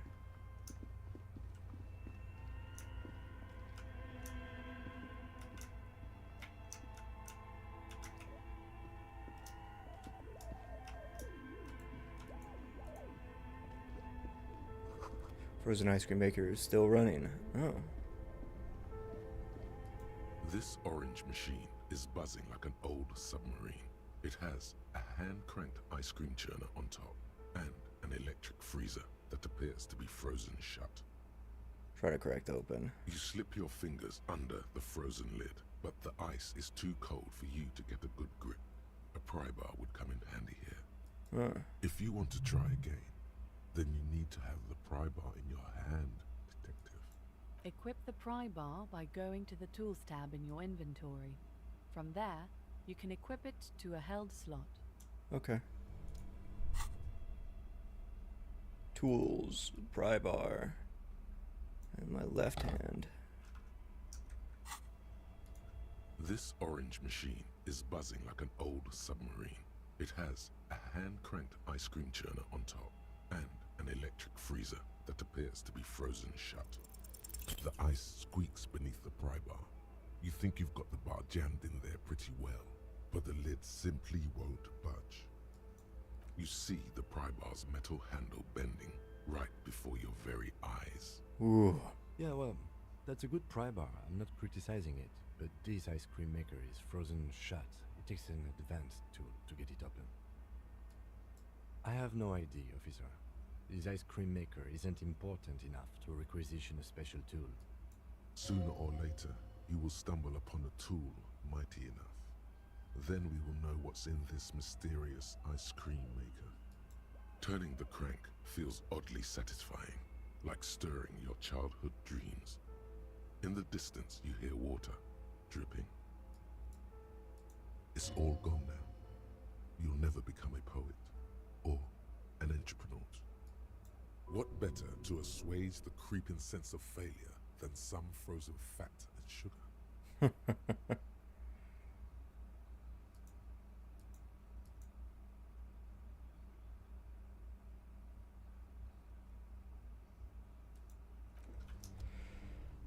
I mean, we could just beat the side of it until the ice breaks. The only thing that's in there is that filament. Two cables are plugged into the breaker box. The red one leads to the ice bear fridge, and the black one to the ice cream maker nearby. Well, let's unplug it. Something close to you dies with a soft electric purr. Why did you do that? Because it's black, the color of immeasurable cosmos. The lieutenant raises his brows, but doesn't say anything. The electric distribution board now has one cable missing. Alright. Wonder if that'll work.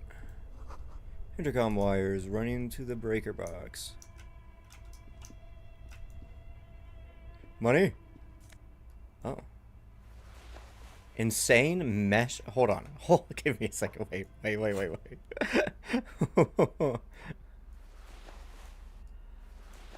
Oh, hell yeah. Hell yes, dude. You are fucking wearing it, dude.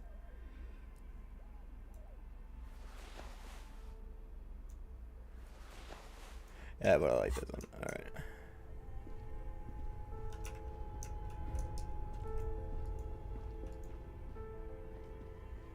This orange machine is dead still. It has the ice squeaks beneath the pry bar. You see Yeah, well, that's a good pry bar. I'm not criticizing it, but I have no idea. Sooner or later.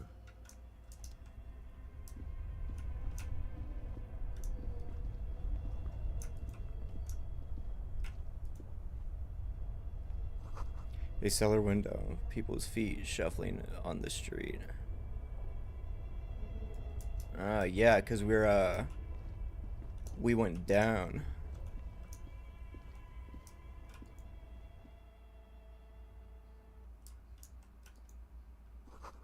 Rue de Saint Ghislaine 8B. Ghislaine Maxwell.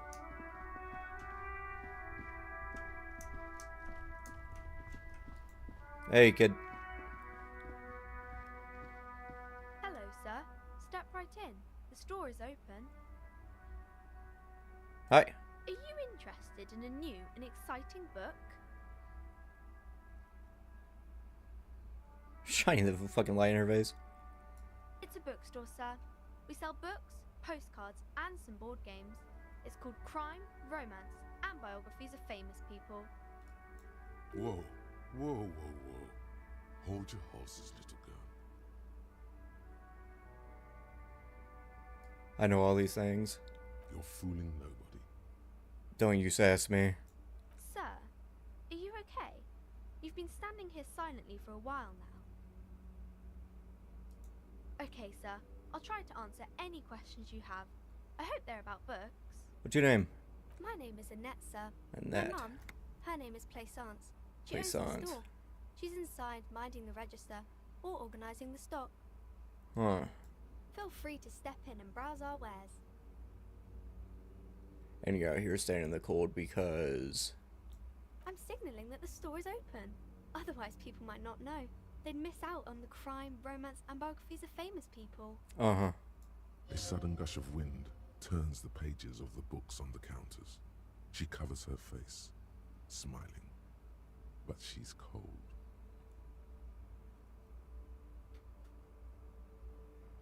Value of hard work. Fucking, I'm not doing that one. Kind of you to offer, sir. What could you do to help her anyway? I don't know. I could help by brutally dismantling the free market. Thank you, sir. I'm glad to help Mum out with the store.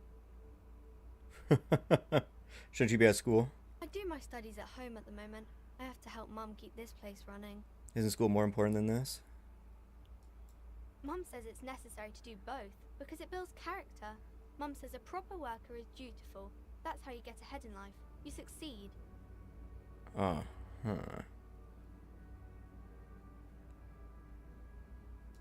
Oh, kings and queens and generals of old, or artists and writers, or musicians, those kinds of people. There's usually something extraordinary about them. I think that's why people read them, to find the secrets of their fame. It's actually usually just ego. Seems like most people who read those books fail to get more famous from reading them. Maybe it's because they became famous for things that were out of their control. Or maybe it's because they had the abilities and conditions to do so that other people don't have readily available to them or at their disposal. But it does make the famous people more famous.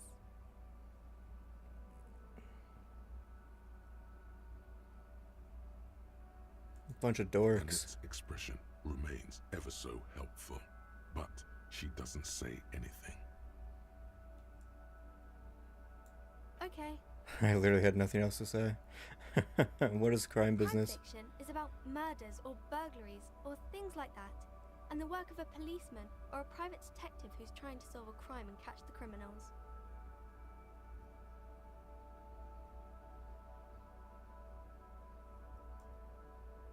It's exciting to people, I guess. They get to imagine dangerous things, and it's kind of like a puzzle, where you can guess who the criminal is, or how the good guys are going to catch him. You don't look much like a policeman. And you don't look much like a sign bearer. Didn't mean to offend, sir. Sorry, sir. It's just that you don't look like Dick Mullen.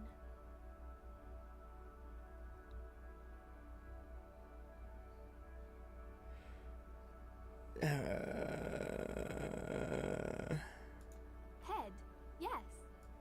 No, it's your soul. Your blue soul. No. Not head, child. Heads.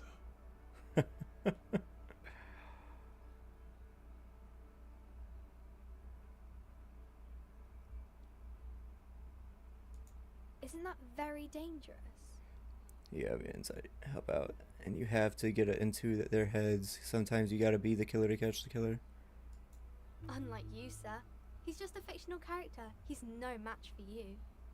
Maybe you can show me some real police work, sir. Like in the books. Bye. Yeah, I don't want to ask a child what romance is. Alright. But back into the thing. That's actually probably where the body is, so I don't want to go over there yet.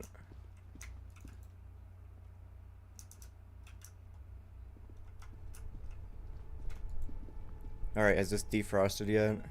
This orange machine is dead still. It has a hand-cranked ice cream churn, turning the... It's all gone. What better to assuage...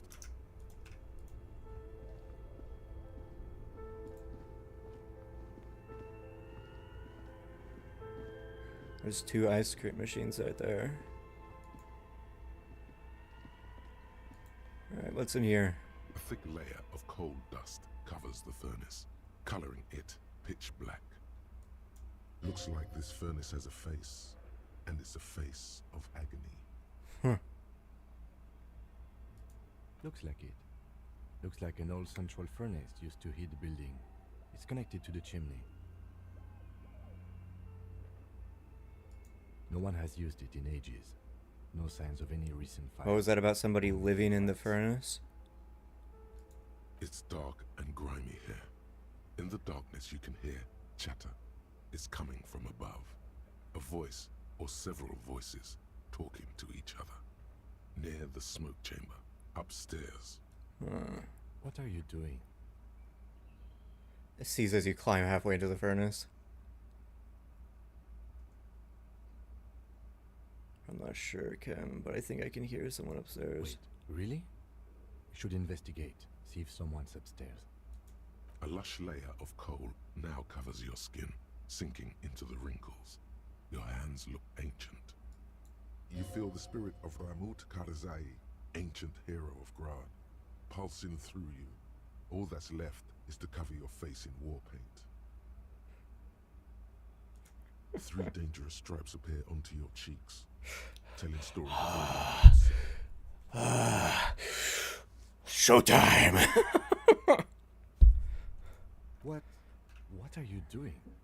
I'm the reincarnation of an ancient Lemurian warrior. Please wipe your face clean, officer. No, you're a proud warrior. Keep it. Whatever. Thank you. So, where were we? I heard, You're right. The rooms do look like they're connected. But malignant entities don't exist. At least not the supernatural kind. Yeah. Always has to be the skeptic, this man. Ooh, there we go. Breaks loose in you. A mighty bellow echoes throughout the chimney's depths. The chatter of tiny voices above suddenly cease. Then... Hello? You've awakened the entity.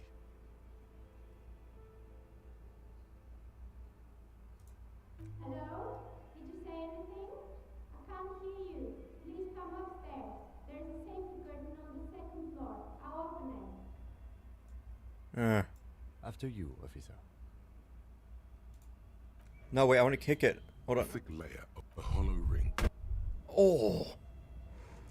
You feel something in your chest, an unnatural pressure. It's spreading to your left arm, your jaw. Oh, fuck. Oh, that's a heart attack. It's many years of combined self-neglect and self-abuse. Oh, all you feel is pain and weakness. Oh. You have to surrender now. We all do. It gets so dark. You don't even see her face. Like you always thought you would. You only see pain and fear. Cop suffers final heart attack. A detective lieutenant of the RCM passed away yesterday. Though abrupt, did not come as a surprise to those who knew him. He was the heaviest drinker I've ever met. Captain Ptolemy Price, the deceased superior officer, commented, "That ain't my ticker." He loved his liquor, sure, said Detective Chester. I fucking died. I think before he ever had Dude, kicks a furnace. That fucking entity haunted me into a heart attack. given by the RCM, the officer was on the brink of solving a murder case. Holy shit. Holy shit, dude. That's so fucking funny. That is so funny. Oh my god. Oh.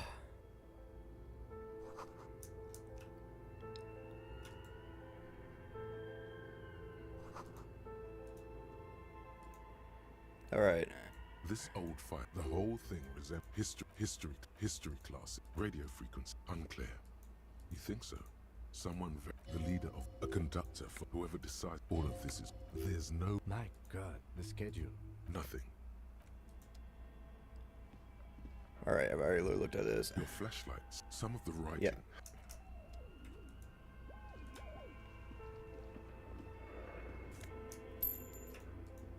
I fucking died, dude. Holy shit. First death of the game, and I fucking had a heart attack and died.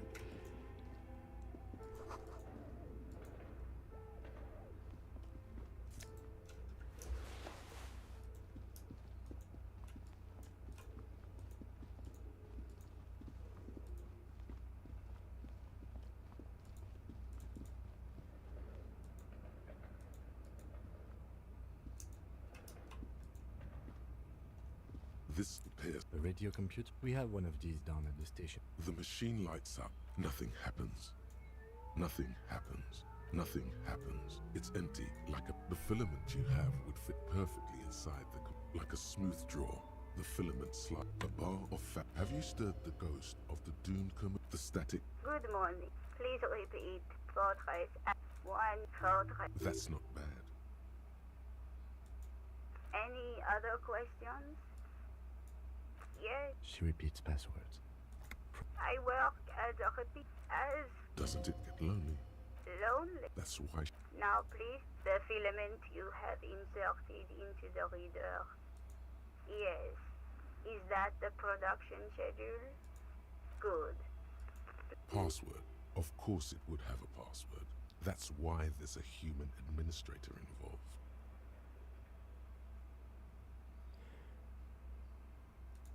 I am contractually obliged to protect the privacy of the filament holder for stress accident. Without filing a warrant with Lintel, I cannot give you access to this filament. I'm afraid we are not doing that, unless we want to wait for a month. Now, can you please repeat the password? Holy shit, the fucking stream is dying.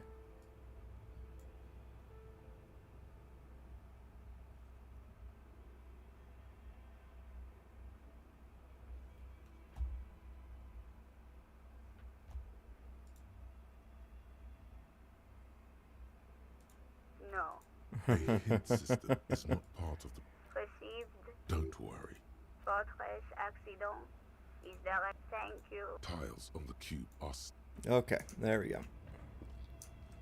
Let's go back. Hold on, wait. Okay. What do you think is going on? of that computer, chalkboard, and fireplace.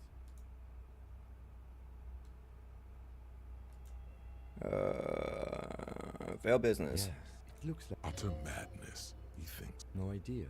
This indeed goes Super cool. not to my Not in. but I don't think anyone has attempted through Colin's standards to get. His fascination has swept aside other concerns for. Indeed, it's ambitious and untethered. It's too late for that, I'm afraid. Okay, Okay, and now let's save game and save. Save. There we go. Thank you.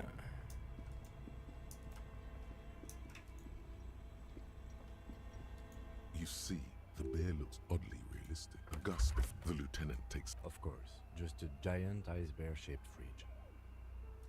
Let's take a look inside. The shelves are empty.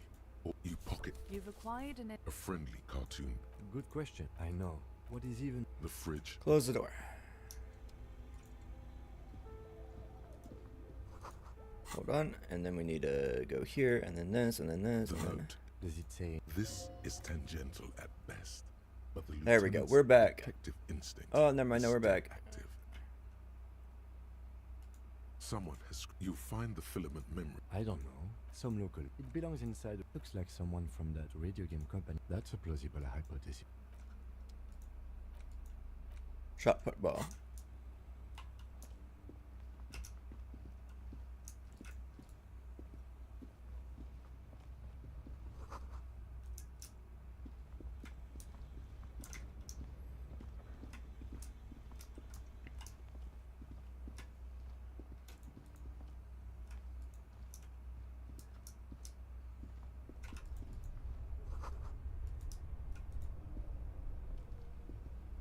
This orange machine is buzzing like a turning the. It's all. What better?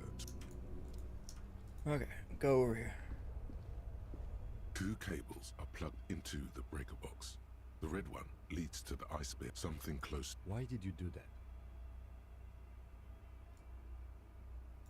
The lieutenant raises his brows. Unplug the but doesn't red say one. An electric sizzle. The room is slightly quieter now. Okay.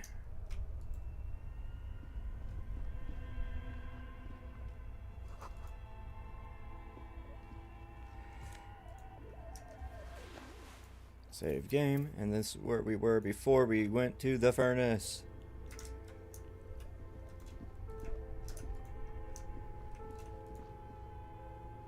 Yes.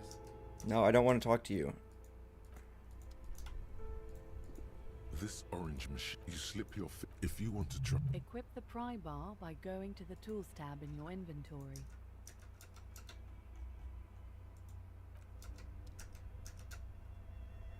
Oh shit, it shows everything I can interact with over around here.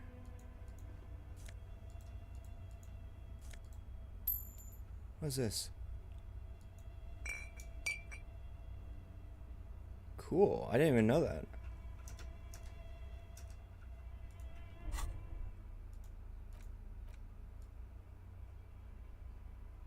Maybe if I put it in my right hand and put the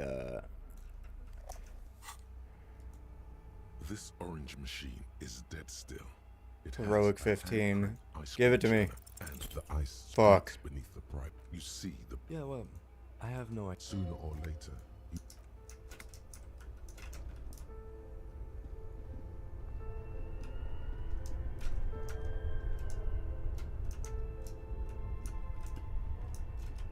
Oh, money.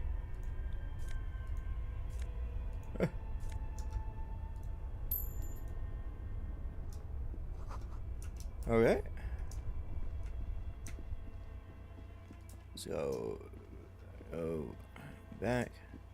Son of a bitch! I keep fucking. God damn it!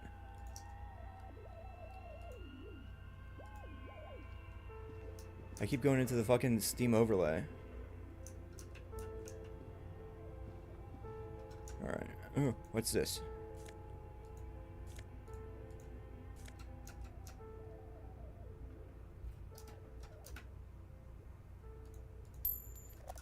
Okay. Alright, there we go. Now let's not kick the Thick layer of looks like this furnace has a face. Looks like it.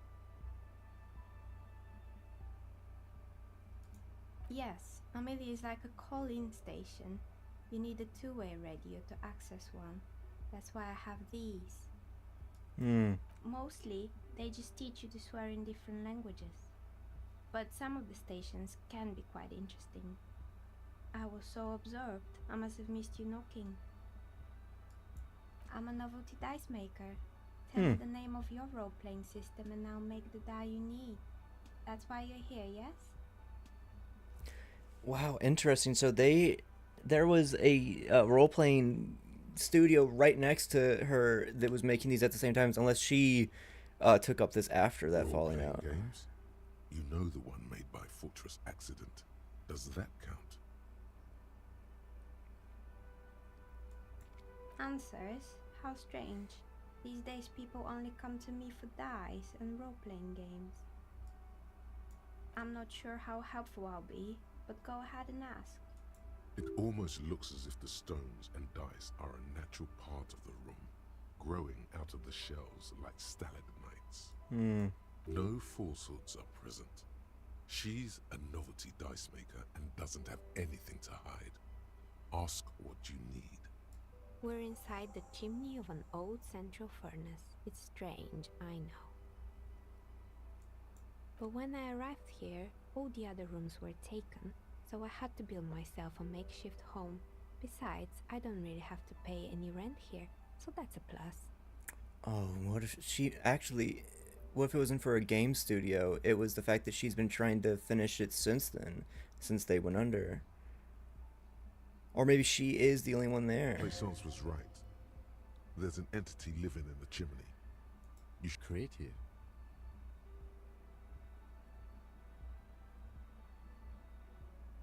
More or less. Are you interested in anyone specific?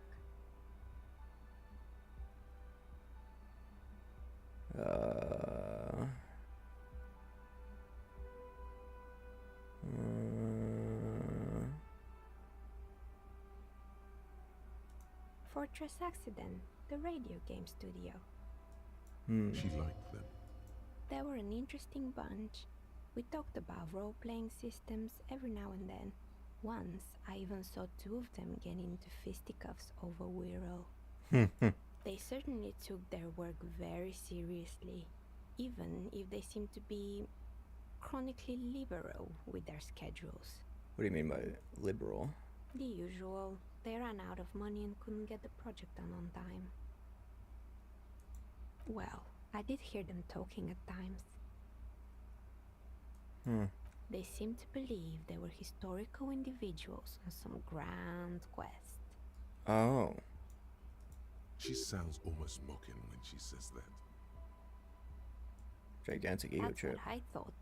Because when the money started to run out, they just began to complain a lot about capitalism. You know, how the markets are rigged to keep up new businesses and so on. I mean, it is. In the end, they just didn't get it done. They didn't have enough willpower to produce something truly historic and to show up to work on time. I mean, you yourself aren't a business because you are novelty. You are literally doing this by hand by yourself. Bye-bye, Saline. She's right. Showing up to work on time is important. Showing up to work on time is hard. No, scratch that. Showing up to work at all is difficult, especially if you've been drinking. Yeah, it is pretty hard. And so is producing something extraordinary. Something strains her face before she looks up again. Anything else? Yes, I think it was called Androgynous Orlando or something similar. They weren't a big hit around here. Turns out that working class men don't like genderless haircuts. They're scared of that word. Yeah. A bit of experimenting every now and then isn't bad. I guess it just wasn't the time yet. It wasn't merely a gym, it was Artemiteps Boxing Club, a community project created to steer at-risk youth away from drugs and crime. Oh, really? A kind man from Zemsk I heard he had some trouble with the law when he was younger, and that's why he wanted to start the gym, as his way of giving back. It didn't. If anything, it made the youth situation in Martinez even worse. At some point, someone started a rumor that the punching bag downstairs was full of amphetamines. You should have known it. Eventually, the coalition took away the funding and the club went bankrupt. This was a few years ago. It's gotten much more peaceful around the plaza ever since. Oh, this one's a mess. There used to be a company that promised to repair windows 24 hours a day. What could go wrong with this one, right? Turns out, the business was actually set up as a front for an illicit group that was producing snuff milias. Who would have guessed? What's the snuff milieu? And they never cleaned up the debris either. Now it's just littering the hallway and I have no idea how to get rid of it on my own. It's a sub-Rosa radio station that broadcasts real murders with real victims. Some people pay good money to get off on it. Nothing changes in her tone as she says that, as if it's just another piece of information to lay out for the world. What does she mean to get off on it? Don't worry, the ICP has a separate division that deals exclusively with unlicensed sub-roses. This isn't our problem. Sub-roses. Good luck with that. It's not easy catching those perpetrators. Does someone here make stuffed animals? You mean Mr. Fabron, the taxidermist? No, he mostly just did drugs. But what drugs exactly? Anything else? There used to be a fashion atelier here, but I have forgotten the head designer's name. They were doing well for a couple of years, until the insect rights activists came. Insect rights activists? Yeah, the atelier didn't know it either. They produced a certain collection that used chitin among the materials. Apparently chitin is made in the Occident, where it's extracted from beetle wings. I mean, as long as it doesn't cause mass extinction that causes ecological harm.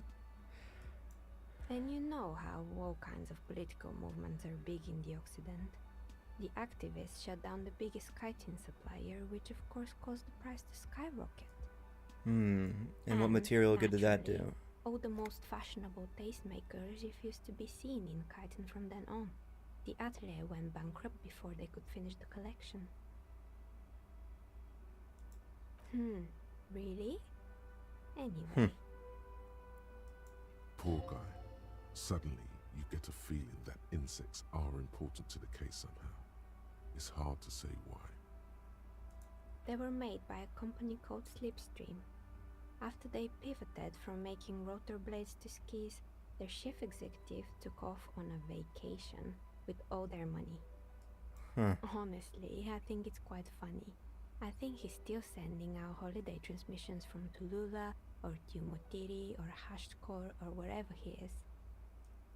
The usual, I imagine. But he's been thinking up all kinds of new business plans and can't wait to get started on them just as soon as he returns. Men like that are a curse. Sure, but Slipstream is history now. All their remaining assets got seized by the bailiffs in 47. I have no idea why those skis and blades are still lying around in the house. Not much use now, I guess. There was a terrifying taxidermy bear in the cellar. Oh boy, the fabled Revachol ICT. You're in for a treat here. The place was owned by two guys who had some rather innovative ideas about marketing. The bear was one of them. Now ask me about their other ideas. What's their other idea? What were the other ideas?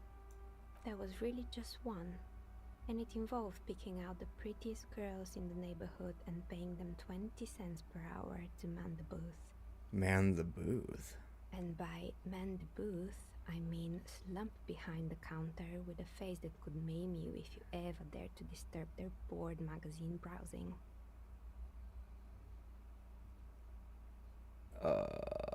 Okay. Oh, but they did. They did show up to work, and not alone. There were also acne-ridden girlfriends and gorilla-like boyfriends loitering near the ice cream stand. And they already had the bear. What about the bear? The bear. Of course not. The bear was terrifying. No one wants ice cream guarded by a hostile apex predator. To make matters worse, the fridge didn't work too well either, and half the ice cream came out malformed and partially melted. Eventually, Ravishore Ice City lost the price war to its rival, Glacé 5000.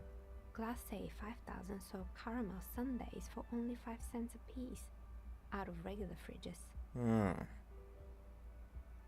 It's the market doing their job, huh? You did what?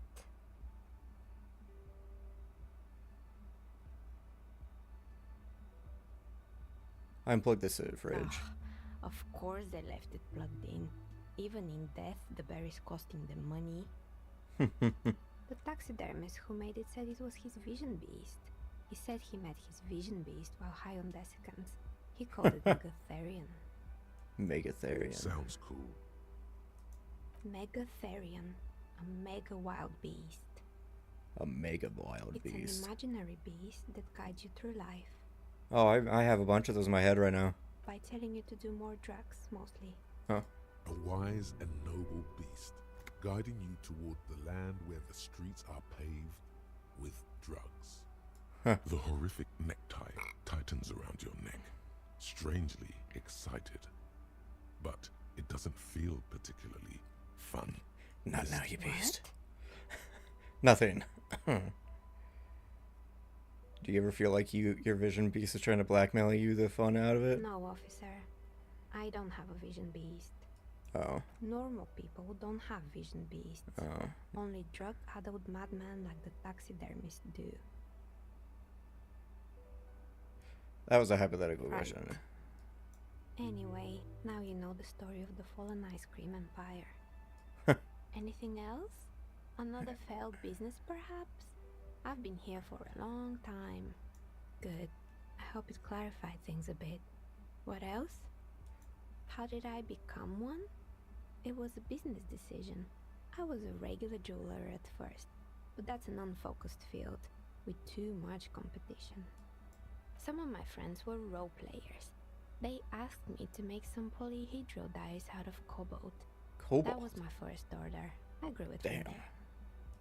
Not especially. I like working with rare materials and a steady pay. And role players as customers? They're nice people.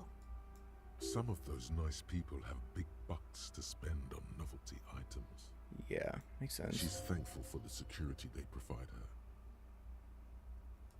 Nothing really. I didn't know him. Who cares about the dead body? Oscar, the lieutenant, looks at his notebook. Then, the woman under the large window. Your window looks directly onto the courtyard. You're saying you didn't see or hear anything unusual last Sunday evening? I'm sorry, detective, but as you know, I usually have my headphones on when I'm working. It shuts out most of the daily ruckus behind my window. Well, there's always something going on in the Whirling's backyard. During daytime, there are usually those kids. And lately, I've been seeing a lot of drunk workers hanging about. Must be because of the strike. She's heard of the murder, but did not see it, sire. She's not sorry to disappoint you. Informing on someone in a murder investigation would intrude upon her focused existence. But I never saw anyone during that fateful Sunday night, I'm afraid. I see. Thank you. She nods. Anything else, officer? I've heard the stories, but I don't think those stories are true. All those companies. It's just capitalism. We only hear about tales of success, so it's often surprising to realize how many ventures actually fail. Plaisance, the bookshop lady? I've heard that her business is doing rather well. Have the energy spared her somehow? Actually, the bookstore isn't doing well. The curse is just biding its time. I don't know why the bookstore hasn't gone bankrupt. That's why I'm here to investigate.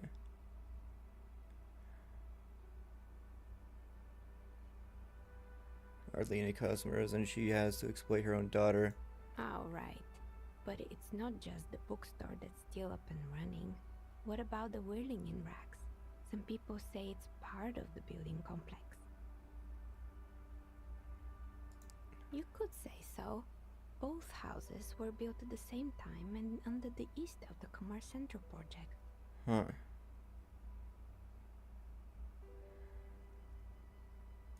And then there is me.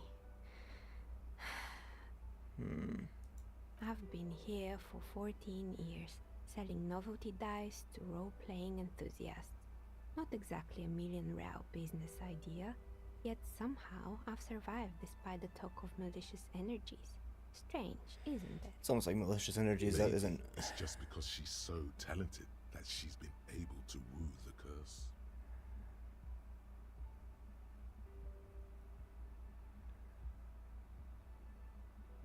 The curse will get you.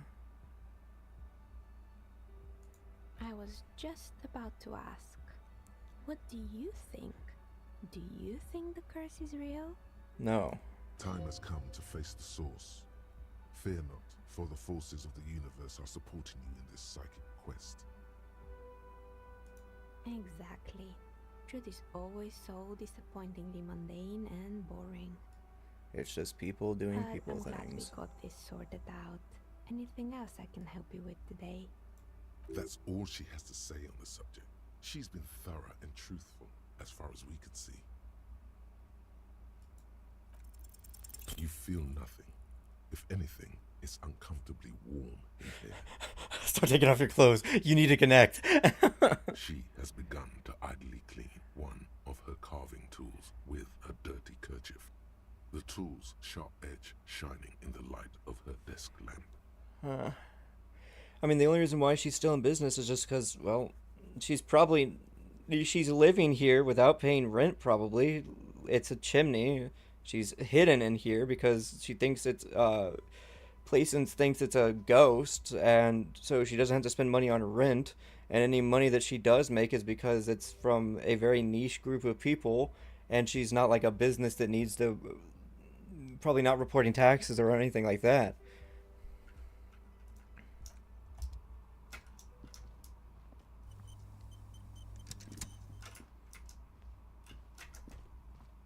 Save.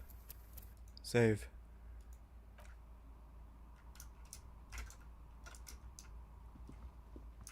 Okay.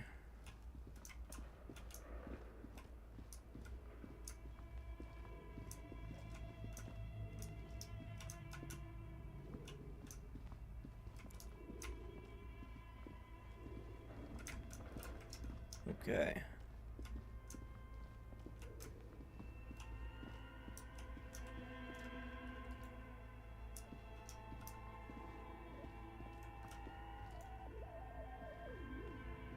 A barbell lies on the floor.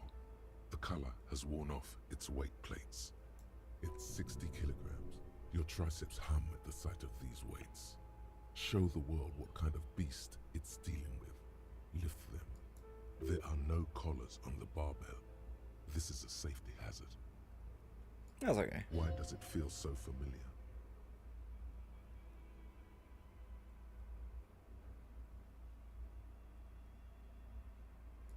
You're right. The weight may fall off. Better not touch it then. We would just remove the collars. It would be a violation of EPIS safety regulations if the gym was still operating, but it isn't. No one's supposed to come here anymore. No, it's not that. It's the stale smell of rubber, the squeaky sound of sneakers, your bruised knee against the mat, and a whistle. Then the feeling is gone. A boxer, maybe? It's just a memory from another life, when you were young and fit.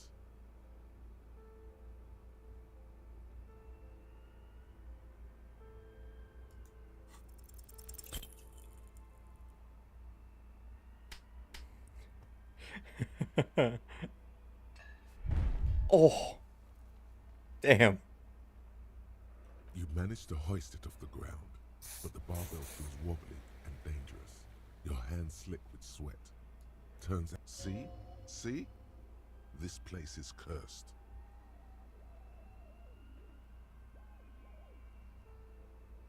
I'm still a little out of shape. Wearing gloves would definitely make it easier.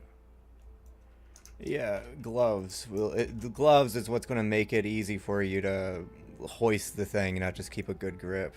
Definitely.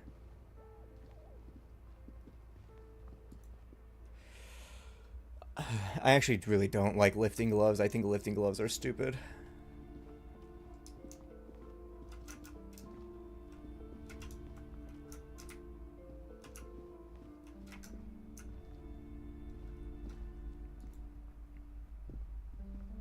You're alive and well. Don't keep me. Yes, yes. How was it? Tell her how ghastly it was. You know it's what she wants to hear.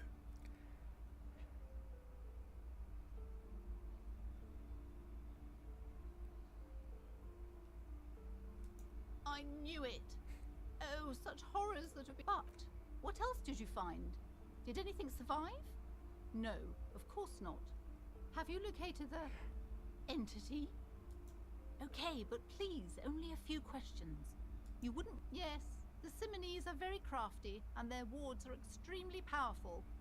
Lesser wards simply won't do here. The woman before you scans the store. Her shoulders. A novelty dice maker? Well, spit it out. Why does she need the dice? For some kind of sorcery? Sometimes they use the ankle bones of sheep. I don't understand. If it's not her, then where is the source of the doom? How? Just don't say you don't have any answer yet. The uncertainty is killing her. To hell with it. Perchance you ought to just lie, sire. I could lie.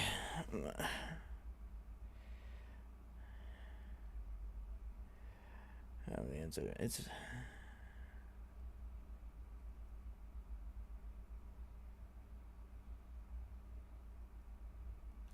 Wait, what? The entire economic system is cursed? This is a lot for her to pass. I'm afraid only world revolution can help you. Be cleansed of immigrant labor. It's true. We live in a precarious world. Nothing ever turns out right. You need to get used to chaos. Another revolution? I understand what's going on here. You went in there, rummaged around, and accomplished nothing.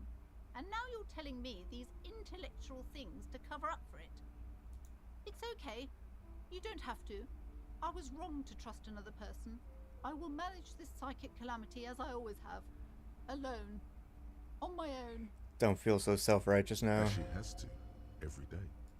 Thank you for nothing. Please, do buy some books, or be on your way. Wow. Total psychic collapse between you two right now. There was never any other way this could have gone.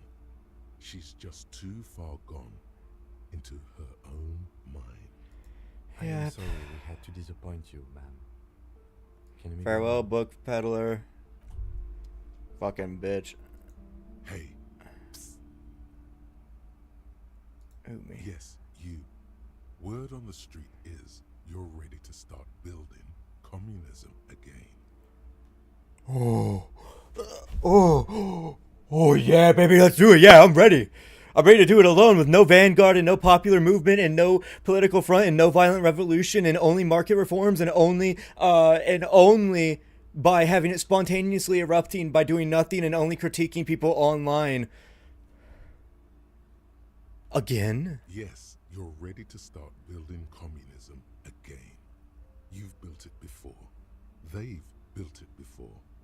Hasn't really worked out yet. But neither has love. Should we just stop building love, too?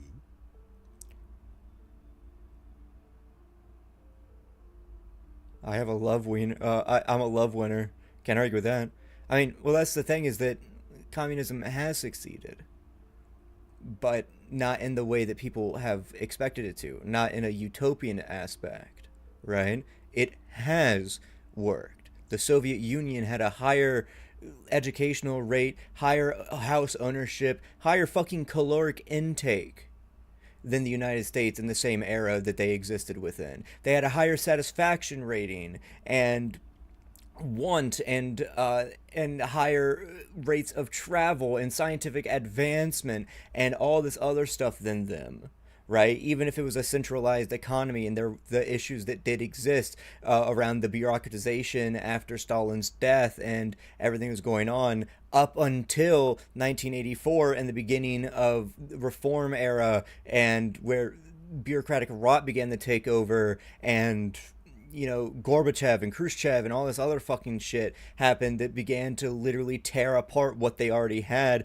because they wanted capitalism back and all this other shit rotting at them, right? Then you can look at Cuba. Cuba has the most doctors in the entire world, right? That literally get sent to other nations. You can look at Vietnam in the course that they literally fought back against imperialist powers and won, right? Then you can look at fucking China, modern China, regardless if you want to say that it's state capitalism, which is still very far left in terms of ideas, but left wing, not actually truly leftist or leftism. They are Marxist-Leninist. They do have a form of socialism. They are moving towards socialism more and more and more because of the party rule and everything going on, as opposed to allow the market capitalism and economic reforms that they had, allowing parts of capitalism in to make money and other things like that to kind of pick up the slack where they were and to move ahead, right? But because of the party, they are now continuing further and further into socialism to ensure that these corporations don't take over, and now even more of them are being owned and worker operated and all these other things. But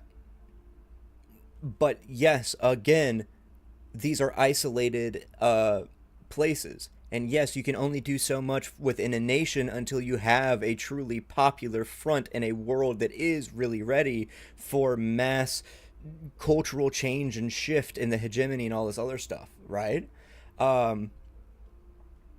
So building it again is something that would need to happen. It would need to happen in any other country, whether it was a country that thought they could eternally have revolutions going more and more into other countries for world revolution, which can become paternalist, weighing on resources, and unless properly thought out, can become Trotskyist, which is just idealism and other things like that doesn't really think about anything or really consider the consequences of the strain of a world revolution constantly going on, as opposed to helping with other revolutions around the world. So, what about all that communism you've promised to build? Word on the street is you've woken up from 1,000 years of slumber, promising to erect a version of communism many times greater than any attempted before. Is that true? How come there's word on the street? You keep saying things like, down with the bourgeoisie, eat the rich, sodomize the landowners, impale all people who have more than 25 real in their pocket, literally murder all human beings regardless of their political beliefs. That kind of stuff.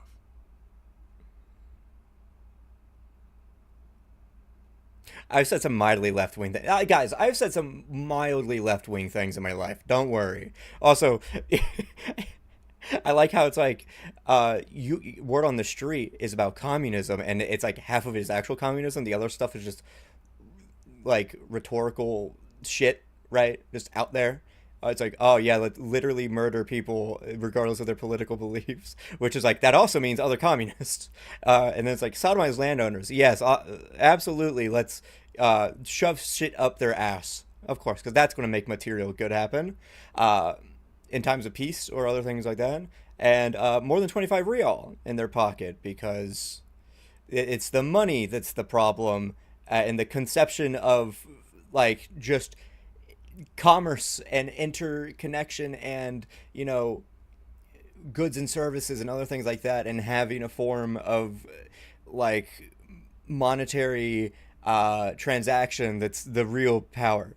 Despite the fact that Karl Marx had literally wrote a ton of different shit talking about how it's actually not that. It's about social relations, social capital, capital as it refers to land, money, and other things, and how the relations between those elevate class interests and all this other stuff. And literally also people have moved on from that into talking about how like, oh, what about like vouchers? What if we used vouchers instead of money? But then it's like, well, those vouchers are just money at that point. So it's clearly not the idea of exchanging something for something in return. It's the relations between those things that matter the most. All right, that does sound like me. Funky style. Very funky. So tell me, do you have any questions before we fire up the big communism builder? Or do we get right down to it? Hold on. Wolf your sleeves and start building communism. Too tiring. I don't have it in me. I'm too beat down and broken. Failure. It's about failure. Failure? Yes. Abject failure. Total, irreversible defeat on all fronts. Absolutely vanquished. Beaten. Curb stomped and pissed on. Until you came along. You will reverse the fortune of the workers of the world. No, because he has to, only a single individual can do that, right? You alone, against every living thing, against every human alive. 800 trillion real in the hands of an impossibly well-organized ruling class. Towering city blocks of bankmen who have the ears of prime ministers. Million-headed armies of nations and the love of your own mother. Oh god, the sarcasm in his voice. But also it's like, yeah, communism too. You against the atom, the charm and the spin, where the whole world failed. Matter failed to bend to human will. Human will failed to get out of bed and tie its laces. You alone, single-handedly, will rebuild the dreams of the working class.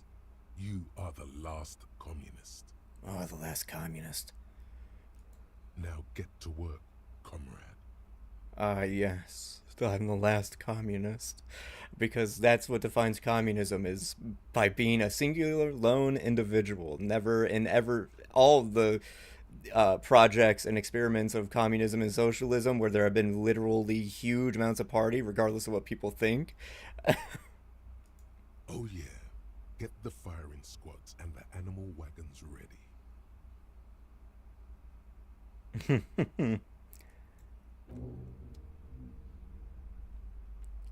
That was very fun.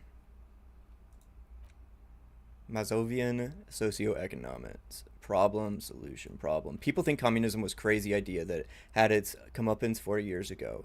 A fever that took over the world, never to return again. They were right until he woke up today, a spiritual corpse responsive only to the call of the Commodore Red, prostitutes, and Krasmazov. For him, communism is still a thing. He will single-handedly raise the commune of O2 from the oceanic trench where it had been resting, covered in a ghost and seaweed. He is the big communism builder. Come witness his attempt to rebuild communism in the year 51. That's awesome.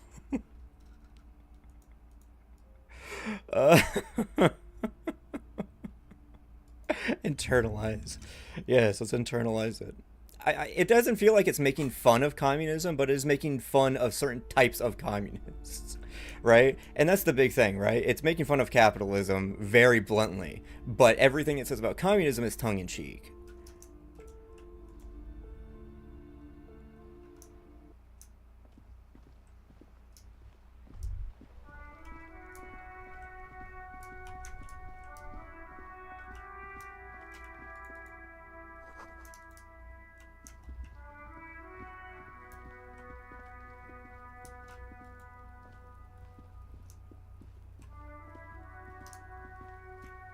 Nope. Hey, get that out. Kuno's got this. If there ever was such a thing as an ugly kid, then this is it. Oh, here's that He's ginger kid. almost exquisite in his ugliness, like a gremlin. Oh yeah, nappa gumpy, Kuno! Hmm.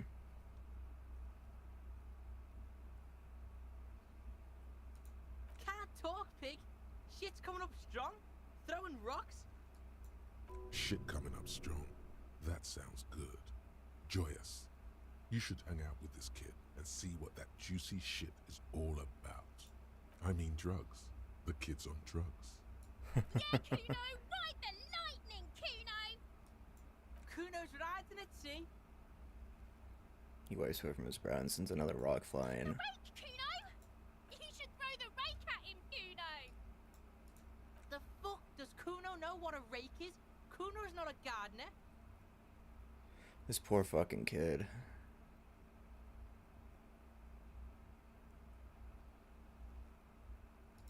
We shouldn't do anything. I don't tempt such forces. You will see. The language these kids are using, pure unfettered id. There will be no reasoning with those creatures. Yeah, I'd imagine. The fuck are you talking about? Fuck are you talking about? Kuno! He says we're fucking each other! He's calling us faggots, Kuno. He says we're fucking each other. I don't have time for this.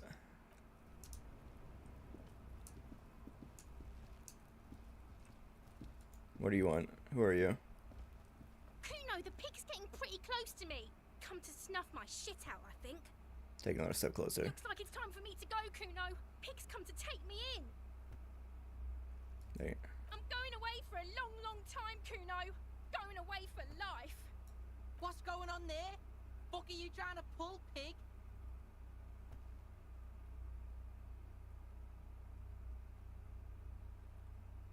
Child, converse with me. Murder was the case they gave me.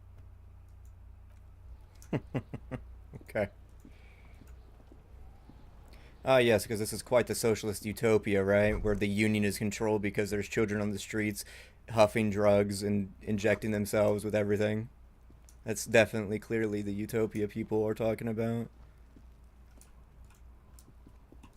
What's this fucking guy wearing? The corpse looks at you with bulging white eyes. The face around them does not look human. It's swollen and ready to burst. His lips are fish-like and his tongue like a ball gag in his mouth. Damn. You seem to be holding your breath. A cargo belt twists his neck at an unnatural angle. The body below appears stiff. It's letting out an ungodly rot. The smell seeps in even through your clenched nostrils. Active decay. It's okay to throw up, officer. No one is judging. He's about to blow. Cock's gonna blow, Kuno. Someone's trying to grow herbs in this greenhouse. Oh, hell yeah. Magnesium, hell yeah.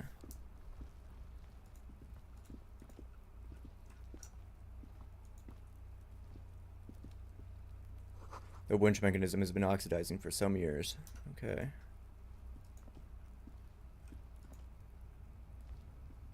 An inconspicuous pile of the roofing material, Eternite. Eternite, what is this? It's nothing. Someone just left some roofing material slanted against an old shack. Perception. Because there's a secret door hidden behind the panels of Eternite. That's why they're too orderly. There it is. You see a shabby little door.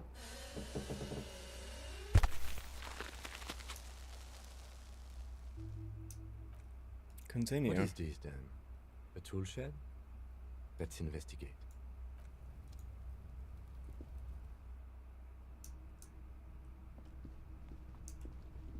Oh wow, it's probably that kid's throne room. They're like base of operations or some shit.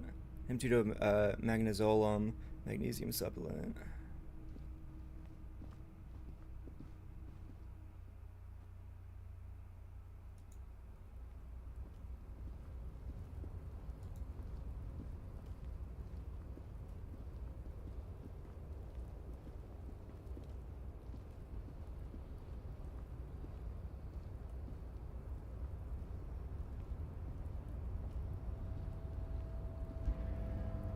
It is very interesting because, like, when you actually Like someone left his tarpaulin cloak hanging on the railing here.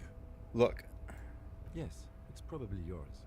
It bears the RCM insignia, and you have a habit of being careless with your equipment. You could probably make the jump. You look like you've done some track and field in your day.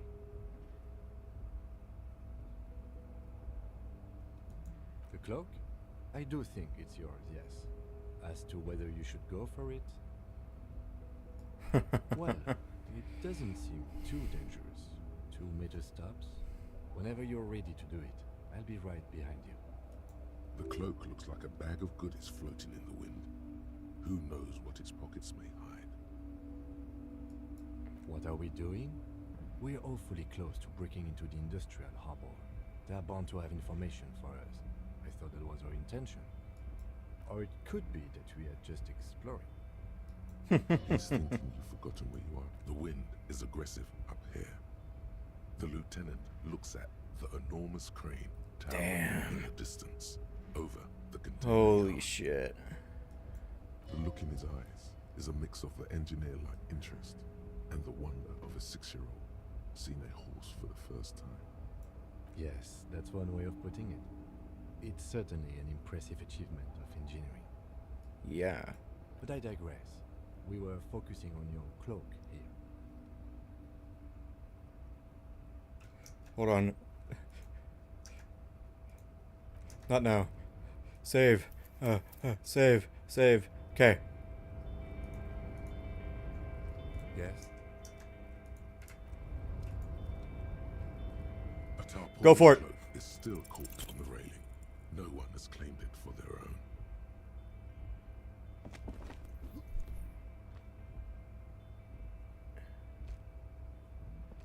No, no. That's still too high. What were you thinking? You're not a gymnast. You're a boxer. And you've climbed I'm a way boxer. too high up here. Sure. Just be careful, okay?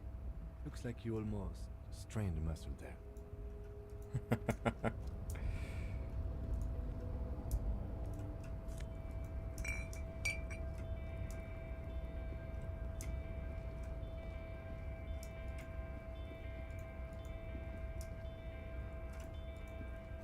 This door is going to collapse soon.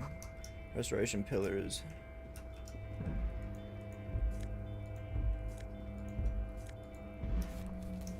Grand Coram. It's an ill-advised residential area.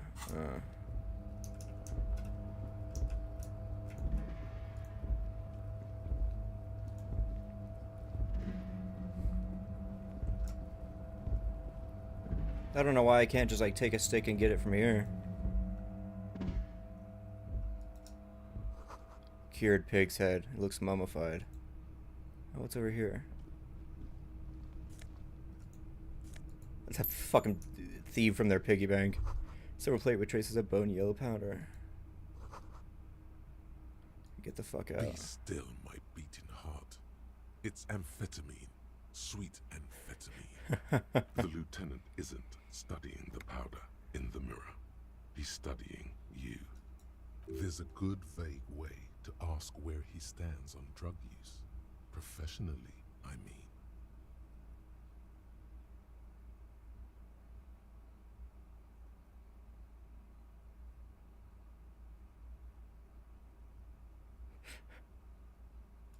Perhaps not. This is below our pay grade, detective.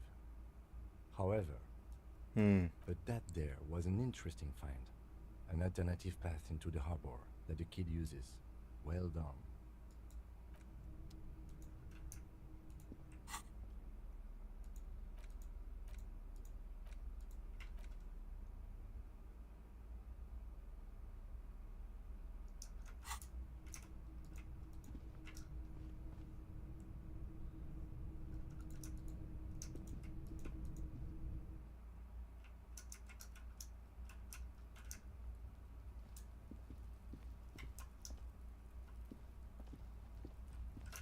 Okay.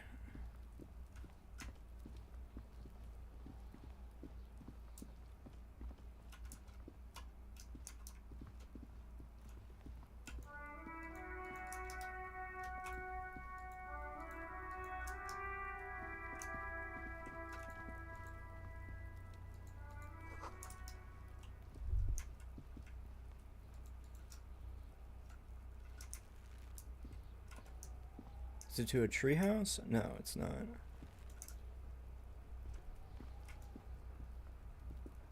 There he still is, looking right through you with his white eyes. The body below is entirely dedicated to that corpse smell. Emitting it is all it does now. A man who had a life, emotions, fears, loves, dreams. Now nothing but emanating a smell of rot.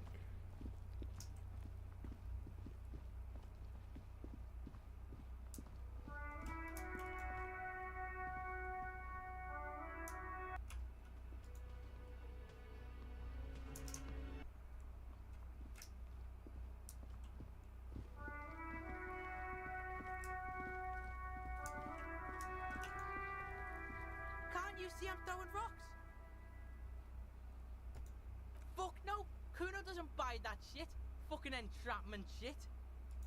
Alright, entertain the Kuno. Show me what you got. What you got there? What you got, huh? Show me what you got. You found Kuno's secret door to Kuno's secret shack. It was closed for 5,000 years. How the fuck did you get in? Shit. Get the fuck out of here. You can't do that. You can't do that, Kuno. He's trying to fuck at you again. Pigs can't displace. Can't do that teleport shit. How did you like it in there, pig old boy? Kuno's got a lot of cool shit there, right?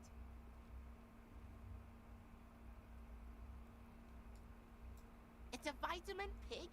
Don't you know anything? You could use some.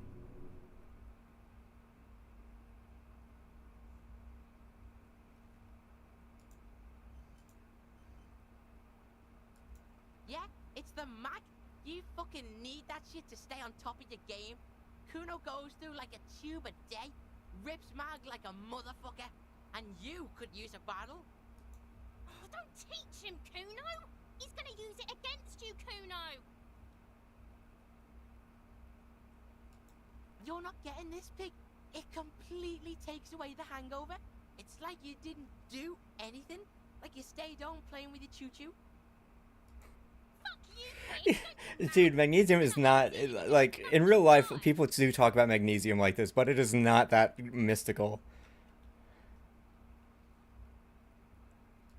That's where Kuno gets his daily hit of electric.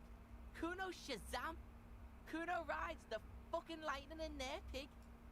Bet you'd like to ride the lightning too, wouldn't you? You feel tired and old, but you could have that sparkle in your eyes. Oh, that?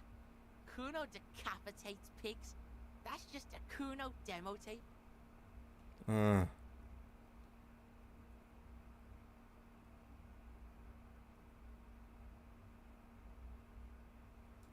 What? What is this shit? Fucking on yourself. This is weird level shit. Kuno doesn't go there. Fuck your shit back to normal. What is this? Well played. No one saw that. Exactly. Is it? You got pretty fucked. Kuno's surprised you've still got your head after all that.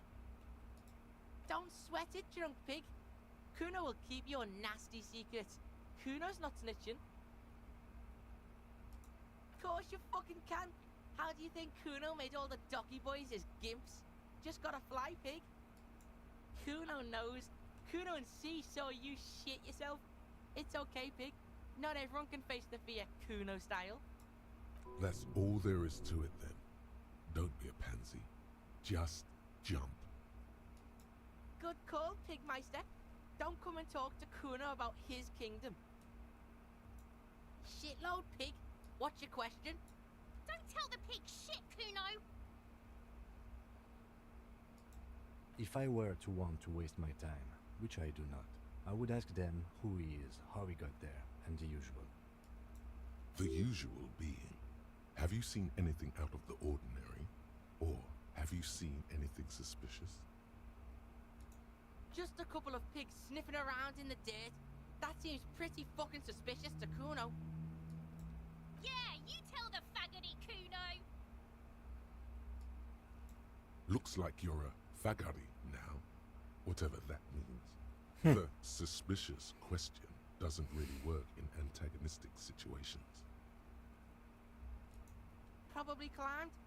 Kuno was busy down the road when that shit went down. You heard Kuno. Kuno wasn't even in Martinez. Kuno wasn't in Revachol.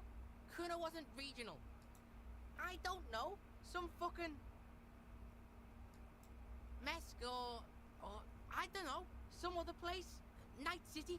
Kuno was in fucking Night City. Dude, holy shit, Choom. You get fucking chromed up in there? I need a new Ripper dog. What's going on? Yo. I bet you were scrolling some fucking crazy beaties. There is no Night City anywhere. That sounds like the name of a city in some pulp science fiction novel. It is, because it was in Neuromancer, and then it was in Mike Pondsmith's Cyberpunk. Why you gotta be riding Kuno's ass? You haven't been where Kuno's been. You haven't been in Kuno's head. You wanna know where Kuno was? You wanna know what Kuno's been fucking up to? Yeah. Don't tell him that, Kuno. It's lame. It's not fucking lame. Kuno's building Kuno City, Night City, Rage City, the City of Rage. That's it, and it's not lame. Lame. That's the name of Kuno City, bitch. Get the fuck off Kuno's back. This shit ain't about that. Kuno's fuck gimp. Kuno uses the fuck gimp for target practice. He's trying to hide the fact that he doesn't know. Kuno knows what you meant. Kuno's not a snitch. That's all. Trying to make Kuno sing into the popo phone. You're testing Kuno's patience here. Get lost. It's so funny that they're swearing the word faggot.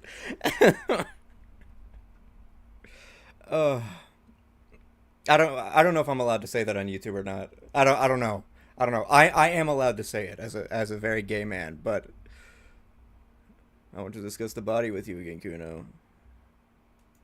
Right, pig. This is where Kuno plays with his little wooden choo-choo. What do you want with it? Dunno. Kiptas gardener used to work there. Kipped? Kipped is a pejorative term used to describe people of South Seminese or Erie-Uppergite descent. It used to be a common first name among the Erie-Uppergites of Ilmarin. Not so much anymore. Yeah, that's what Kuno said. She couldn't handle the heat, so she took off. Kuno can take it. Shit's nothing to Kuno. Look, Kuno doesn't explain shit. Kuno just says shit. Yeah, her. No, it's not fucking Kuno's. It's ancient. Look at it. He thinks you're fucking fool, Kuno. He says you climb the ladder up to your magic tree house. Get the fuck out of here, pig. Kuno doesn't have a magic tree house. Yeah, whatever. Kuno doesn't give a shit.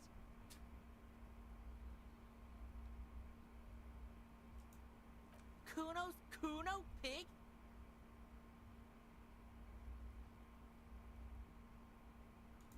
The fuck are you calling a third person? Kuno's the fucking first person. He looks slightly confused, but proud he came up with that retort. But right as he's getting distracted, you hear a malevolent hiss from behind the fence. Watch out, Kuno! He's trying to fiddle you! He's gonna put his hands on you! The thing behind the fence. Help! Rape! Help! He's got the Kuno, help!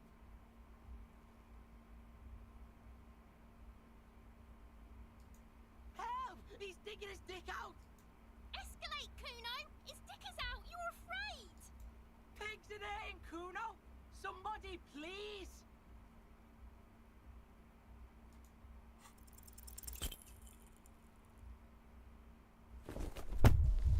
Did I just die? You didn't shut him down. Your fat fist didn't meet its target. Instead, it pulled you down with it. St. Alien trying to hold it together. Pigs trying not this shit? Can no one stop the Kuno? Pig, Kuno thought you had this. What happened? Kuno can't do anything now. The whole charade was about to establish dominance over you. It's safe to say he has succeeded. Fucked your shoulder, fucked your knee, fucked your fat body up. Yeah, you deserve this. Trying to show your dick to Kuno. Oh God, do something quick. They're gonna start that again. Kim, help me up. No. Kim, help me up. Kim. No. Kim, help me up, please. No. Please.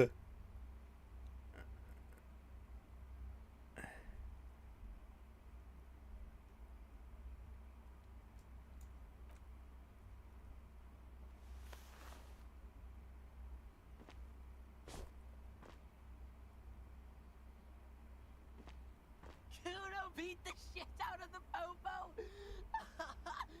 Beat your fucking knee off. I told you not to tempt such forces. Now, how about we go and do something worth the public's time?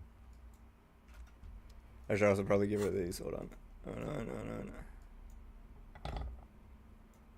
Yeah, I'm gonna show you my dick, alright. Come here.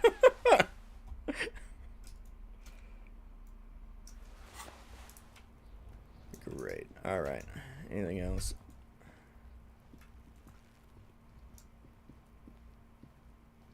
This trash container is locked. The sliding... There's something in there, not necessarily connected to the case, but the body is downwind from here. Maybe you prefer the smell of garbage to the smell of death. Trash? Food waste from the cafeteria? They lock these containers to keep the derelicts from flocking in. Could be evidence too.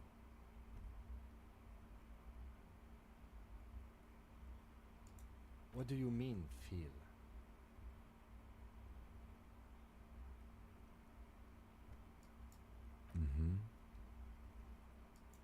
We could try using a pry bar, the one you took from my motor carriage, or we could ask for a key from the manager of the Whirling in Rags. He probably has one. Oh shit, hold on. Wait.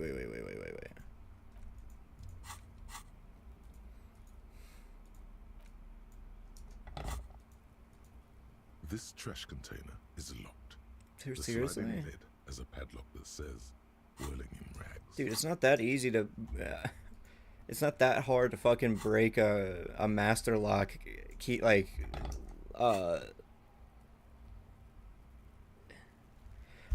Fuck, what are they called?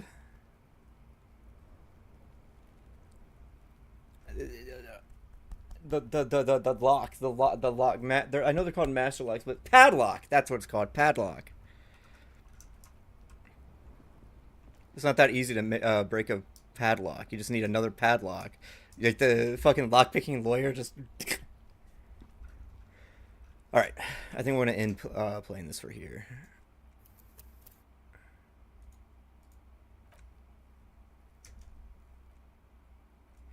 Alright.